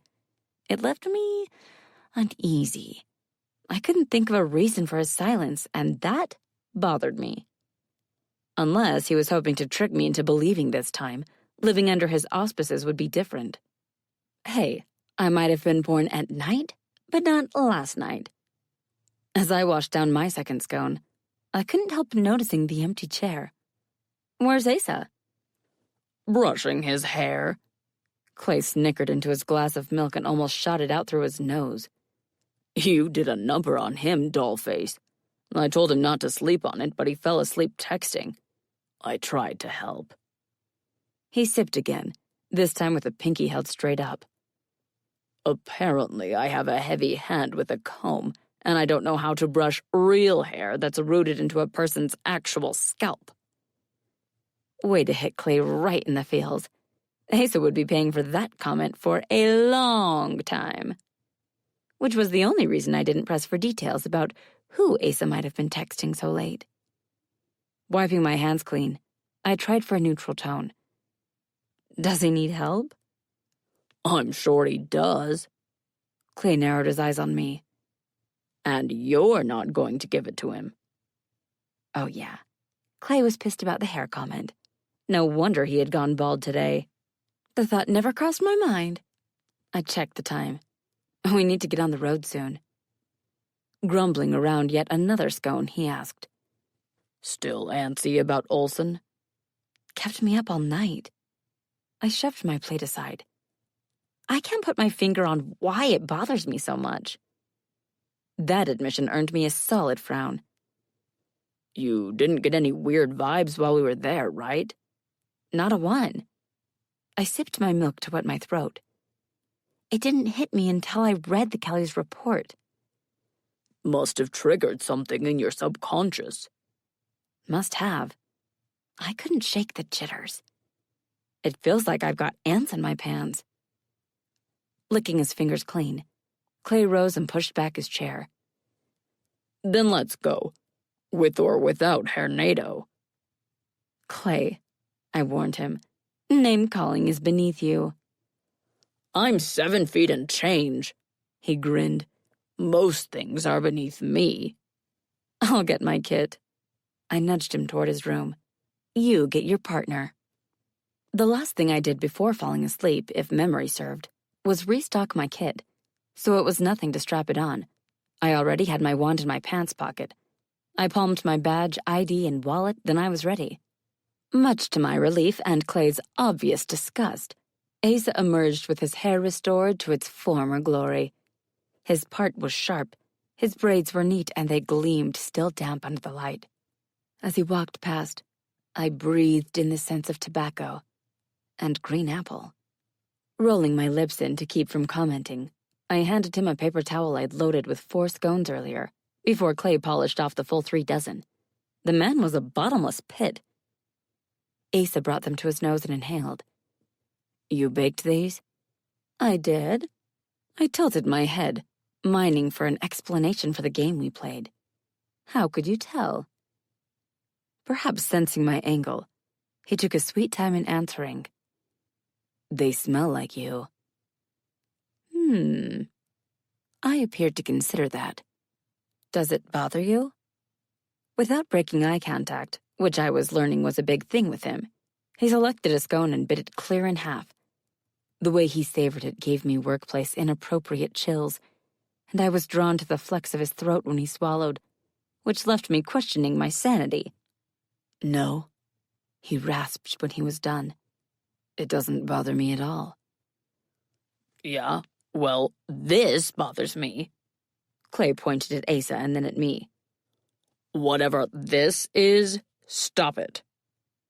Asa didn't look away from me when he said, It's too late for that. I faced a sudden need to swallow, dare I say gulp. Explain too late for me. Neither one enlightened me, which made me want to hex them with warts on their unmentionables. Goddess bless, this was sad. Warts? Really?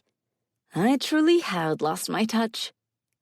We gathered our equipment, loaded into the SUV, and set out for a visit to Mr. Olson.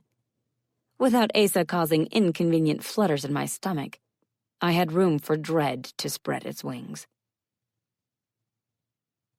The front door hadn't been repaired or replaced. That was our first hint Mr. Olson had flown the coop. The moment we learned he lied about filing a missing persons report, we should have doubled back. Final confirmation from the Kellys hit my inbox around 5 this morning, but we waited until sunrise. The holdout had been the troll ruling body itself, the agency a troll in a tricky situation, like a foster gone missing, would most likely approach for help. The clerics had to be convinced to share information regarding a foster with outsiders through a donation to their order. Eventually, they verified the girl existed and who was responsible for her, but they hadn't been made aware she had gone missing. We had kicked a hornet's nest in bringing the situation to their attention. I wasn't sorry it would be passed up line to the director. I was only sorry the director wasn't allergic to hornet stings. Ever the optimist, Clay offered, Maybe Olson stayed in a hotel last night? Maybe, I allowed for Clay's sake. Let's take him up on his open-door invitation. There is no door, Asa said wryly. Are you sure we ought to intrude? Yes. I exited the vehicle before he tried his hand at changing my mind, and went still. Oh, crap. The smell hit me, and woke that dark part lurking on the periphery of my self-control. We've got bodies. I had no doubt they smelled it too. Black magic? Asa and Clay exited the SUV and flanked me while I read the area from a safe distance. Yes, Asa confirms. It's quite ripe. As much as I wanted to cringe from a descriptor that might apply to me too, I forced my shoulders back. I was who I was, and there was no changing that. His opinion of me couldn't matter. Not now. Not here. Drawing my wand, I approached the rusting travel trailer, the stench more potent as we neared it. Whatever is in there has been there for a while. I was betting 4 weeks. How did Olsen hide this? A circle? Clay stuck close. That's all I can figure. Wards allowed air to pass over and through them. Circles could go either way, breathable or airtight. Unless what we're about to discover, Asa added his 2 cents, wasn't put there until after we left. Just like old times, I went in first. Unlike old times, they allowed it because the property was vacant. The lack of heartbeats told me what their keen noses and other senses had already relayed to them. Black magic might not register to my nose, but the sweet and sour tang of rot hit me hard. I followed it into the back bedroom and found what I expected to see. A dead troll well into decomp. His killer, and it was male, had driven a railroad spike through his heart. The rust told me it was old and iron. Trolls were fey, and cold iron was a death sentence. I could only hope he was dead before the killer sliced off his face with surgical precision. This must be the real Mr. Olsen. I squatted next to him, examining his body for clues. Why kill him? I think I can answer that. Asa waited several feet behind me. Look. Standing, I trailed Clay into a tiny room beside the master. The missing daughter. The door to her bedroom wasn't substantial, but it had been kicked open, meaning she locked herself in. That's a house thorn dagger in her chest. Asa made a gesture of prayer. She committed suicide. Seppuku? I backed from the room, once confirming his assessment. A ritual suicide. Similar, he agreed, then glanced back at Mr. Olsen. The girl must have been targeted through her father. He exhaled slowly. The copycat came for her here, and she misread his intent. She thought her family came for her. I shut my eyes. She took her life rather than let them kill her. Mr. Olsen must have heard the commotion from the yard, Clay theorized. Or maybe he just got home from work. He came to check on her and got a railroad spike to the chest for his trouble. That narrative fits what we're seeing. I left the bodies to search the rest of the trailer. We'll know for sure after the lab tells us time of death. I thought back on the timeline. 4 weeks. I rubbed my nape as the full implications hit me. This might have been the copycat's first victim. Make that victims. The director really had wasted no time coming to find me as soon as he required my specific skill set.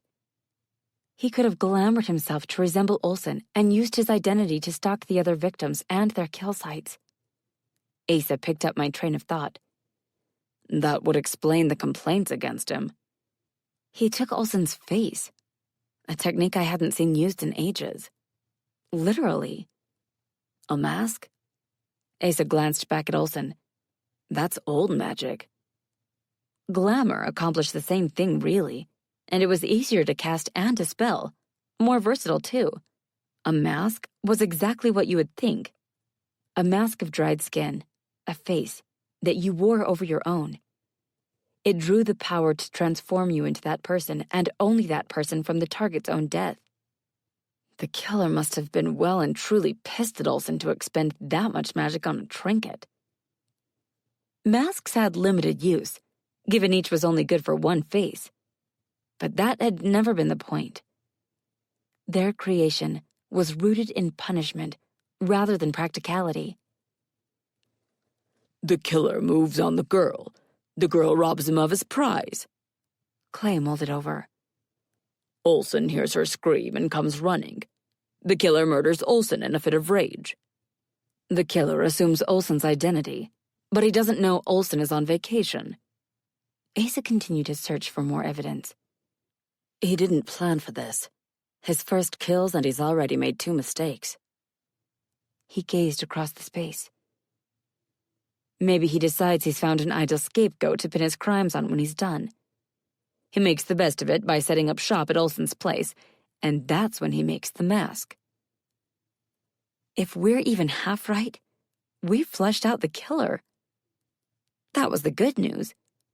The bad news was, that means he'll be on the move. Harder to corner prey when it knows it's being hunted, and by whom. The killer's acting skills tricked Clay and Asa into believing him. No doubt he would have fooled me too. He had channeled the rage over his discovery into an authentic facsimile of grief. He hurled accusations at them about how no one cared his daughter was missing to keep them off balance and defensive. They left. We all did, with the sense of having disturbed a good man, a good father, in mourning. He slept and ate here. Clay indicated food in the fridge and sheets on the couch. But that's it. The car is gone. Asa pulled out his phone. I'll issue a bolo for it in Olsen. Keep it on our network, Clay advised. We don't want humans confronting him. That will greatly reduce its efficiency, Asa pointed out. There are more teams in the area, but, as predicted, those teams were happy to let Black Hat's Black Witch take on the rogue Black Witch solo. He's right. I sided with Clay. We don't want to give him an excuse to further involve humans. Asa took his calls outside as if privacy was an issue, but I bet the smell was tweaking his sensitive nose. He's going to run to his safe place. Clay surveyed the area one last time. We find that. We find clues. Let's hope we get lucky with the APB. I exited the trailer. Otherwise, we might lose him. There were days between the discovery of his victims and his search for new ones. We were in the lull. He was already hunting. I filled my lungs with fresh air. He might have his first victim chosen. I moseyed over to Asa to see if he had made any progress while Clay reported the crime to the Bureau, which would further complicate the situation between the director and the enraged trolls. Are you sure? Asa paced a tight line. Yes. He came to a sudden halt. Give me the address. Ending the call, Asa tapped his phone against his chin. We have a lead. You don't look thrilled about it. I was of the opinion any lead was a good lead. What's the deal? Olsen owned a tract of land about an hour from here. It's a 30-acre forested spread. And that, friends, was where he had invested his money. His hunting grounds. A troll could only ape human for so long before instinct demanded he obey his nature. Plus, they required room to spread out their caches. 30 acres was plenty for that. The copycat couldn't afford to compound the mistakes he already made. He would have performed an inventory on the troll's belongings before committing to that identity. A remote tract of land might have been the tipping point in Olsen's favor. Asa put away his cell. There's no record of a structure on the property, but I'm sure Olsen had a small cabin or even a cave for when he hunted in inclement weather. Trolls don't fare well in the cold. This could be it. A wave of nerves and nausea tingled in my gut. Do we call for backup? He's on alert thanks to our visit, Asa hummed. We should take our chances before he bolts. I'm good with that. I wanted this over and done. I wanted to go home. To Colby. Let's do it. Don't I get a vote? Clay stomped over to us. I have opinions too. We were waiting on you to make it unanimous. I patted his arm. Well, what do you think? I agree with Ace, he grumped. If we don't want to lose him, we have to move. Alrighty then. I got in the SUV, checked my phone, then settled in. You have the address? Asa tapped the side of his head, then fed the information to his phone's GPS for the quickest route. The best of all possible outcomes was the copycat had yet to take its first victim for his next piece. The churn in my gut warned me not to get my hopes up, but it also reminded me what I had done to the man responsible for inspiring this killer. Nerves weren't all to blame for my upset stomach. Hunger was a yawning void within me that hadn't been filled in too long. This killer was ruthless, powerful, merciless. His heart would taste delicious. Chapter 13. The address wasn't hard to find. There was a mailbox and everything.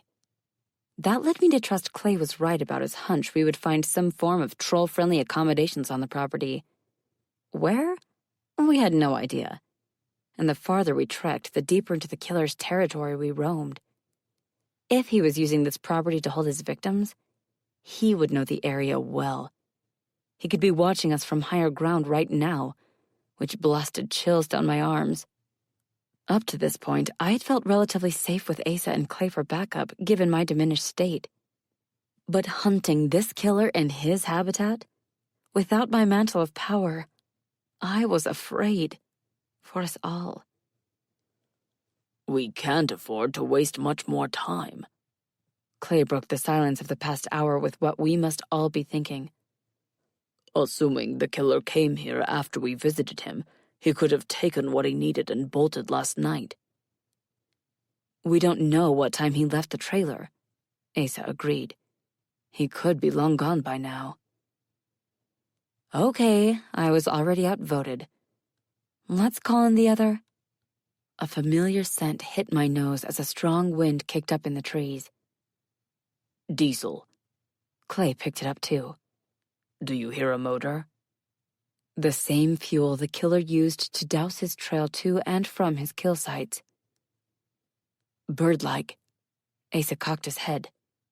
A generator. A predatory smile curved my lips as the hunt sang in my blood, louder and louder, deafening my fears. The burnt crimson smoldering in Ace's eyes called to me, like to like, and he growled low in his throat. I'll lead. Clay was used to playing muscle. Rue, you're in the middle. Ace, you bring up the rear. From what I had gleaned, Asa might prove the superior tracker, but Clay was unkillable. He could be hurt or put out of commission, but if you knew what you were doing, he always came back. Not that it meant I enjoyed him taking one for the team. I didn't. One peek at Asa told me he wasn't a fan either. But we all had our roles to play, and Clay's had always been as my shield. The steady purr of the generator led us to the remains of a cabin nature had done its best to reclaim. An orange power cord stretched from the generator through a broken window, giving us the only indication the decrepit structure was habitable. We saw no sign of the occupant, who may or may not have given up his mask for his true face. But he had gone through the trouble of leaving a steady noise to provide cover for his movements. It worked as much for us as it did against us. The generator might be a decoy he left running after he spent the night out here. If that was the case, I doubt he intended to come back. Why waste precious resources otherwise? No matter how I look at this, I told the guy softly. He anticipated a visit from us today. The crime scenes were too fastidious for me to believe he was careless in any regard. Who wants to go in? Clay didn't wait for an answer. He volunteered himself. Ace, watch her back. As the mostly indestructible one, Clay ducked into the cabin and was absorbed by its shadows. "I don't like this," I murmured. "It feels like my skin wants to crawl off my bones." I identified it as an amplified version of the sensation that convinced me Olsen was worth a second look. Black magic might not smell rank to me, but maybe I had switched the balance within myself enough for its presence to register as danger in my subconscious. Handy if I could hone it into conscious awareness. 5 minutes passed with no sign of Clay. Asa and I made the wordless decision to investigate. Together. Using my wand as an atmospheric measuring stick, I tapped it once against a random log, then gritted my teeth against the feedback. Negative energy permeated the building from the foundation to the roof. An almost foul breath of air expelled when we reached the threshold, and I braced as the dark figure loomed. Don't shoot. Clay held up both his hands. It's just me. No offense. I pricked my finger, murmured a spell, and wiped the blood on his arm. It's him. When hunting a killer with a penchant for stealing faces and identities, you can't be too careful. The cabin is a front. He ground his molars. The bedroom is nothing but a set of stairs leading down into a cavern. I'm too big to fit very far, but we found his home away from home. What aren't you telling us? Asa searched his face. What did you see? There are newspaper clippings. Clay exhaled. There are candid photos of Colby, too. I need to get down there. I didn't ask or wait for permission. I have to see this. The climb down was well lit, thanks to the generator powering miles of string lights.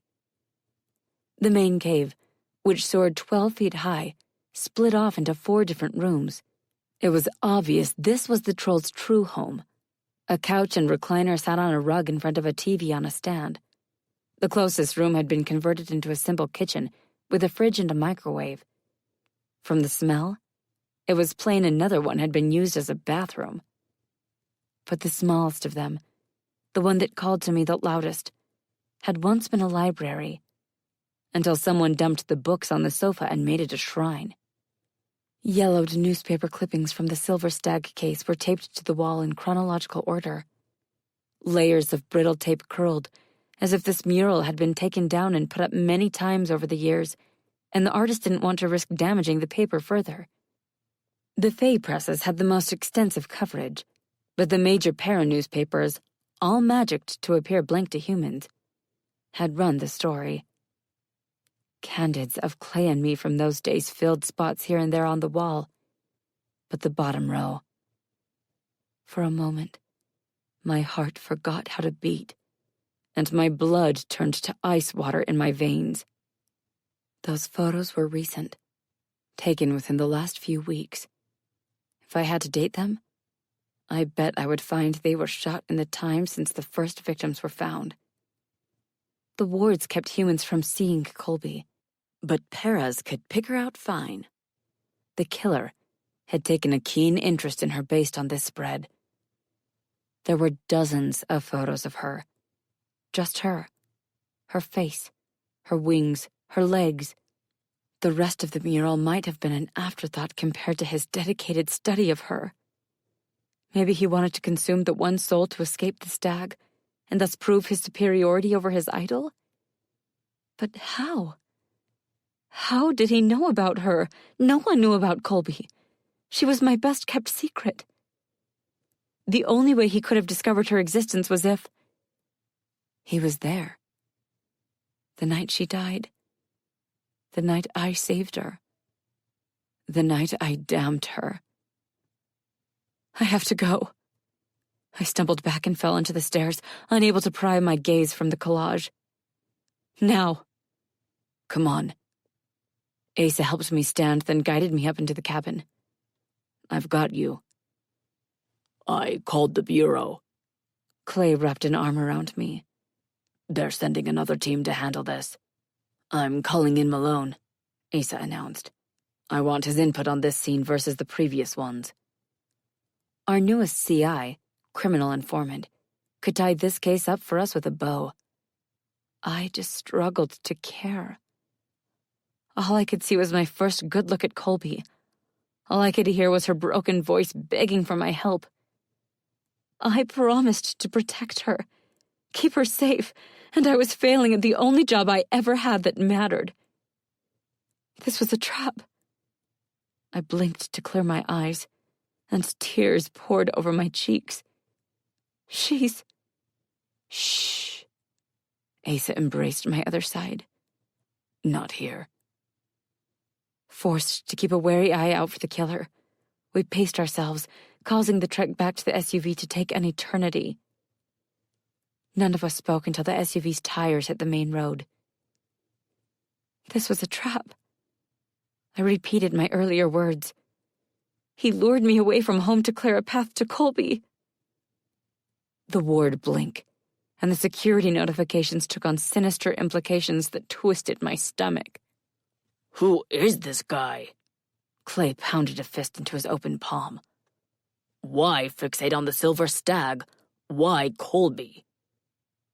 I recognized the attempt to distract me for what it was, but I was happy to embrace it. The stag had no family, no friends. I reached back in my memories for those details. He was a ghost. Not a ghost, Clay grunted. An outlier. He lived off the grid with minimal social interaction. His victims were taken from big box stores. He moved around a lot so as not to draw attention to himself. He had at least 48 kills under his belt before he took the last group.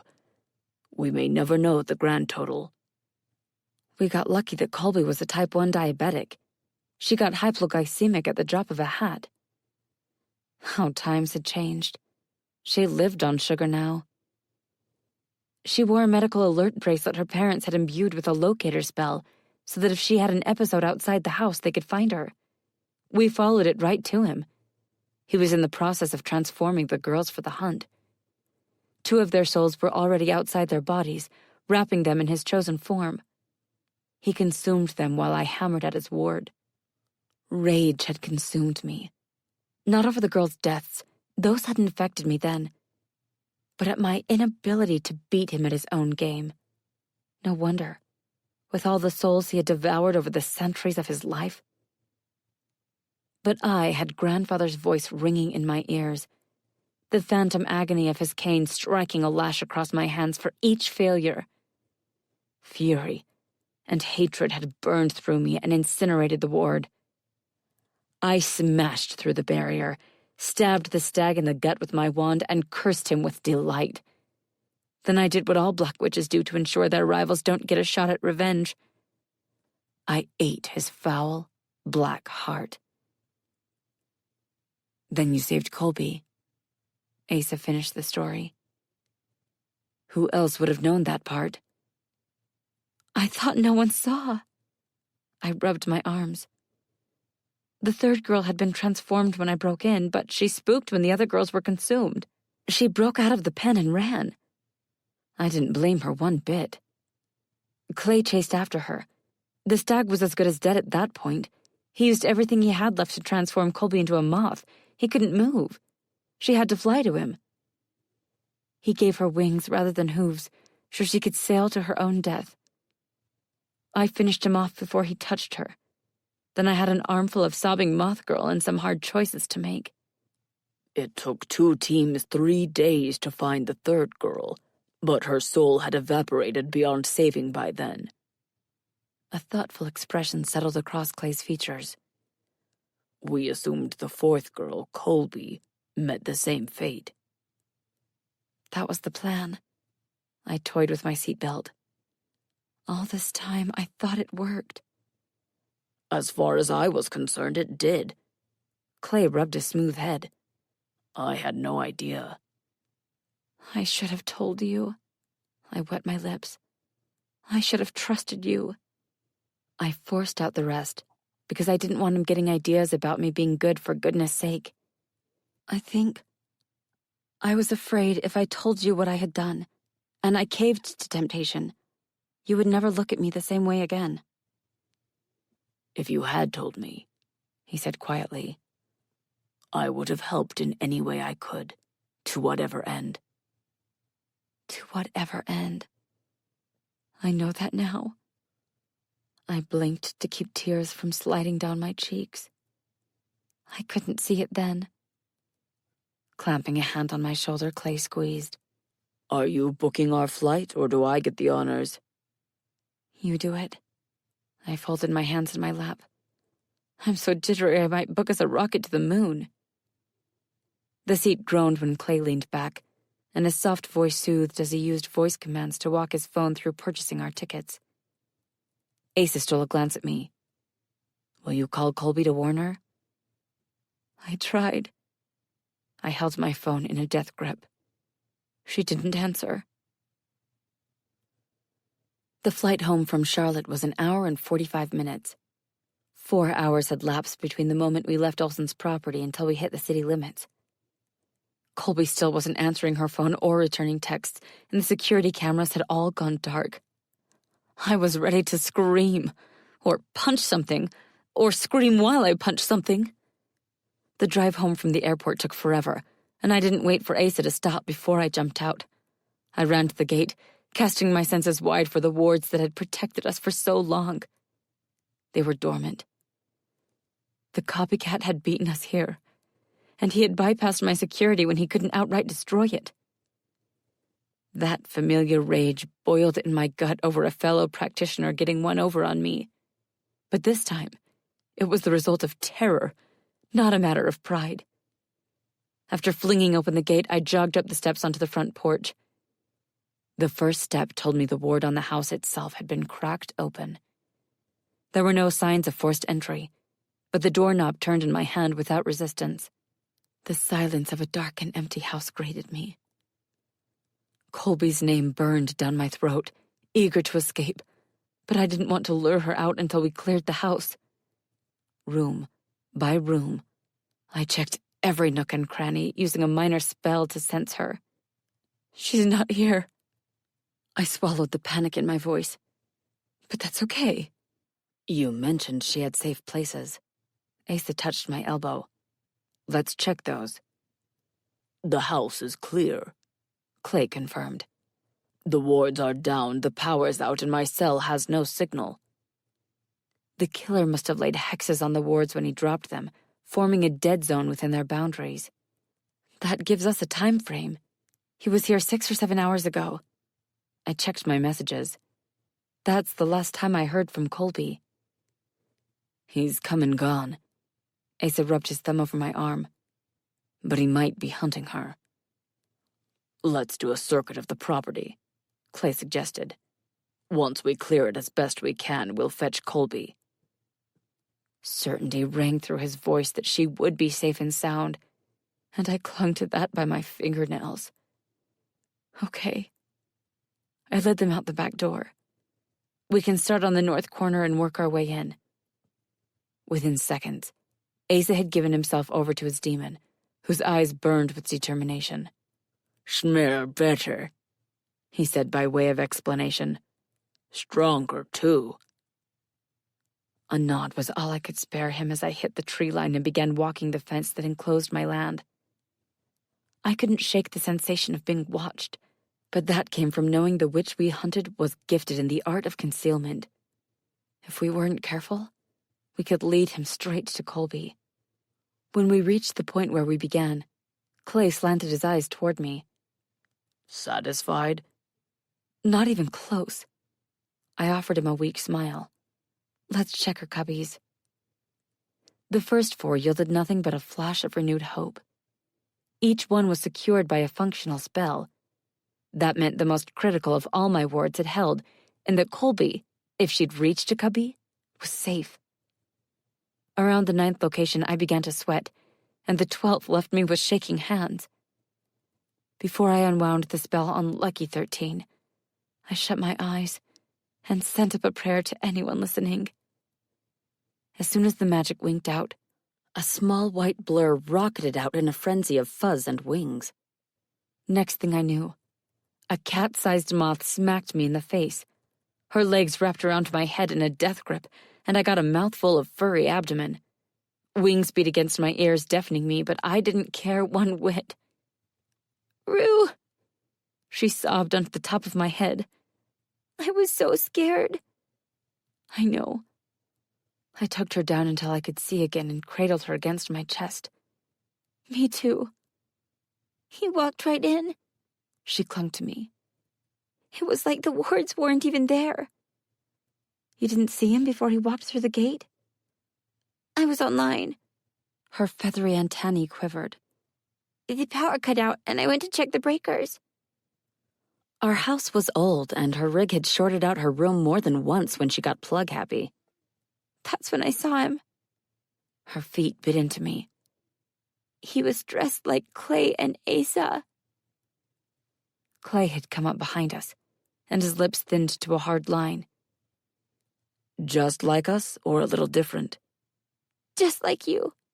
Colby peeked up at him. I worried something had happened, that he was coming to tell me Rue was hurt. She sniffed. I tried to call, but my cell wouldn't work, and the landline was down. Yet another country-living necessity, the nearly extinct residential landline phone. He must have hoped if he couldn't get through the wards, she would let him in. Asa had shifted back while I had my hands full. He isolated her to incite panic, to scare her into cooperating. Smart as Colby was, she was still a kid. She might have done just that if he preyed on her emotions. Let's get back to the house. I kissed the top of her head. I don't like us being out in the open. Clay and Asa cleared the house to ensure no one had sneaked in while we were away. I raised the wards again for all the good it would do us, and Clay got the power back on. Colby stuck to me like glue, and it didn't bother me one bit. Neither did Asa's presence at my back, watching over us both. Once we got things as close to normal as we could manage, I parked Colby at her rig and encouraged her to plug in so we could discuss the Kellys' report on the cave without upsetting her further. Clay and Asa laid out our usual setup on the kitchen table, but I kept my chair pulled back far enough I could see Colby in the next room. More importantly, she could see me. Not many kids would be happy for a former black witch to play guardian angel. But she wasn't most kids. Our copycat was definitely keeping the girls in the cave. Clay read the first page. That smell? It wasn't a bathroom. That's not how Olsen used it anyway. That room was chock full of canned goods and bottled water. A bit of a prepper's paradise. He wiped a hand over his mouth. There was an anteroom between two shelves we missed because it wasn't lit. The killer installed a barred security door to lock the girls in there. That far out in the woods, and that deep in the ground, no one would have heard their screams. No fingerprints on the mural despite the tape, Asa added. But those are easily wiped with magic. The generator was dead when they arrived. I rubbed my jaw. It had a 24-hour fuel tank. What bothers me isn't that timeline, Asa said, but the one here. We know the killer was in Samford. Clay checked his watch. 9 hours ago now. There have been multiple incidents, minor ones since you left. Asa tapped a finger on the table. All of them easily explained away. A shiver of dread rippled down my spine. Are you saying we've got a pair of copycats? That's a big leap, Clay warned. The evidence doesn't support your theory. One killer at the trailer selecting victims, Asa suggested. The other in the cave keeping them alive. You think one killer stayed in North Carolina after I arrived? I murmured. And the other came here. From the first night, the second killer had been nosing around the property, testing its defenses. Yes, that felt right. It's a compelling argument, Clay allowed. For now, let's track the killer we know. That was the whole problem. We didn't know him. Potentially either of them, not yet. An idea tickled the back of my mind. Do we have the recordings of the first 2 crime scenes? The Kellys sent them over with the third you requested, Asa confirmed. I'll email you both a link. Here we go, I murmured, clicked, and then swore. The same person filmed this. The style was the same, and style wasn't a word I ever heard used in reference to crime scene footage. Billy Kid, Asa supplied when I blinked. I'll check the second recording for credits. Less than a minute later, he came back with confirmation the same agent had done all the camera work. The Bureau called in multiple teams. Clay watched his screen, a deep line bisecting his wide brow. It's not surprising one guy, let alone a junior agent, got stuck with the drudge work. Grasping at straws, I was grasping at straws, and I didn't care. We had no other leads. We had nothing. Get the Kellys to draw us a timeline of Billy Kid's movements the last few days. We could start there. If they push back, tell them we have an eyewitness account. Our suspect is or might be impersonating a black hat agent. I had another idea. Can you pull up a photo of Agent Kidd? I flipped through my files and hit pay dirt. I've got one of Olsen. In seconds, Asa emailed me the image and I carried my laptop to where Colby sat in her rig. Hey, punk. I tested a theory. Can you look at a couple of pictures for me? The quick swivel of her eyes toward me confirmed she'd been listening in and not playing her game. Given what she had been through, I didn't have it in me to scold her for disobeying me. Yeah? She removed the headset. What kind of pictures? Nothing bad. I rushed to assure her. I have 2 headshots of possible suspects. Okay. She studied my screen when I pivoted it toward her. I don't recognize either of them. I didn't ask her if she was sure. I didn't want to pressure her into making a false ID to please me. Thanks. I lifted her headset.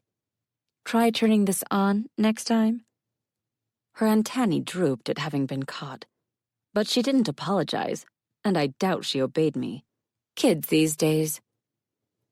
This was why I wasn't cut out to be a mother. I could do the anti-deal, but parenting was too hard. Back at the table, I joined the others and shook my head, though I was sure they overheard us. She cleared Olsen and Kidd. I hadn't meant to say it out loud, but disappointment pushed it out of me. That doesn't mean much as far as Olsen is concerned. We don't know who took over his identity. That brought me to another salient point. And if there are 2 of them, they might both be wearing masks. Humans had it so much easier. Their criminals' disguises were laughable in comparison to the magic that allowed skilled practitioners, in multitudes of disciplines, to fundamentally change their appearance on a whim. Some paranormal creatures, like Fae, were even born with the skill as camouflage to protect them from human detection. But it also made it twice as hard to pin a crime on them without DNA evidence left at the scene. The Kellys checked in. Clay had his phone in hand, but his gaze swung to mine. Kidd is MIA. A tiny flame of hope kindled in my chest. How long? He hasn't been back to work since the day we examined the 3rd crime scene. Okay. I itched to jump up and pace. Now we're getting somewhere. They're going to check flight manifests and car rental services, see if they can pin down his movements. It says here they checked his hotel. His room was empty. There were no signs of foul play. He appears to have left of his own free will. Clay frowned. They're sending a unit to his house in Oregon for a welfare check. What about his partner? I couldn't recall his name. Does he know why Kidd bolted? Their hotel was booked solid. A fishing tournament. Clay shook his head. They had separate rooms on different floors, both singles, no suites available. The senior agent went to check on Kidd when he failed to show at the car. And found the room empty. I finished for him. Are there security cameras at the hotel? Kidd was a warg. He couldn't cloak himself and walk out unnoticed. He would be visible. There are, Clay confirmed. They all went dark for 20 minutes around midnight the night before. Tech could have done that. Magic could have done it faster and easier. But Warwick's didn't have magic. Proof we had two killers working together? Or evidence our cinematographer was also a hacker? We need to contact the Bureau, I decided. Let them know he's a person of interest in our case. But if there were two of them, and they had been coordinating with one another... Get the Kellys to cross-check the agents present at each scene. I let my attention drift back to the film. We know Kid was there, so the senior agent assigned to him was too. Who else? You won't want to hear this, but you need to rest. Clay checked the time. It's almost 11. The whole day was a blur of frantic movement and panicked thoughts, but I couldn't stop yet. Colby is exhausted. Asa hit me where it hurt. I guarantee she won't sleep a wink without you. Poor thing was in a rig, but she was drooping. Her antenna hung in her eyes, but she didn't care. I'll work through the night. Clay made it a promise. If I get anything good, I'll wake you. Okay. I raised my hands in defeat. I'll sit with her long enough to put her to sleep. Leaving the guys to continue digging, I edged toward Colby, who was deathly pale for a white moth. I don't want to sleep. She kept staring at the screen, but it was obvious she wasn't seeing it. I'm fine. You're not fine. I'm not fine. No one is fine. I removed her headset and scooped her into my arms. It's been a rough day for all of us. I aimed us down the hall. Let's curl up in your room and unwind. Okay. She snuggled closer. We can do that. The door to her bedroom stood ajar, and I nudged it wider with my foot. We discovered along the way that she slept best in a more natural environment. I papered the walls in a forest mural, painted the ceiling with blue skies — thankfully a sea sponge did most of the work for me — and matched it with green carpet. She opted to ditch her bed, and instead, I had filled the space with tall artificial plants I fastened to the floor to support her weight if she decided to light on them. In the center of it all, I had strung a Colby-sized hammock that blended with her surroundings. I set her down in there. In the far corner, a gray beanbag chair, representative of a rock, gave me a place to lounge with her. I'm going to veg on my phone, I told her. You shut your eyeballs. I can't shut my eyeballs, but I can close my eyelids. Don't sass your elders, smarty fuzzbutt. I switched off the light with an effort of will. Sweet dreams. Chapter 14. A tickle along the edge of my senses roused me around 5 a.m, and I eased off the beanbag to investigate. Immediately, I regretted my life choices. Pretty sure my back snapped in half while I slept. Colby was out like a light, so I tiptoed from the room, leaving the door open a crack. The kitchen glowed warm and welcoming in the otherwise dark house, and I headed there. Hey, sleepyhead. Clay glanced up from his screen and rubbed his dry eyes. Everything okay? A notable absence in the room caused me to reconsider my answer. Where's Asa? Doing a perimeter check. He stretched his arms over his head. He's been out there maybe 5 minutes. Ah. I joined him at the table. I sensed a disturbance through the wards. Sorry about that. Clay swept his gaze over me. I didn't realize you were that sensitive. Paranoia, I said by way of explanation, and he grunted understanding. Any updates? We heard from Malone. He leaned back in his chair. He said the fuel used in the generator is a match for what he smells at the kill sites. An exact match. As in, Olsen must have hoarded fuel, too. There was no telling what the Bureau would turn up when all was said and done. There would be caches all over that property. And who better to ferret them out than an ornery lynx with a nose for the killer? Ask Malone if he would be willing to help the teams locate the various caches. I'm sure he'll be happy to help, Clay said dryly.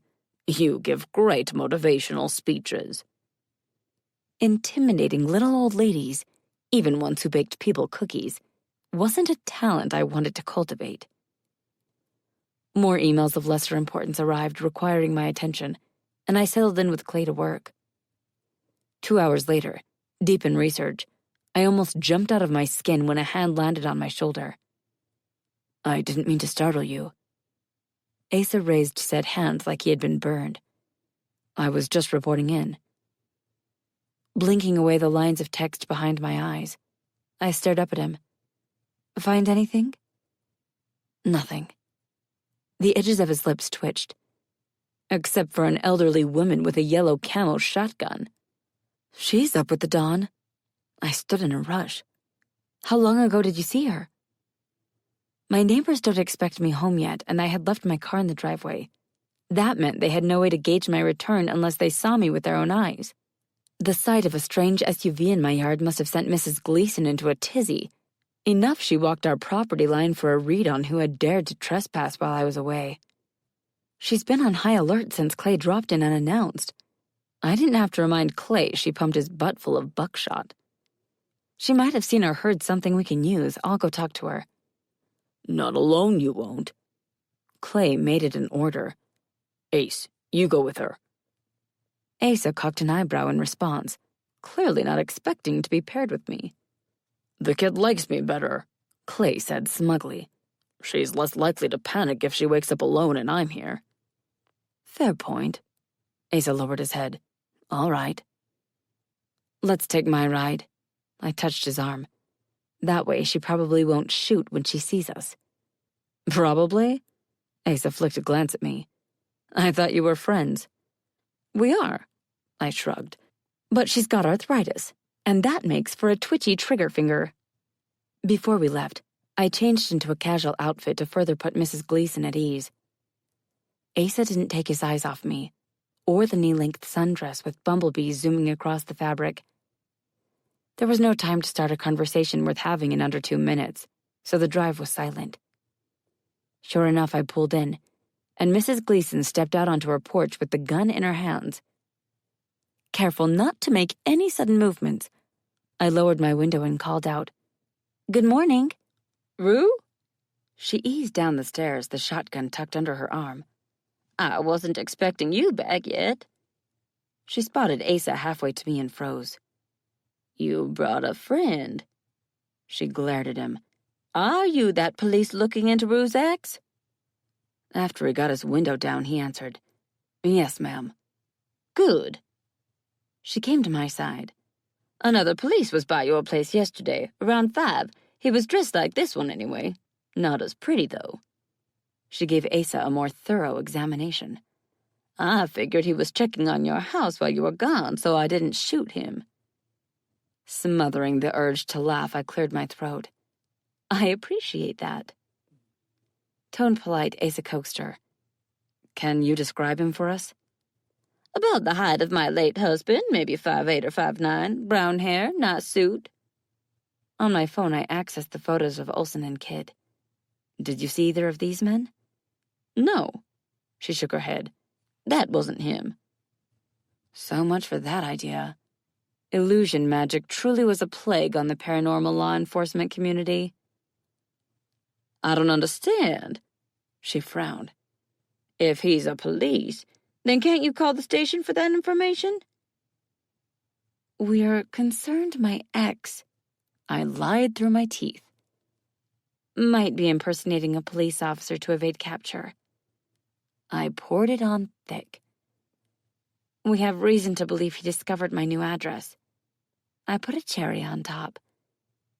"I think he might be who you saw at my house." "I knew I should have shot him," she growled. "That's the last time I give the benefit of the doubt." This visit was quickly spinning out of my control. "I would prefer you not go around shooting people." "On your property, that's your choice." She patted her shotgun. "On mine, I believe in instant karma." As soon as this was handled, I owed her granddaughter a call. She had to talk Mrs. Gleason down for me. "We appreciate your time." I squeezed her hand. "Do me a favor?" "I already said I wouldn't shoot anyone on your property," she grumbled. "What else do you need?" If you see him again, or anyone else, call my cell. Do not go after him. He's armed and dangerous. Well, what do you know? Her smile was feline. So am I. Please. I squeezed her hand. I couldn't bear it if something happened to you because of me. All right. She leaned in to kiss my cheek, then stepped away. I'll call a meeting of the Yardbirds. Thank you. I raised my window and backed onto the main road. Well, that got us nowhere. Asa didn't agree or disagree. Who are the Yardbirds? They're our neighbors and a few of our friends. They're our unofficial neighborhood watch. That made him smile. Are you sure it's wise to let her rally her troops? We don't have much choice. I rolled into my driveway. It's probably a good thing. They'll keep her too busy to get into trouble. I parked with a sigh. They meet every Sunday after church. The last time they drank their weight in margaritas and ended up passed out on the porch and in the driveway. Genuine alarm sharpened his expression. With guns? One of them is always chosen to be the designated ammo holder. So, yes to guns, no to bullets. You have interesting neighbors, he mused. Are you sure they'll be okay unsupervised? I have the numbers of their husbands and grandkids if they get too out of hand. Back home, we exited the vehicle in time to find a moth on the porch judging us. Behind her, standing guard, was Clay. He rubbed the smile off his face at our cold reception. You left! Colby landed on my head and knocked on my skull with a hand. Why would you do that? We have to find this guy. I winced at her rough treatment. You're not safe until we do. Our home ought to have been inviolate after the years of blood, sweat, and effort I had sank into the wards. But white witchwork paled in comparison to the dark magical muscle the killer, or killers, was flexing. I don't want to be left behind again. She shrank to hairbow size. No one will notice. I'll think about it. I squeezed past Clay and dropped her in the kitchen. Eat your breakfast. With a huff, she returned to normal size and set about making her usual meal. As slow as possible. There were snails in the flower beds moving faster than Colby as she eavesdropped on the adult conversations. Let me help you. I scooped up the bowl of pollen, made her fresh sugar water, then carried everything to a reg. She drifted behind me, barely flapping her wings, doing her best to drag her feet mid-air. Stay put and plug in, for real this time. There are some things you don't need to hear, okay? I don't want the images in your head. It's not like I haven't seen it before, she muttered softly. I can handle it. You have, and you can. I swallowed to wet my throat. That doesn't mean you should have to again. Asa met me in the doorway with a grim expression that didn't bode well for our investigation. 9 agents have been present at all 4 crime scenes. He guided me into my chair, then reclaimed his across from me. 2 of those, including Kid, are junior agents. The rest are veterans. He checked the screen. The Kellys are in the process of locating the 7 we haven't spoken with yet. Okay. I rubbed my temples. Why was Kid recruited? His mother was a lone wolf, and that's how she raised him. Clay knew the details without checking, so he must have already read this information. She edged too close to the boundaries of her local pack's land when prey became scarce. Kid trespassed during a hunt. The Alpha heard about it, and he went to set Kid straight. His mother recognized the Alpha, panicked, and challenged him. Clay exhaled. The Alpha killed her quick. Kid witnessed it. He flew into a rage, attacked and killed the Alpha, then he ran.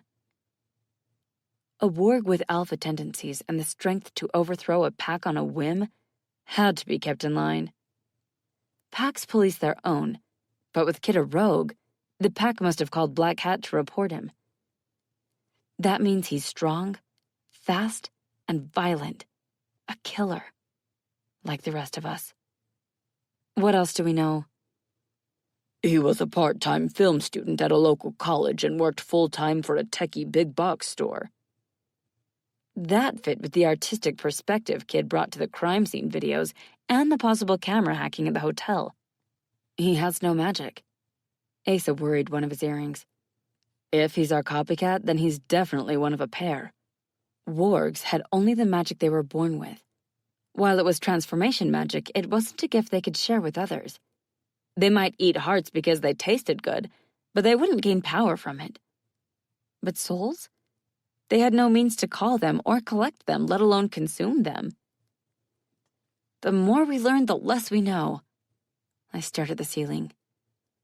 I'm not a fan of playing defense. Offense was more my style. Keep an opponent on their toes and they had no time to plan their next steps. The house phone rang, which was unusual, and I hopped up to answer. Hello? Are you back yet, dear? Miss Dotha's warm voice washed over me in a comforting wave. I am. She had called my house phone and not my cell phone, which meant I had to be home to answer, but I knew better than to sass her. Oh, good.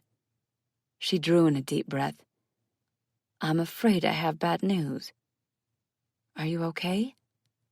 A ball of dread rolled in my gut. Are the girls? It's nothing like that. We're all fine. It's your lovely store. It was broken into last night. All at once I could breathe again. My store? I called the police and they filed a report on the incident. She let me absorb that. Are you there? Yes. I hated my voice for cracking. I'm here. Would you like to come down and see for yourself before I get my son to board up the front? Yes. I sagged against the wall. I'll be down there shortly, and thank you. The call ended, but I stayed put, decisions churning through my head faster than I could make them. I need to handle this, I told the guys. He might have left a nasty surprise for the cops to find. The skull at the processor was a turning point in the killer, or killer's, evolution. From the mural on the cave wall, I had to assume this production was all for me, to get to Colby. They wanted my attention, and now they had it. Serial killers don't change their spots. Clay exhaled. Nothing about this case has made any sense since we brought you on board. He winced. No offense. He stood. We thought we had a copycat, but... The killer. It was easier to think in the singular until we had hard evidence. Did his homework. The Silver Stag was my last case, and he made a half-assed attempt at recreating it. He hit enough similarities to ensure the Bureau went searching for me. He let them do the legwork to find me, then followed me to Colby. Only an agent had the level of access required to learn the details of the Silver Stag case. And only an agent had clearance for the system storing the information on my whereabouts. How did he know about Colby? Asa rose as well. You were alone in the clearing. I don't know. I picked at my thumbnail. I missed something or someone. Why would they wait 10 years? Clay shook his head. It makes no sense. I don't know that either. I considered the timeline. 10 isn't a powerful number. 7 or 13 would have been better. I turned to Colby. Ready to go, Hairbow? Without an ounce of shame, she shook her head, said, shrank, and landed on my head. A smile twitched in Clay's cheek, but he wisely didn't bring up the total lack of discipline in my house. The guys would have blended in better wearing casual clothes, but agents tended not to pack civvies. Lucky for me, consultants got to wear what they wanted to work. We piled into my sporty SUV, Clay swearing about tiny cars the whole way, and hit the road. A rhythmic boom, boom, boom caused me to slow in front of Mrs. Gleason's house. Please don't be shotgun blasts, I murmured, hoping I wasn't about to become the party police. The Yardbirds had flocked together, about a dozen of them, and you could never be too careful. Alcohol and firearms do not mix, unless you're blending a murderita. But when I cracked my window, my fingers crossed, rap music pulsed in the air. I had been hearing the bass. At least the massive hangover this promised Mrs. Gleason and her friends guaranteed that their eagle eyes would be too blurred to keep tabs on me. For once, that would be a blessing. Certain my neighbors were practicing safe keggering. I drove us into town and parked in the employee lot. The three of us crossed to enter the store from the rear, and I paused with a hand on the knob. Clay sidled up to me. Want me to go first?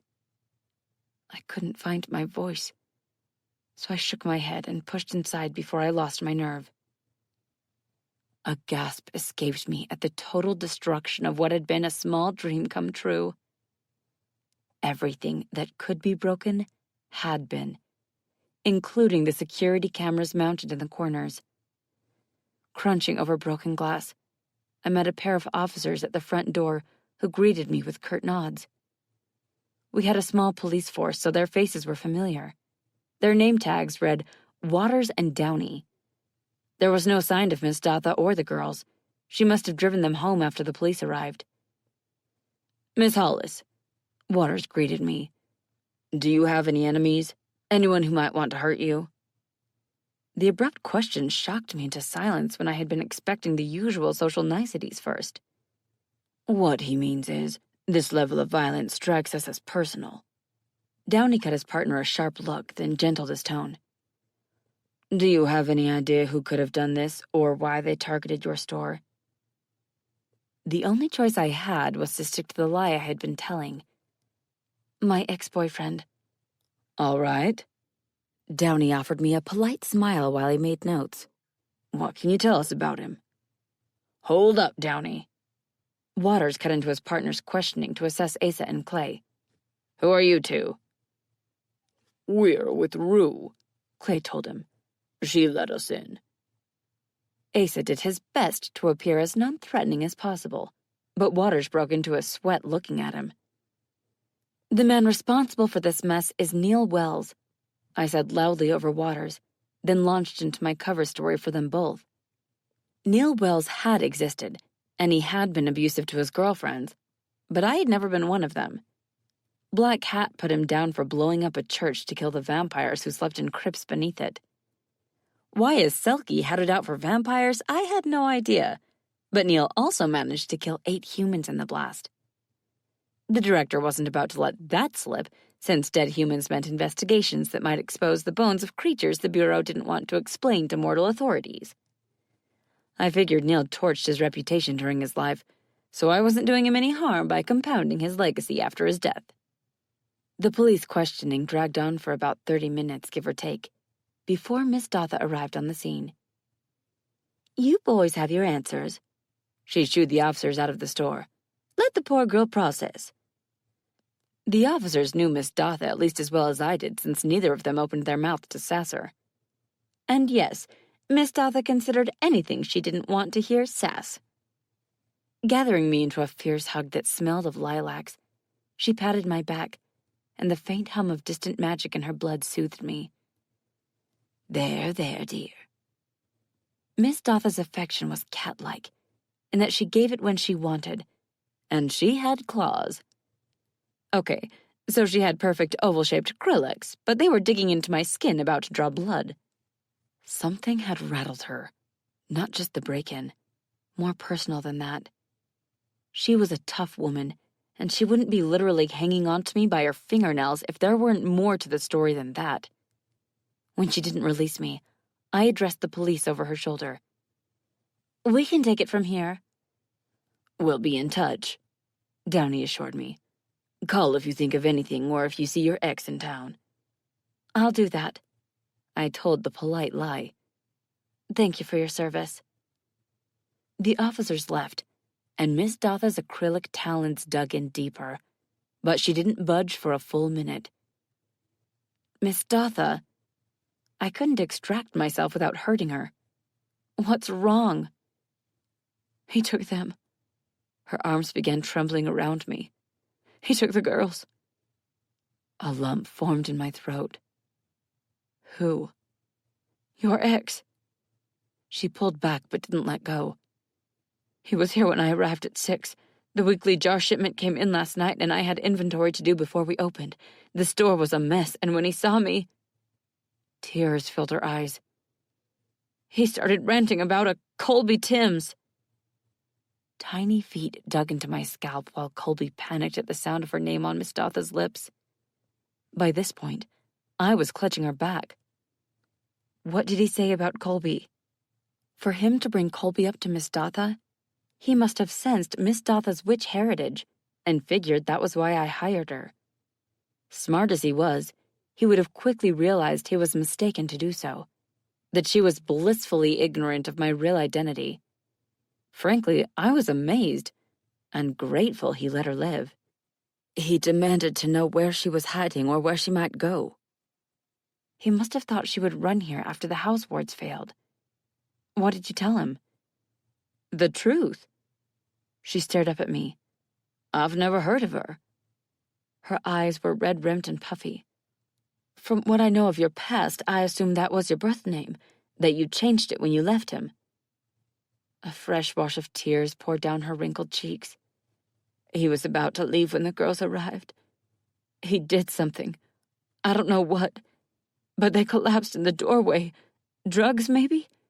He had a stick with him. It was small, what my granny would call a switch. He couldn't have done all this damage with just it. He must have had help. She caught her breath. He told me to call you and what to say. And that, right there, was the reason she was still breathing. To play messenger. He took the girls with him? Yes. She lowered her voice. He picked them up. Both of them. Like they weighed nothing. Her bright eyes burned with fear. As he walked out, the storefront began to crackle. I ran to the office to call you, just like he told me to do, and the glass exploded. He must have set up a bomb before I got here. A bomb was as good of an excuse as any. Did he tell you how to get in touch with him? No. A sob broke free of her chest. He said he would call with instructions. Then he must be close, watching. He would want to see I was following his rules. I need you to go home, pretend everything is normal, and help me keep the girls' parents in the dark. I regretted asking her to choose me over her own daughter, but Miss Dotha had overloaded her circuits. Bombs, super strength, and possible drug use had tipped her over the edge. She was happy for simple directions. I will call you the second I hear from the... I bit down on the word killer. My ex. Head down, Asa stepped up to Miss Dotha.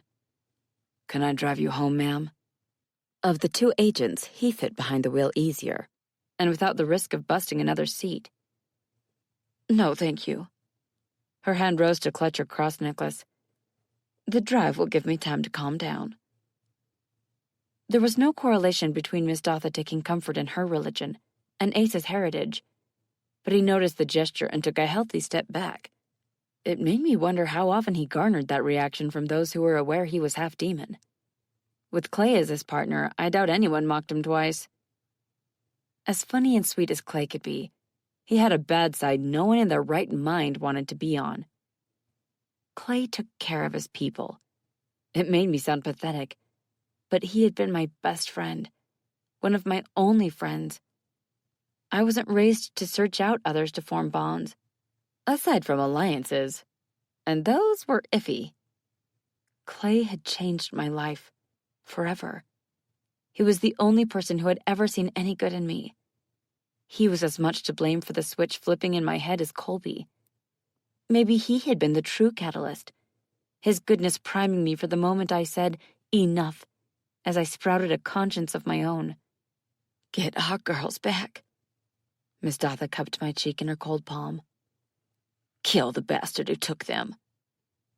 Human spoke those words out of anger, not intent. But I wasn't human, and I meant to end this. Yes, ma'am, Clay answered for me. we fully intend to do just that. With that, Miss Dotha straightened her shoulders and crunched over glass until she hit the sidewalk. Gesturing toward the office, I picked my way through the debris. I'll check the phone. I'll call the Kellys, Clay said. See if they can track Arden or Camber's cells. The office was in ruins, the same as the store, but the portable phone worked when I lifted the handset. We're good to go. I scanned the mess. This will be a nightmare to clean. Lotions, body washes, tinctures, and more saturated the floor with a layer of slippery, smelly goop. Whoever or whatever had been stealing my rosebuds, they were out of luck now. And, yeah, that was the least important thing happening here. But the tiny details were easier to swallow than the big ones. Those, like filing insurance to repair my store, threatened to choke me. Seeking out my furry hair bow, I stroked her back. How are you holding up, Colby? He took Camber and Arden. Her small voice trembled. Because of me. No, Clay corrected her. he took them because he's an asshole. He hesitated. Butthole? The slip made her laugh, which I was sure had been the point, since he winked at me on the sly. None of this is your fault, smarty fuzzbutt. From the start, you were an innocent in all this. Nestling down in my hair, she hugged the top of my head and breathed. Okay, Rue. Miss Hollis? The voice drew me out to find the promised help in the form of Miss Dotha's son, Camber's uncle. Hi, Clive. Mom told me you could use a hand. He whistled at the destruction. I brought my boys some plywood. Thank you. I blamed the fresh tears on the overabundance of eucalyptus extract. I'll pay for your time and your supplies. I met him at the door and shook his hand. It's the least I can do. Mom would tan my hide if I let you do that. His smile was crooked. I'm happy to help. 2 boys around 15 or 16 walked up with toolboxes in hand, and the 3 of them set to work boarding up the front of my shop, door and all, and sweeping the sidewalk clean to spare me the chore. As much as I wanted to stalk the phone until it rang, I followed small-town protocol and dialed the diner.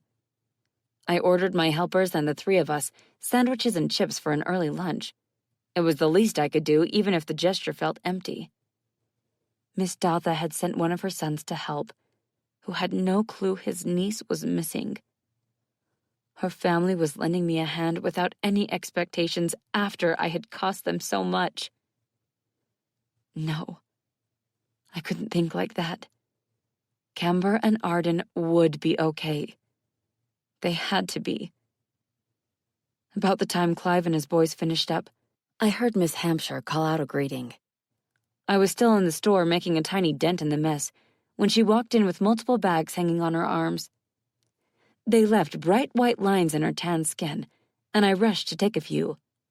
Clay pitched in too, but I couldn't blame Asa for hanging back. He really did have a knack for spooking people, especially humans. You didn't have to do this, I chided her. I could have picked it up if you couldn't spare someone. Nonsense. She hugged me the second my hands were empty. We all saw your poor shop.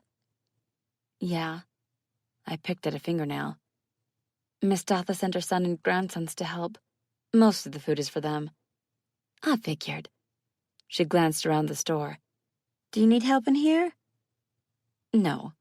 I gestured to my teammates. The guys are helping me. Asa had been sweeping and changing trash bags for me while Clay stood guard near the door. The sight of Asa holding a broom and dustpan must have set Miss Hampshire at ease. In her world, the scary guys must not be domesticated. Oh, good. She smiled at Clay and Asa. Thank you both for helping our Rue. We're happy to, ma'am. Clay ducked his head. Thank you for going out of your way for us. It's no problem. She waved him off. Fresh air does a body good. How much do we owe you? Clay pulled out his wallet. Pass me that ticket, Rue. I won't take your money or hers. Miss Hampshire lifted a hand. Consider it a gift from me and Frank. Outright refusal would hurt her feelings. and I had become a person who cared about others' feelings. But that didn't mean I couldn't fuss. You won't stay in business if you don't start charging people. She flipped that same hand. I'm about to retire. Let the person who buys us out worry about it. Let me help you. Clay offered her his arm. The floor is still slick in here. And they say chivalry is dead, she tittered. Thank you, young man. Clay was old as literal dirt, since he was made from the stuff. But he did look around 40. Clive ducked his head into the store.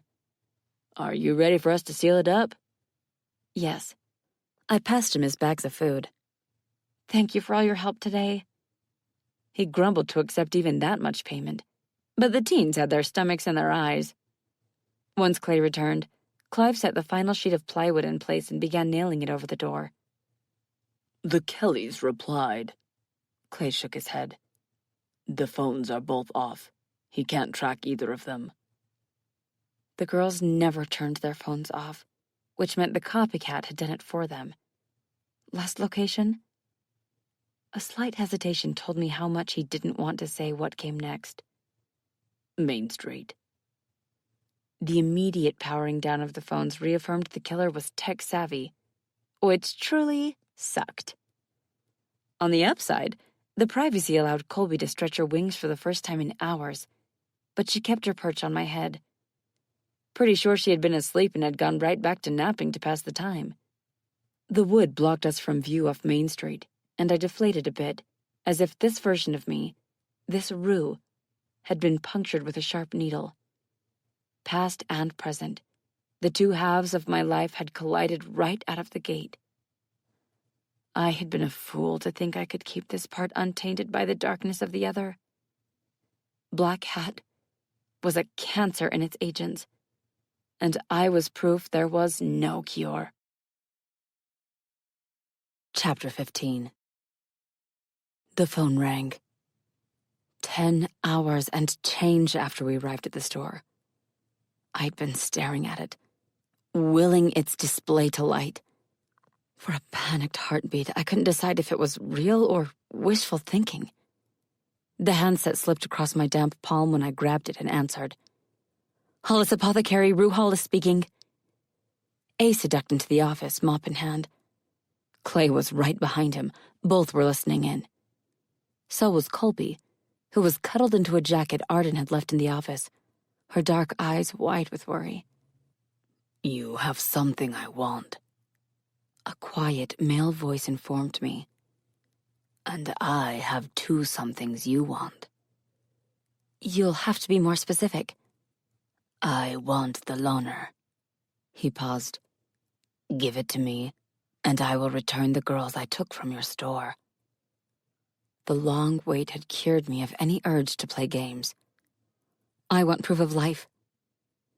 Twin screams pierced the air behind the collar, and he sucked in a breath as if savoring their pain. In a blink, Colby shot off the desk, shrank, and nested down until my hair hurt from her yanking on it. There is your proof of life. His voice grew huskier. Meet me at Tadpole Swim. The lack of qualifiers stumped me. When? A soft laugh flavored his tone. Now. The call ended before I could ask more questions. No doubt that was the point. He didn't tell me to come alone. I flung the phone at its base. That's not a good sign. Villains loved their catchphrases, and that had to be number 1. Maybe number 2, right behind, don't call the cops. Which, now I thought about it, he hadn't used that line on Miss Dotha either. He knows you won't come alone. Clay didn't sound worried one bit. Why bother lying about it? Apparently, he appreciated a criminal willing to cut through the BS to the meat of the problem.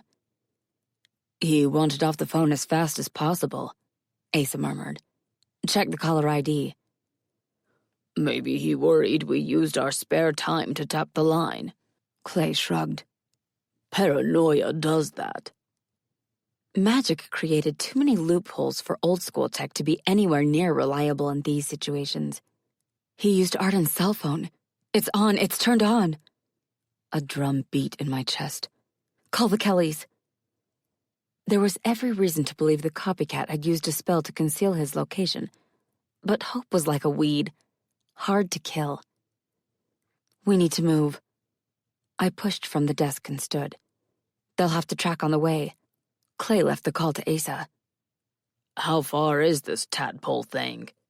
About 20 minutes outside town. It's a popular swimming hole for teens. The girls met their boyfriends up there in summer, sneaking around like they invented skinny dipping. We burst out of the back of the store, and I didn't bother locking up behind us. We climbed in my SUV, and I drove the exact posted speed limit to give the Kellys more time to hit us with some good news. What will we do when we get there? Colby's quiet voice rang clear in the silence. Not hand you over, if that's what you're thinking. A shiver rippled through her I pretended not to feel. You love Camber and Arden too, so... I do. But me and you? I reached up to scratch her head. We're in this together. Okay. She nestled back down. I believe you. You better. I glared at her in the rearview mirror. Or I'll have to spank your fuzzy butt. A teeny, tiny laugh escaped her, and it was good enough for me. The kid didn't deserve this. She survived the Silver Stag, but she lost everything. Her life, her family, herself. She got stuck as a moth for eternity. Now her very existence was a temptation to those who practiced dark arts. It wasn't fair to force her down memory lane, but life wasn't fair. Never had been, never would be. About 10 minutes out, Ace's phone rang and we all held our collective breath. They have a general area, he reported, then waited on the line. They have a location 1 mile east. No wonder he didn't bother concealing himself, I muttered. He was calling on his way to Tadpole. Probably, Clay agreed. What's our plan? There's no time for a plan. Asa stared out his window. We don't even know who or what to expect. Hard to plan a strategy with so many unknowns up in the air. We'll wing it. Colby stomped several of her tiny feet on my head. I hope that wasn't a moth joke. As much as I wanted to smile at her attitude coming back to her, I couldn't get my mouth to cooperate. The Black Witch will be there, I said instead. As to the who, I guess we're about to find out. Might be Kid. Might be something that looked like Kid. Might be whoever cut off Olsen's face. Variables were endless, but our time had run out. The killer had his goal in sight and wanted to score. I parked where the pavement ended, and we sat there while I lined up my thoughts. Clay. I held my hand out to Kobe. She climbed on, and I passed her to him. Protect her at all costs. Burnt crimson eyes bored into me. Who's going to protect you? I can take care of myself. I twitched my lips in a smile Asa didn't appreciate. But I wouldn't mind if you followed me in, say, 5 minutes. That's how long it will take me to get to the pond. His lips parted, but whatever he planned to say died on a soft exhale of breath. Colby, listen to Clay. I twisted to face her. Do whatever he tells you, okay? Be careful, Rue. She climbed up his arm to sit on his shoulder. Promise? Cross my heart. I made the motion. And cross your fingers. I slid out before I lost my nerve, shut my door like it would protect them, then set off down the path. The pond was how I remembered it, the one time Miss Dotha sent me to fetch Camber after a missed curfew. It wasn't wide, but it was deep. It saw too much action for scum to thrive on the surface, but a green tint colored the water when sunlight hit it just right. Tonight, with the new moon, the water loomed as black as pitch. You did an admirable job of hiding. The same quiet voice from the phone rode on a warm breeze. I'm embarrassed how long it took me to find you. As far as I could tell, I was alone, but I heard him clear as a bell. You didn't find me, though. True. Distaste twisted the word. I was forced to get creative. Creative? I aimed straight for his artist's ego. You think killing all those girls makes you creative? The Silver Stag went down in history as one of the most notorious serial killers of our time. But that title was earned on sheer numbers alone. There was no art in what he did. There was only hunger for power. But he lacked the stomach for the job. He transformed his prey into animals to strip them of humanity. Nice theory. I tried homing in on his voice. I read his profile too. A crow's loud cawing rent the night and blasted shivers down my spine. I elevated his primitive methodology, but was forced to retain certain key aspects to guarantee that the director would reach out to you. See, I had a theory. I believed the director knew exactly where you disappeared to all those years ago. But he proved resistant to involving you. I had to resurrect the killer all Faye parents had come to fear in order to force his hand. And here you are. You got me. I spread my hands. Now what do you want? Colby Timms. From high above me, mocking laughter rained down from the crow. Normal crows didn't laugh in perfect sync with villain monologues. Nice familiar you've got there. The killer wasn't in the mood to be distracted, but all I had to do was find the right topic. Talking kept him from wrapping this up, and that was the best I could do until Asa got in place. Backup wouldn't cure all my woes, but it would give me a morale boost to know I wasn't alone. Why the processor? Hearts aren't the only parts of the body rich in nutrients and power. Thaddeus has a taste for livers. The crow squawked in eager agreement, or at the sound of his name. Either way, it was creepy as heck. Wrong topic. This one made my stomach turn when I needed to be ice cold, not fever hot with rage for his victims. Why wait 10 years to get creative with finding me? I invested several years in staging my death. The director is a cautious man, and he held my true name. I had to be careful when I orchestrated a fitting end in the line of duty so that I would be clear for recruitment under a new face. I would have preferred 13 years, as I'm sure you would have guessed, but I grew impatient. You made mistakes. Agent Kidd noticed Thaddeus was present in all his films. I got close to Kidd to determine what he knew, but I overplayed my hand. He began to suspect me. I had no way of knowing if he shared his suspicions with anyone else, and I couldn't risk it. He hadn't been in the system long. He was eager to please, eager to belong. He thought the Bureau would provide him with a surrogate pack.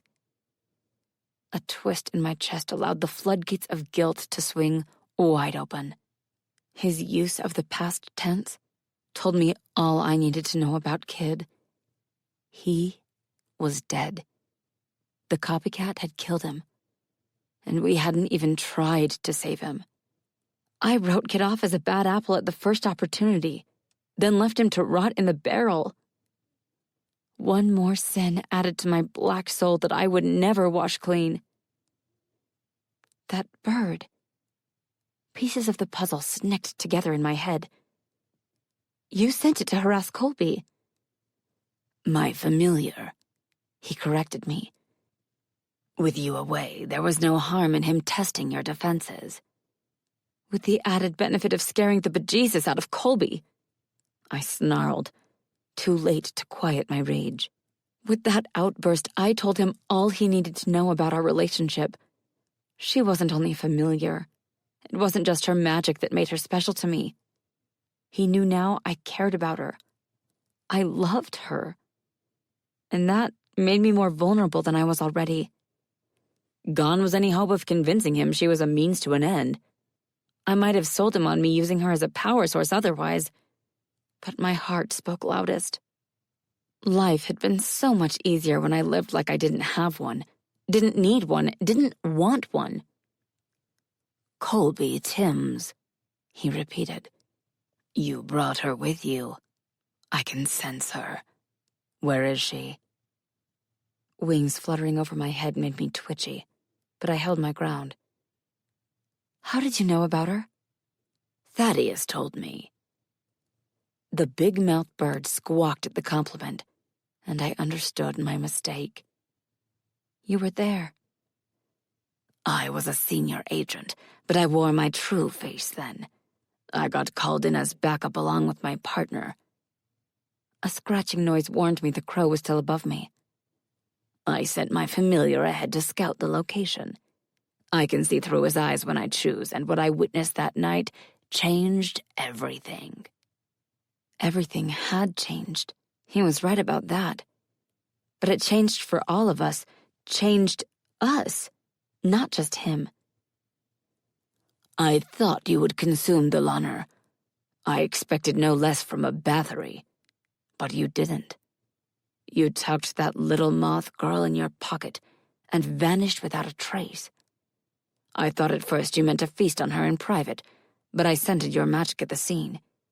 You bonded her to you, saved her. She's your familiar. Limbs shook overhead as the blasted crow took flight, and it leaving was somehow worse than its staying. The scabs over my heart bled to recall that night. Where are Arden and Camber? The humans? He hesitated. I did promise to return those to you, didn't I? You did. You know what I want in exchange. Show yourself, I ordered instead. I'm tired of talking to shadows. An unassuming young man stepped from behind a tree, too thin to shield him without magical help. I had only seen him once, for a few minutes at the third crime scene, as I unraveled the spell. But I recognized him. David Taylor. The junior agent Kid introduced to me as Taylor wasn't a warg after all. But I bet the real one had been. The mask Taylor wore emitted the same paranormal frequency as its original owner. It was enough to fool most people, me included, if you didn't know to look. There were two possibilities for how this would end, Taylor said with an air of resignation. You were this great and terrible creature once. Men trembled before you. You were a feral and depraved beast contained in the skin of a woman. He wet his lips. I idolized you. When black hats came for me, I let them take me. I wanted to join the Bureau, to be your right hand, but you broke before I got the chance. Who were you? I squinted at him, knowing it would tell me nothing. I don't remember you. Everyone was beneath your notice then. He smiled in remembrance. Gods, you were a sight. A hollow sensation carved out my stomach as another thought occurred to me, worse than the others. You targeted Colby to punish me, I realized. Did my defection wipe the stars from your eyes? Yes, he growled, stepping closer to the water. As a matter of fact, it did. Sparks ignited in his palms, dark purple and midnight blue, and he raised his arms out to his sides. You taught me a valuable lesson. He shot a bolt of magic at my feet, and I leapt back with my boot tips singed. No matter how humble or high-born our origins, we can rise above them, or sink below them. The magic he was tossing around far outclassed what I had on tap, but I palmed my wand all the same. Ah! I kept on my toes as his strikes landed closer and closer. Tender about our humble origins, are we? He was wearing me down, I knew that. He would keep me dancing until he decided to cut my strings. Colby would be free of her familiar bond then, and her soul would leave her body. There was no doubt in my mind he planned to consume it, consume her. as I died bearing witness. The pointed caw of a crow drew his attention skyward, and he held out his hand. A hank of long, black hair slid through his fingers. In the dark, it dripped black and slick like blood. The bottom fell out of my stomach at the sight of Asa's beautiful hair. Your demon won't interrupt us. He let the wind take the strands. The golem, however, is 9 feet behind you to your left. Thaddeus tells me he has the Launer with him. Kind of him to bring her to me. I whirled around to find nothing but forest behind me, and I had only seconds to grasp my mistake. A bolt of magic struck the top of my head like lightning and zinged through my body into the ground. Coughing up smoke and blood, I hit my knees, and Taylor was on me in a heartbeat. Think of it like this. He fisted my hair and cranked my head back until our eyes met. Your death will seal your reputation. Your legacy will survive untarnished by this pathetic attempt at redemption. From the moment Miss Dotha whispered in my ear, I had known my troubles would be over tonight. A white witch couldn't beat him. I couldn't beat him. Unless I was willing to die for it. And take Colby with me. Had she been here to ask, I knew the path my brave girl would have chosen. Fingers tightening on my wand, I began a low chant that swelled in volume until the warmth of my power filled me to overflowing. Light blossomed under my skin, the glow of beautiful white that swelled until it spilled from my pores in a pulse that blinded me. Stop! He cupped my jaw, seconds from snapping my neck. You can't defeat me. He was wrong, and I was about to prove it to him with deadly consequences for us both. Chapter 16. Rue might not be able to defeat you, Clay rumbled at Taylor. but she can. She? She? The only she in his care had no business charging to my rescue. I would strangle Clay for this. I would have to survive it first, yeah. But then it was on. Why on earth would he bring Colby straight to the man whose obsession had cost so many lives? A featherlight touch anointed my forehead, and more of that sweet, bright power flooded me. The brightness in me hadn't been my burgeoning death curse burning up my throat. It was all her. Of all the hearts I had eaten, none had given me this potent rush. It left me cleansed somehow, and terrified to my core what I might be willing to do to feel this way again. Me and you. Colby's soft feet brushed tears from my cheeks. We're in this together. You. I breathed as my vision cleared. Your power is doing this. Colby shone, radiant and powerful, a star fallen to earth. It's us. She fed more of her strength into me. We can do this. Gods, Taylor marveled. I knew she would be magnificent. Releasing my hair, he swooped his hands in to cup Colby and scoop her off my face. The tips of his fingers burned when he touched her wings, and he howled with rage. Freed of his clutches, I braced Colby with a hand, then rolled aside to put distance between us and Taylor. Where are the girls?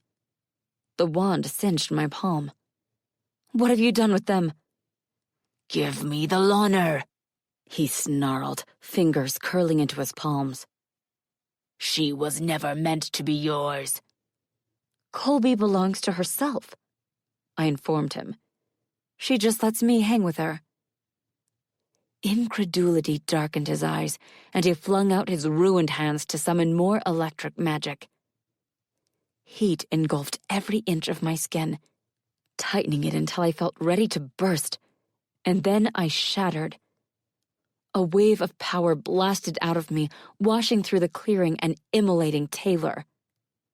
The world turned white and too bright for my eyes, but I willed my vision to return, panic coasting down my spine. I wanted to see Taylor's ashes. I wanted to kick them. But mostly, I wanted to know beyond the shadow of a doubt that he was dead, and Colby was safe from him.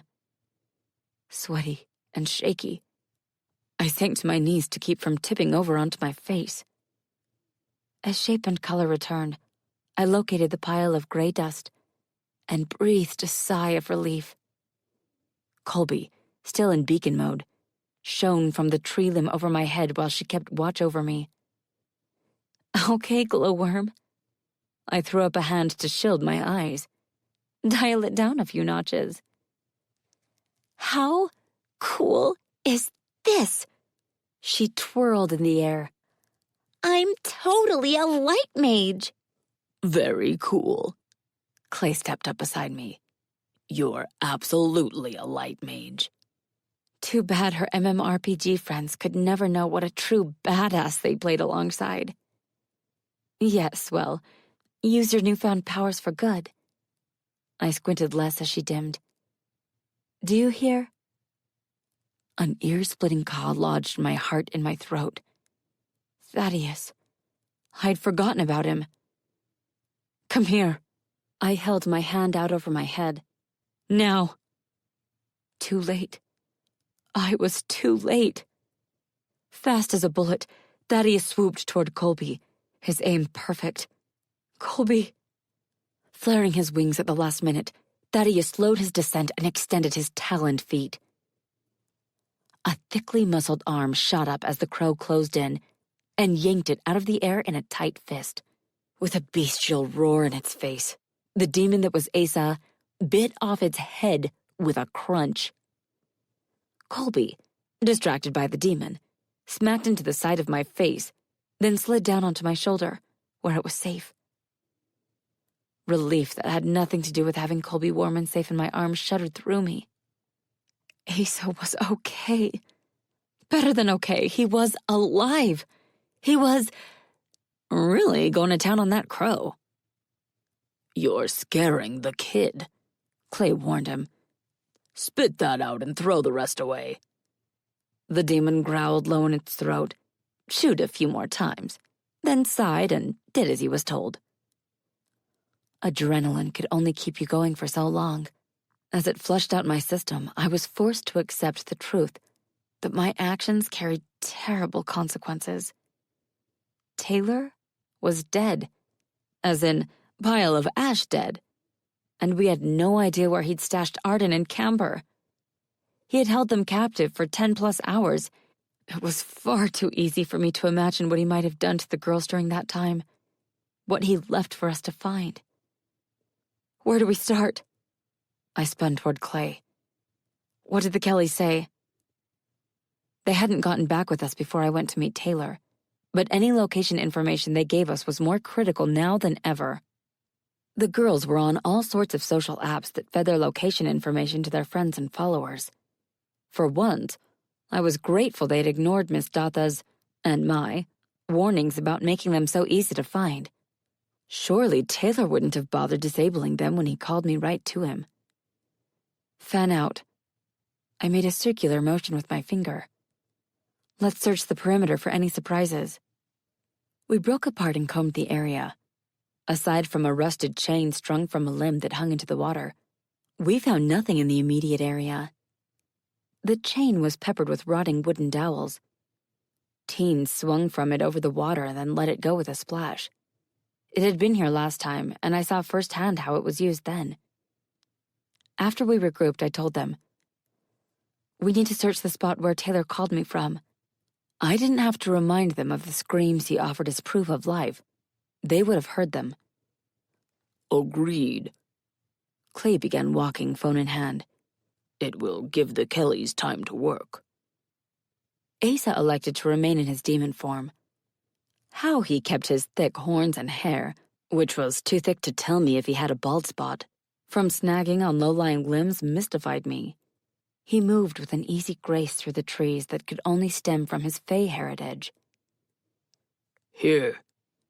He thrust a hank of his long hair at me. Pet. I have other things on my mind right now.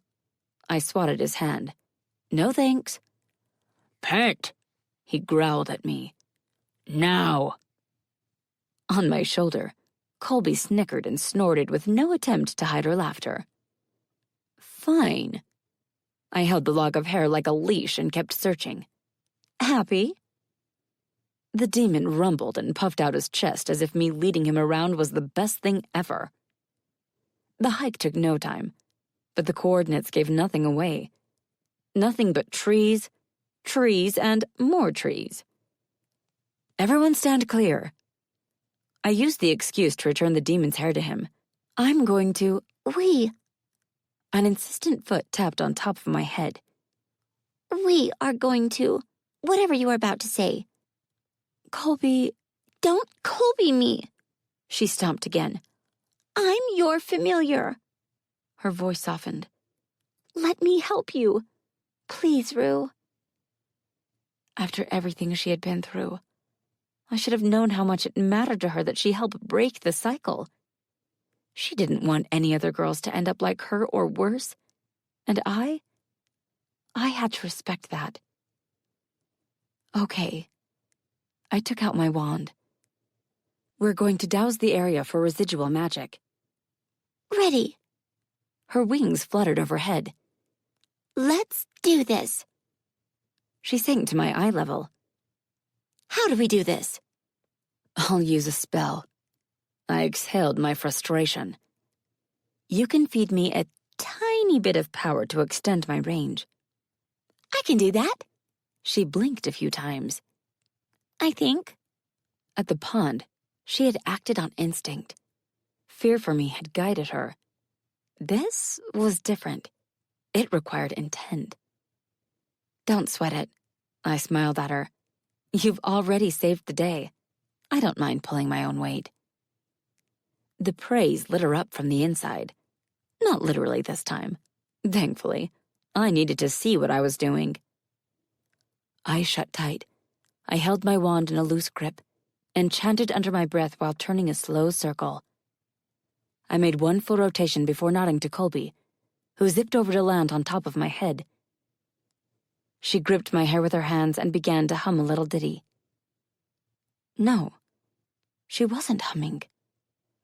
Her power was buzzing along her body and vibrating through mine in an audible harmonization. Shutting my eyes again, I dowsed for signs of magic. A quiver shot down my arm, alerting me to residual energies. Taylor had concealed whatever spell he cast, but Colby's light magnified its stain on the earth. I focused on Camber and Arden, their faces, their voices, their laughter, and swept my arm in a wider arc.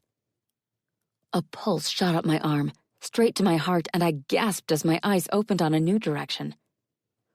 We just came from there. Clay rubbed his nape. Are you sure you're not picking up on the fight?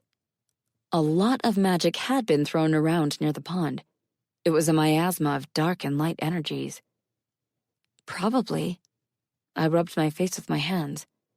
Any word from the Kellys? I'm sorry. Colby snuggled against my scalp. I thought I could help. You did help. I patted her. Your magic is unlike anything I've ever felt. I must be channeling it wrong. We'll figure it out. She crept forward and leaned over my forehead. We're a team now, right? Taylor held the girls captive for hours before he called. Clay cut in, sparing me from explaining to Colby how tonight made it that much more dangerous for people to discover her existence. What was he doing? The magic here is faint. I thought about how it felt. He might have been meditating? Black witches tended to require time to come back to themselves after large expenditures of power. That, or the darkness they unleashed within themselves, turned them stark raving mad. What was he doing at the pond? Clay glanced back the way we had come. For 8 hours. The better question was, what had he done there to expend so much power he had to recenter himself? Nothing good. The demon rumbled. Go back? I'm going to douse and walk. I pointed to each of them. Don't let me smack into a tree. Where's the trust? Clay laughed. You know I won't let you kiss bark. Allowing my eyes to close, I extended my arms and addressed Colby. Ready? Wings aflutter, she yelled. Ready. Careful not to burn her out, I modulated the flow of power from Colby into me, and we got to work. Deep within my casting, I was aware of the occasional nudge or bump to prevent me from crashing, but I ignored the physical contact to focus on the destination. Until a wide palm wrapped around my arm and stopped my forward motion with a gentle insistence that caused me to open my eyes. We had arrived, and by arrived, I meant we had walked a perfect circle right back to where we started, at the pond. The demon holding on to me studied the area but shrugged when he discovered nothing new.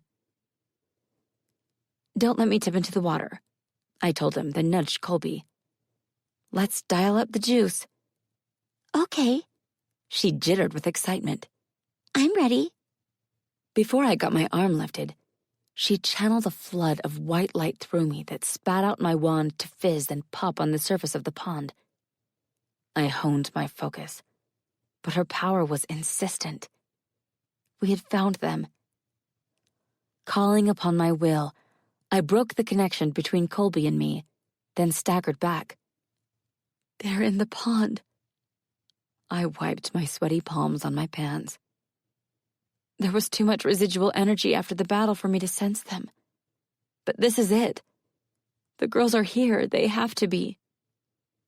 I hit my knees in the mud. I can't believe. A firm hand landed on each of my shoulders as Clay and the demon comforted me. Grief roiling through me, I tipped back my head to stare at the night sky and spotted the rusty chain. You don't think... I lurched back to my feet and fisted its taut length. We have to check. Until we exhausted all leads, we weren't going anywhere. I couldn't face Miss Dotha or the girls' parents otherwise. The girls couldn't have survived this long underwater without help. But Taylor was a skilled witch. There were several ways he could have submerged them long-term while keeping them alive to use as bargaining chips. And that would explain where he spent his magic. There's tension on it. Clay sounded surprised. The way it hangs into the water makes it hard to tell. The thick links made for a sturdy but heavy chain one of the teens must have pilfered from a parent. Pull, the demon told him, gripping the chain. For Rue. The guys put their backs into hauling the chain out of the murky pond, link by slimy link, while I kept a wary eye on the water for any traps Taylor might have set. Colby peered over my head, helping, though I wanted nothing more than to send her up to a high limb to watch from there, or even back to my SUV. But the familiar was out of the bag now. Good luck stuffing her back in it. I would have to allow Colby to make her own decisions about how, and if, she used her powers. To rob her of choice would make me as bad or worse than the stag or Taylor. It's stuck. Clay braced his legs. There's definitely something down there bumping the sides. Then I'm going in. I lifted Colby in the air. I hope there aren't leeches. I shuddered. Colby, you're my lookout. I stripped down to my bra and panties, grateful the demon saw the floor show instead of Asa. Guys, I'm going to lower myself using the chain. Don't panic if you feel it jerking. I hesitated. Actually, do panic if you feel it jerking, but light wiggling is fine. Bad idea, the demon grumbled. New plan.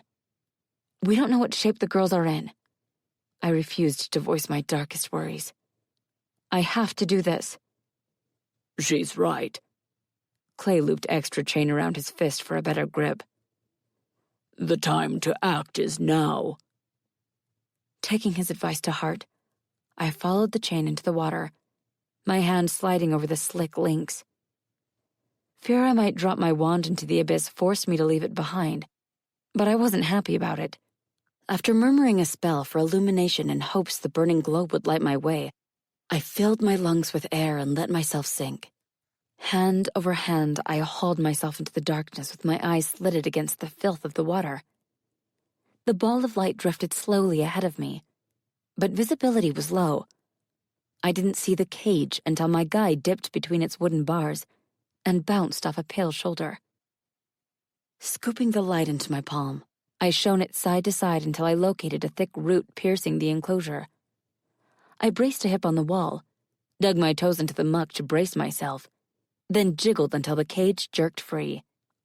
Once I verified it was clear of entanglements, I gave 2 hard pulls to signal to the guys I was done. A hard yank knocked me into the opposite wall as the cage shot past me. Shoving off the packed mud, I hooked my fingers into the bottom of the cage and rode it all the way to the surface. The second air hit my face, the demon was there, his arm an iron band around my waist as he dragged me to shore. Coughing and spluttering, I watched Clay secure the chain to hold the cage above the water. Now that I could see the whole picture, I wish I hadn't opened my eyes. Camber and Arden huddled together, their fingers laced, and their heads bowed until their hair tangled. Are they? Clay stepped into the water. Did you check for a pulse? No, I rasped, my throat sore like I had been screaming. Maybe I had been. Slow to leave my side, the demon joined Clay in pulling the cage onto shore and unhooking it. There's no door. Clay scratched his head. The bottom must be hinged. On trembling legs, I stood and joined them. Upon closer examination of the cage, I wanted to kill Taylor all over again. He grew it around them. There were no hinges, no seams, no doors, no escape. The entire piece had been twisted from roots and vines that had slithered under and around the girls until it finished weaving the spoked dome over them. No wonder they had been screaming. They were terrified. He had sealed them in and made me listen. The spell he used on the Fae girls he preyed on wouldn't work on humans. Their souls were too faint, too ephemeral to make consuming them worthwhile, unless there was no other food source available. But there were petrification spells, freeze spells, sleep spells, any number of vicious options that killed their target if they remained in stasis for too long. Hard to believe, but those were the best-case scenarios. Before I understood her intent, Colby flew between the bars to land on Camber's shoulder. Eyes shut, wings flexing, Colby's power lit her tiny body. They're alive. She shot up over to me. I don't know what's wrong, though. Sweet relief crashed through me. We can work with that. Want me to crack it open? Clay tested the bars. They seem flexible enough. Yes. I didn't waste more time dressing, just retrieved my wand. We needed off them. The demon gripped 2 thick vines and strained with all his might. They bent, but they didn't break. Clay tried his luck, but he might as well have been wrestling with a ball of rubber bands. It must be part of the spell. I touched my wand to a vine for a reading. It's definitely part of the spell. Rue. Clay rushed to my side. Don't move. Heart kicking up, I froze in place as he cupped my shoulder. Jerking my head toward his hand, I watched as Colby's legs buckled. The stubborn girl hadn't warned me she was fading, but Clay had been keeping an eye on her. She slid off me into his waiting palm with a sigh, and didn't so much as twitch afterward. Colby! I grasped his hand, yanking it to me, certain my worst fears had come true. Are you? I knew I shouldn't let her help. I knew it, but I did it anyway. I even liked it. No, no, no. She's asleep. He smiled softly down at her. Her battery is empty. For several long seconds, I watched to be sure she was breathing easy. I think you're right. Of course I'm right. He cradled her gently. Look, I've known a lot of familiars in my time, 100 or more. I've seen burnout before many times. This might be my first Lawner, but I'm telling you that's what this is. He scanned the pond. She threw around a lot of magic, probably discharged in accumulation since she's never functioned at her familiar capacity. The cage waited beyond. But this was Colby. You're sure? I'm sure. He held her close in a gesture of protection. I've got her. You work on the girls. Let me grab my kit. I needed all the help I could get without Colby. I should be able to do this solo. The idea of leaving the girls stuck as they were until Colby recovered was out of the question. I started by pouring a salt circle around them and sealing it with 3 drops of my blood. From there, I burned herbal offerings in a cauldron the size of my palm. I lit a bundle of dragon's blood sage for potency and protection, and walked a slow circuit around the cage, filling the air with its heady smoke and earthy fragrance. A few blood crystals placed and blessed at the 4 corners gave me another boost. I just hoped it was enough. With enough preparation time, I could work minor miracles even on my new diet. I prayed to any and all gods and goddesses who listened that this unraveling revived the girls. But they rarely favored me. I made my own luck. Pressure built behind my breastbone in stark contrast to the easy flow I channeled earlier. But this magic came from me. It was all mine. What remained of it? I could do this, but it would cost me. Lucky for me, I had Clay here to catch me if I fell. And though ours was a new and tenuous trust, Asa too. And his demon. He would probably save me for the sake of having someone to pet him. As my chant built to a crescendo, I aimed my wand and unleashed my counterspell on the circle with a tap. A beat before my eyes rolled back in my head. I swore I heard twin inhales that exhaled on screams. Chapter 17. A familiar scent roused me from sleep. Tobacco. And green apples? From deeper in the house, Colby barked orders while she battled orcs with her friends. But a rhythmic click, click, click kept steady time at my elbow. That was not part of the game, and they only ever played one. Cracking my eyes open, I discovered Asa sitting in a chair stolen from the kitchen beside my bed. Rimless glasses perched on his nose, and the beginnings of a scarf poised on a pair of wooden knitting needles. A tiny part of me wondered if that was what he had been whittling in my yard that day, but I didn't ask. Am I dreaming? I angled my head to see him better. You wear glasses? And knit? We all need our hobbies. He set aside his project. Stakeouts are boring. He removed his glasses. It's not that I need these to see. I need them to see beyond. He leaned forward. Tinkit is an ancient fake craft my mother taught me. I knit intent into my work, and my demon half has trouble perceiving the strands of the natural positive energy I channel. The spelled glass helps me block out my demon sight. You're a fascinating day, Asa. I wiped the crust from my eyes. Maybe one day you could.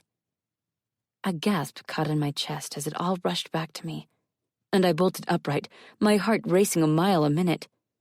Shh. He gripped my upper arms to hold me still. The girls are alive and well in the hospital. A twist in my middle left me tasting bile. The hospital? They're being treated for exposure and shock. He stroked his thumbs over my arms. The spell hit the girls hard and they hadn't shaken it off when the paramedics arrived. That type of magic isn't meant for use on humans, so it was in their best interest to be examined by human health professionals. Wetting my lips, I screwed up my courage. What do they remember? Not much. He gave me a reassuring squeeze. They were unconscious for most of it. You interviewed them? As much as I wished he hadn't asked them to relive their trauma, he had no choice. I had explained him away as a cop, so the girls would have trusted him. They would have answered his questions without the trepidation that came from a formal interrogation. That much I had done right. I still didn't like it. I had to know what precautions to take. He flexed his jaw as if he regretted the necessity. I gave both of the girls a dose of a mild potion to blur the edges of their memories. That ought to protect them. From Black Hat, from the director, from a truth that would wreck and ruin them. Thank you, I rasped, grateful beyond measure for his quick thinking. Agents kept an emergency tin of potions in their cars, a magical first aid kit, but the pre-mixed spells had a shelf life and required immediate application to be effective. That wasn't always possible, and humans died because what they had seen or heard couldn't be blurred, smudged, or faded in time to save them. Colby? Her steady voice assured me she was all right, but I had to know if she was okay. How was she? Clay was right. Asa slid his hands down to my elbows. She was exhausted, but she's fine. His assurance shoved a weight off my shoulders, and I shut my eyes to soak in the fact I hadn't hurt her. This time? Next time? I didn't want to think about it. But I knew Colby was sizing us for matching superhero costumes in her mind. We found Taylor's car. Asa let me go, and I missed his steadying grip. This was inside. A heavy weight landed on my lap, and I popped my eyes open to find a pale leather grimoire. There's a part near the back that might help you put everything into perspective. You read it? I felt dirty just holding it. You didn't read it aloud, right? Black arts don't bother me much. Demon, remember? His smile was tolerant. And I'm no fool. Sorry. I touched his shoulder. I didn't mean to imply. I understand your caution. He tilted his head, listening. I'm going to tell the others you're awake. Thank you. I caught his hand as he stood. I mean it. Without another word, he bent and brushed his warm lips across my suddenly hot and tingly cheek. Shoving handsome agents who knitted out of my mind, I cracked open the grimoire to a marked page. I read the passage, reread the passage, then well and truly felt like a fool of the highest order. What I did to Colby wasn't an accident. It was a conscious decision, for us both. But I never intended her to fulfill her role as my familiar. Therefore, I didn't study her rare condition, our unique bond, or anything else to do with what happened that night. We both chose to pretend this was how we had always been. Last night, I assumed it was last night, proved that ignorance was not bliss. According to the grimoire, Taylor hypothesized that since I bound Colby to me at the height of my power, that she would have a greater capacity for storing and channeling magic. But she was a soul-given form, an innocent soul, the rarest and most powerful kind. Children of a certain age were often targeted by supernatural predators for that exact reason. In binding Colby, I had caught pure lightning in a bottle. And according to the numerous spells outlined in the grimoire, anyone could pop her cap and drink. All they had to do was kill me first, so that our bond would release Colby's soul. As I flipped deeper into the book, I discovered the complex spell Taylor used for creating his mask and worse, far worse, curses, enchantments, soul magic. The door burst open on cat-sized Colby and Clay, and I shoved the grimoire under my pillow. I took a moth right between the eyes as she smacked into my face and clung tight to my hair. You're awake.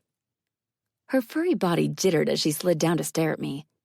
You slept a lot longer than me. Go ahead. I peeled her off and plunked her on my lap. Mock me with your supreme powers.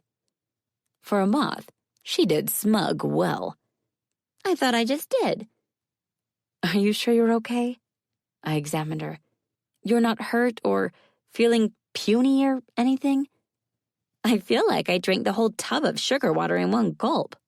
I glanced at Clay, our resident familiar expert. Is that normal? The more power a familiar channels, the more power they're able to channel. He shrugged. Colby is already a powerhouse. She's only going to grow stronger the more you work with her. He hesitated.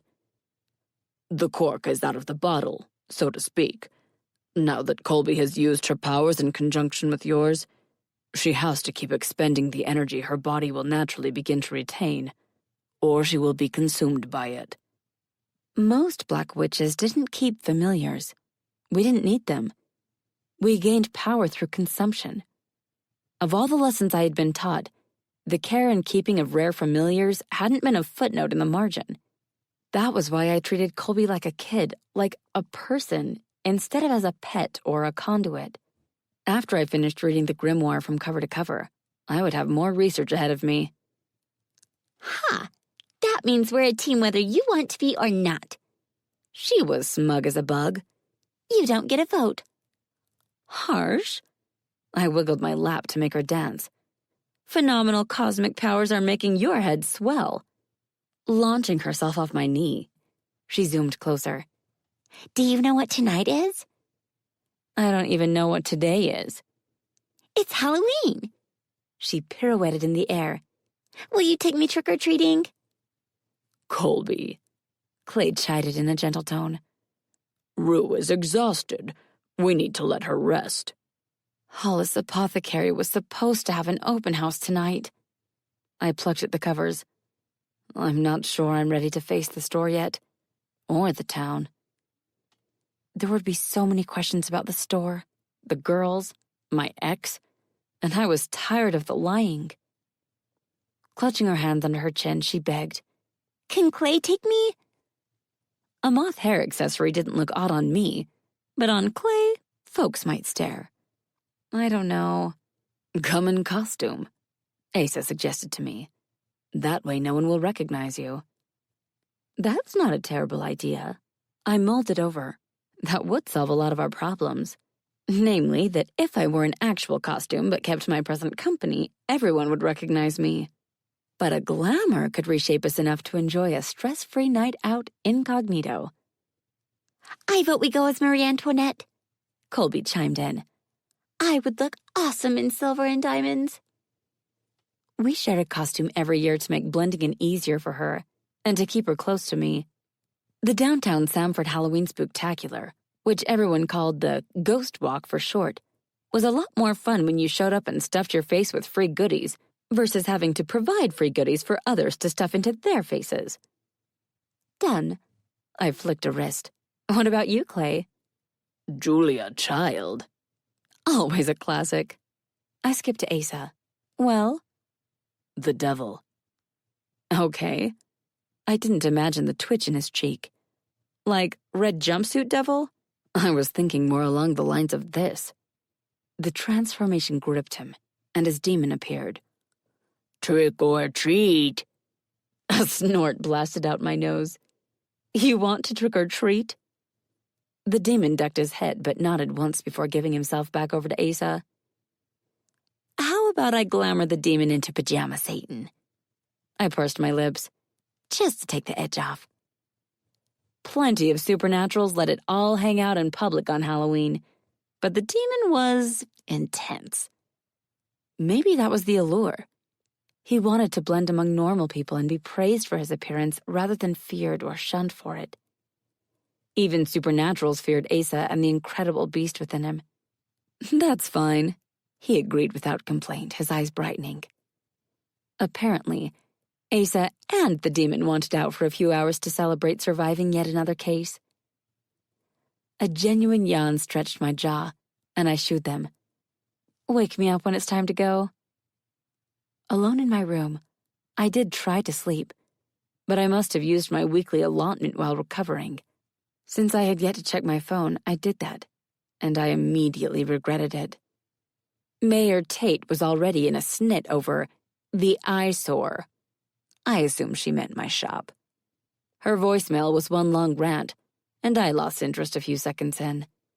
The highlights were her blasting me for my poor timing, as if I had planned this to spite her, and her guilting me for ruining the ghost walk for my neighboring stores. Done with my dose of reality, I tossed my phone, hauled out the grimoire, and began reading. Despite my choice of bedtime story, I must have dozed off, because a cannonballing moth with plenty of junk in her trunk hit me in the gut in a burst of squeeing excitement that emptied my lungs of oxygen. Wheezing, certain I was seconds away from dying horribly, I rolled onto my side, coughing. Get up, get up, get up! She flitted onto my hip. The ghost walk started 10 minutes ago. I'm up.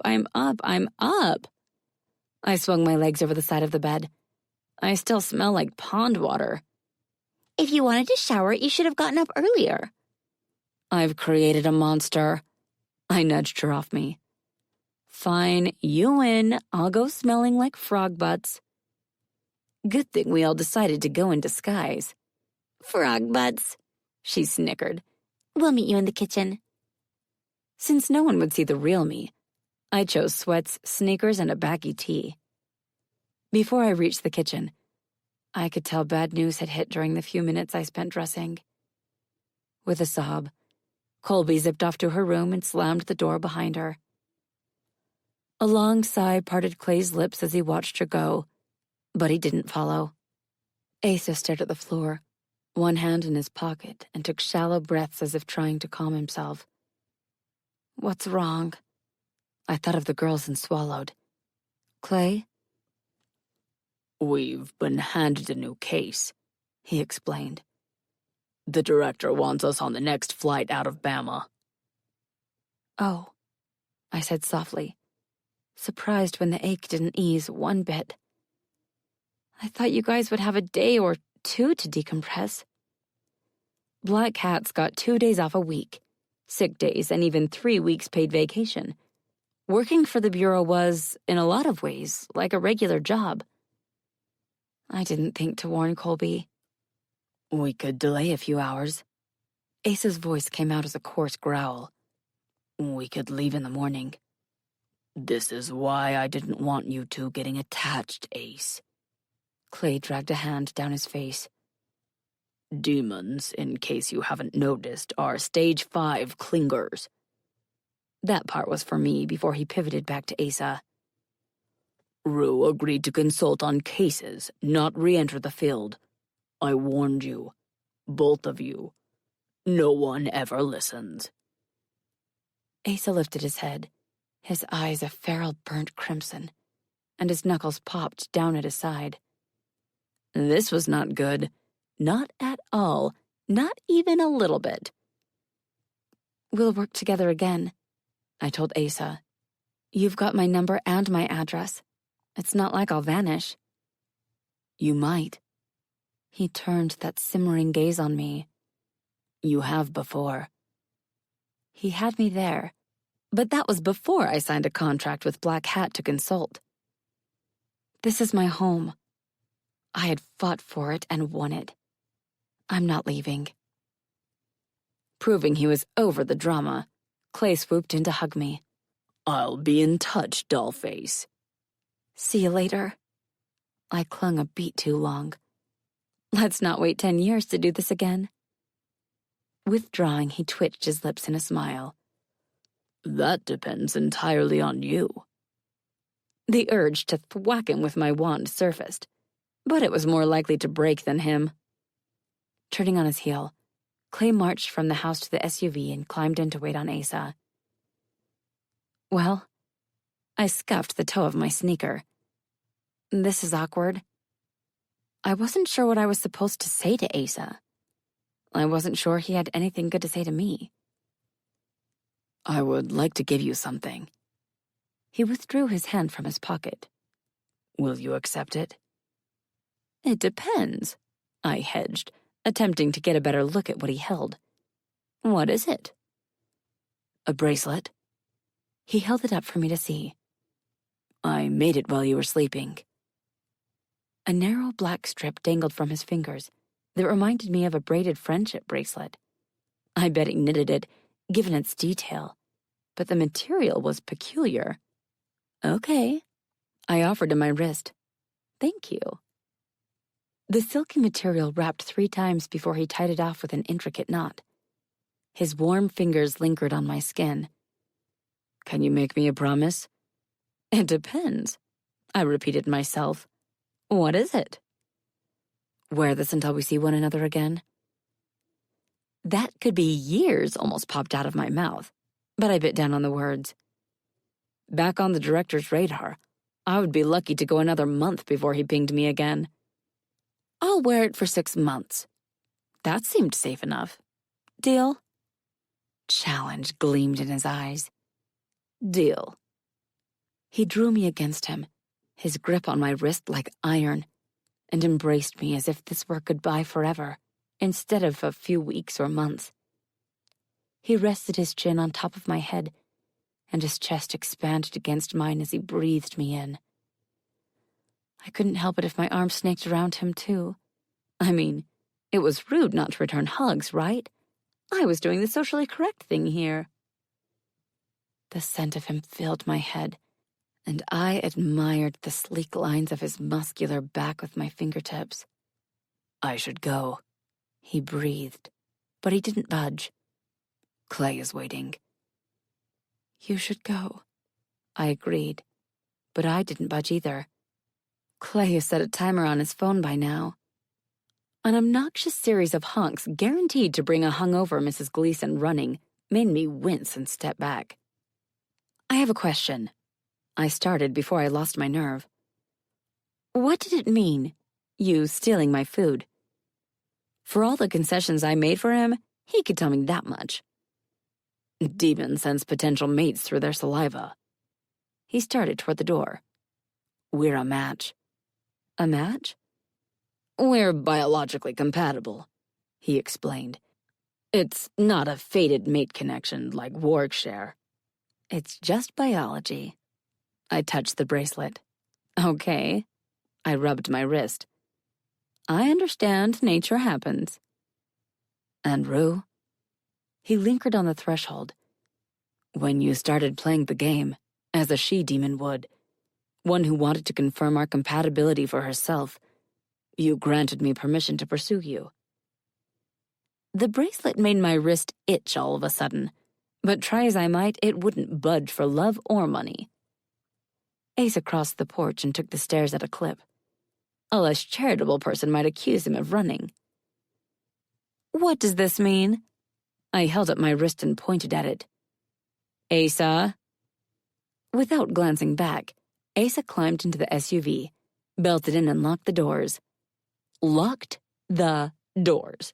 As if it would keep me out if I really wanted in. Only after the SUV turned off my driveway into the main road did he text me the answer. The bracelet wards off other males in my absence. You slapped a chastity belt on me? Turning my wrist, searching for the knot, he had vanished. I couldn't help but admire the intricate design. And that was when I noticed what else he had done. This is your hair, isn't it? Have fun trick-or-treating, Rue. I was still fuming when Colby emerged from her room, with droopy antennae and sniffles. They're not gone forever. I glared at my wrist. They'll be back before you know it. Promise? I swear it. Asa was going to remove this bracelet, and then I would strangle him with it. So, Marie? You'll still take me? Her expression brightened. Even though Clay and Asa aren't here? Now you've got me craving chocolate. I rubbed my stomach. You only have yourself to blame. I found the perfect dress. She shot toward her rig. Let me grab the link. While she skimmed open tabs, I sent Arden and camber flowers and balloons from the hospital gift shop. It was the least I could do since visiting hours were over for the day. I would have to drop in tomorrow. An unknown number lit up my phone screen, and I stepped onto the porch to take the call. Hello? I understand congratulations are in order. Goose flesh raced down my arms. How good of you to call, Director Natesty. Please. he said, all jovial good cheer. "Call me grandfather." I would rather not call you anything. A tense silence hung between us, in which I heard the layers peeling back to reveal what lay beneath. "Elspeth, I have been more than generous in my dealings with you." You were very generous with your cane when I was younger. More of his facade crumbled in the quiet. I heard it in the uptick in his breathing. I sent it, Colby called out behind me. Did you see? I mashed the mute button, but I was too slow, and the director chuckled into the receiver. "Colby Timms, I presume." His laughter reminded me of the rustle of old bones. "Tell her I said hello." Fingers trembling to hear her name on his withered lips, I ended the call and blocked the number. Are you okay? Colby lit on my shoulder. Who was that? Wrong number. I cleared my throat. Let me get my kit and we'll get glamoured up, okay? Butting against my jaw, she rubbed her furry head on me in a comforting gesture. Okay. I dropped her in the kitchen, then headed to my room for supplies. I paused when I noticed the grimoire. I had left it under my pillow. Now it sat in the middle of the bed. I doubted Colby would touch it, and we were alone in the house. As I perched on the edge of the mattress, recalling the director's quiet menace, I was tempted, so tempted to crack open the book penned in hate, to discover answers to my problems. I'm not going to use you, I told it, and myself. The information on Colby is all that interests me. The grimoire sat there, emanating blackest magic, but it gave no outward indication of sentience. I'm glad we got that settled. The cover left my palms tingling when I lifted it and carried it to my closet to a magically insulated safe. As I secured the grimoire and with other dark artifacts in my macabre collection of relics too dangerous to entrust into others' care, I reflected on Ace's comment about me punishing myself. Maybe he was right. Maybe I had to hurt, to crave, to hunger, in order to keep myself strong enough to resist temptation. And resist I did. I might be a black hat again, but I was still a white witch. This concludes Black Hat, White Witch by Hailey Edwards. Narrated by Stephanie Richardson. Copyright 2021 by Black Dog Books, LLC. This unabridged audiobook is published by arrangement with Hailey Edwards, care of The Night Agency, and was produced in the year 2021 by Tantor Media Incorporated, a division of Recorded Books, which holds the copyright thereto. Please visit tantor.com for more information on our growing library of unabridged audiobooks.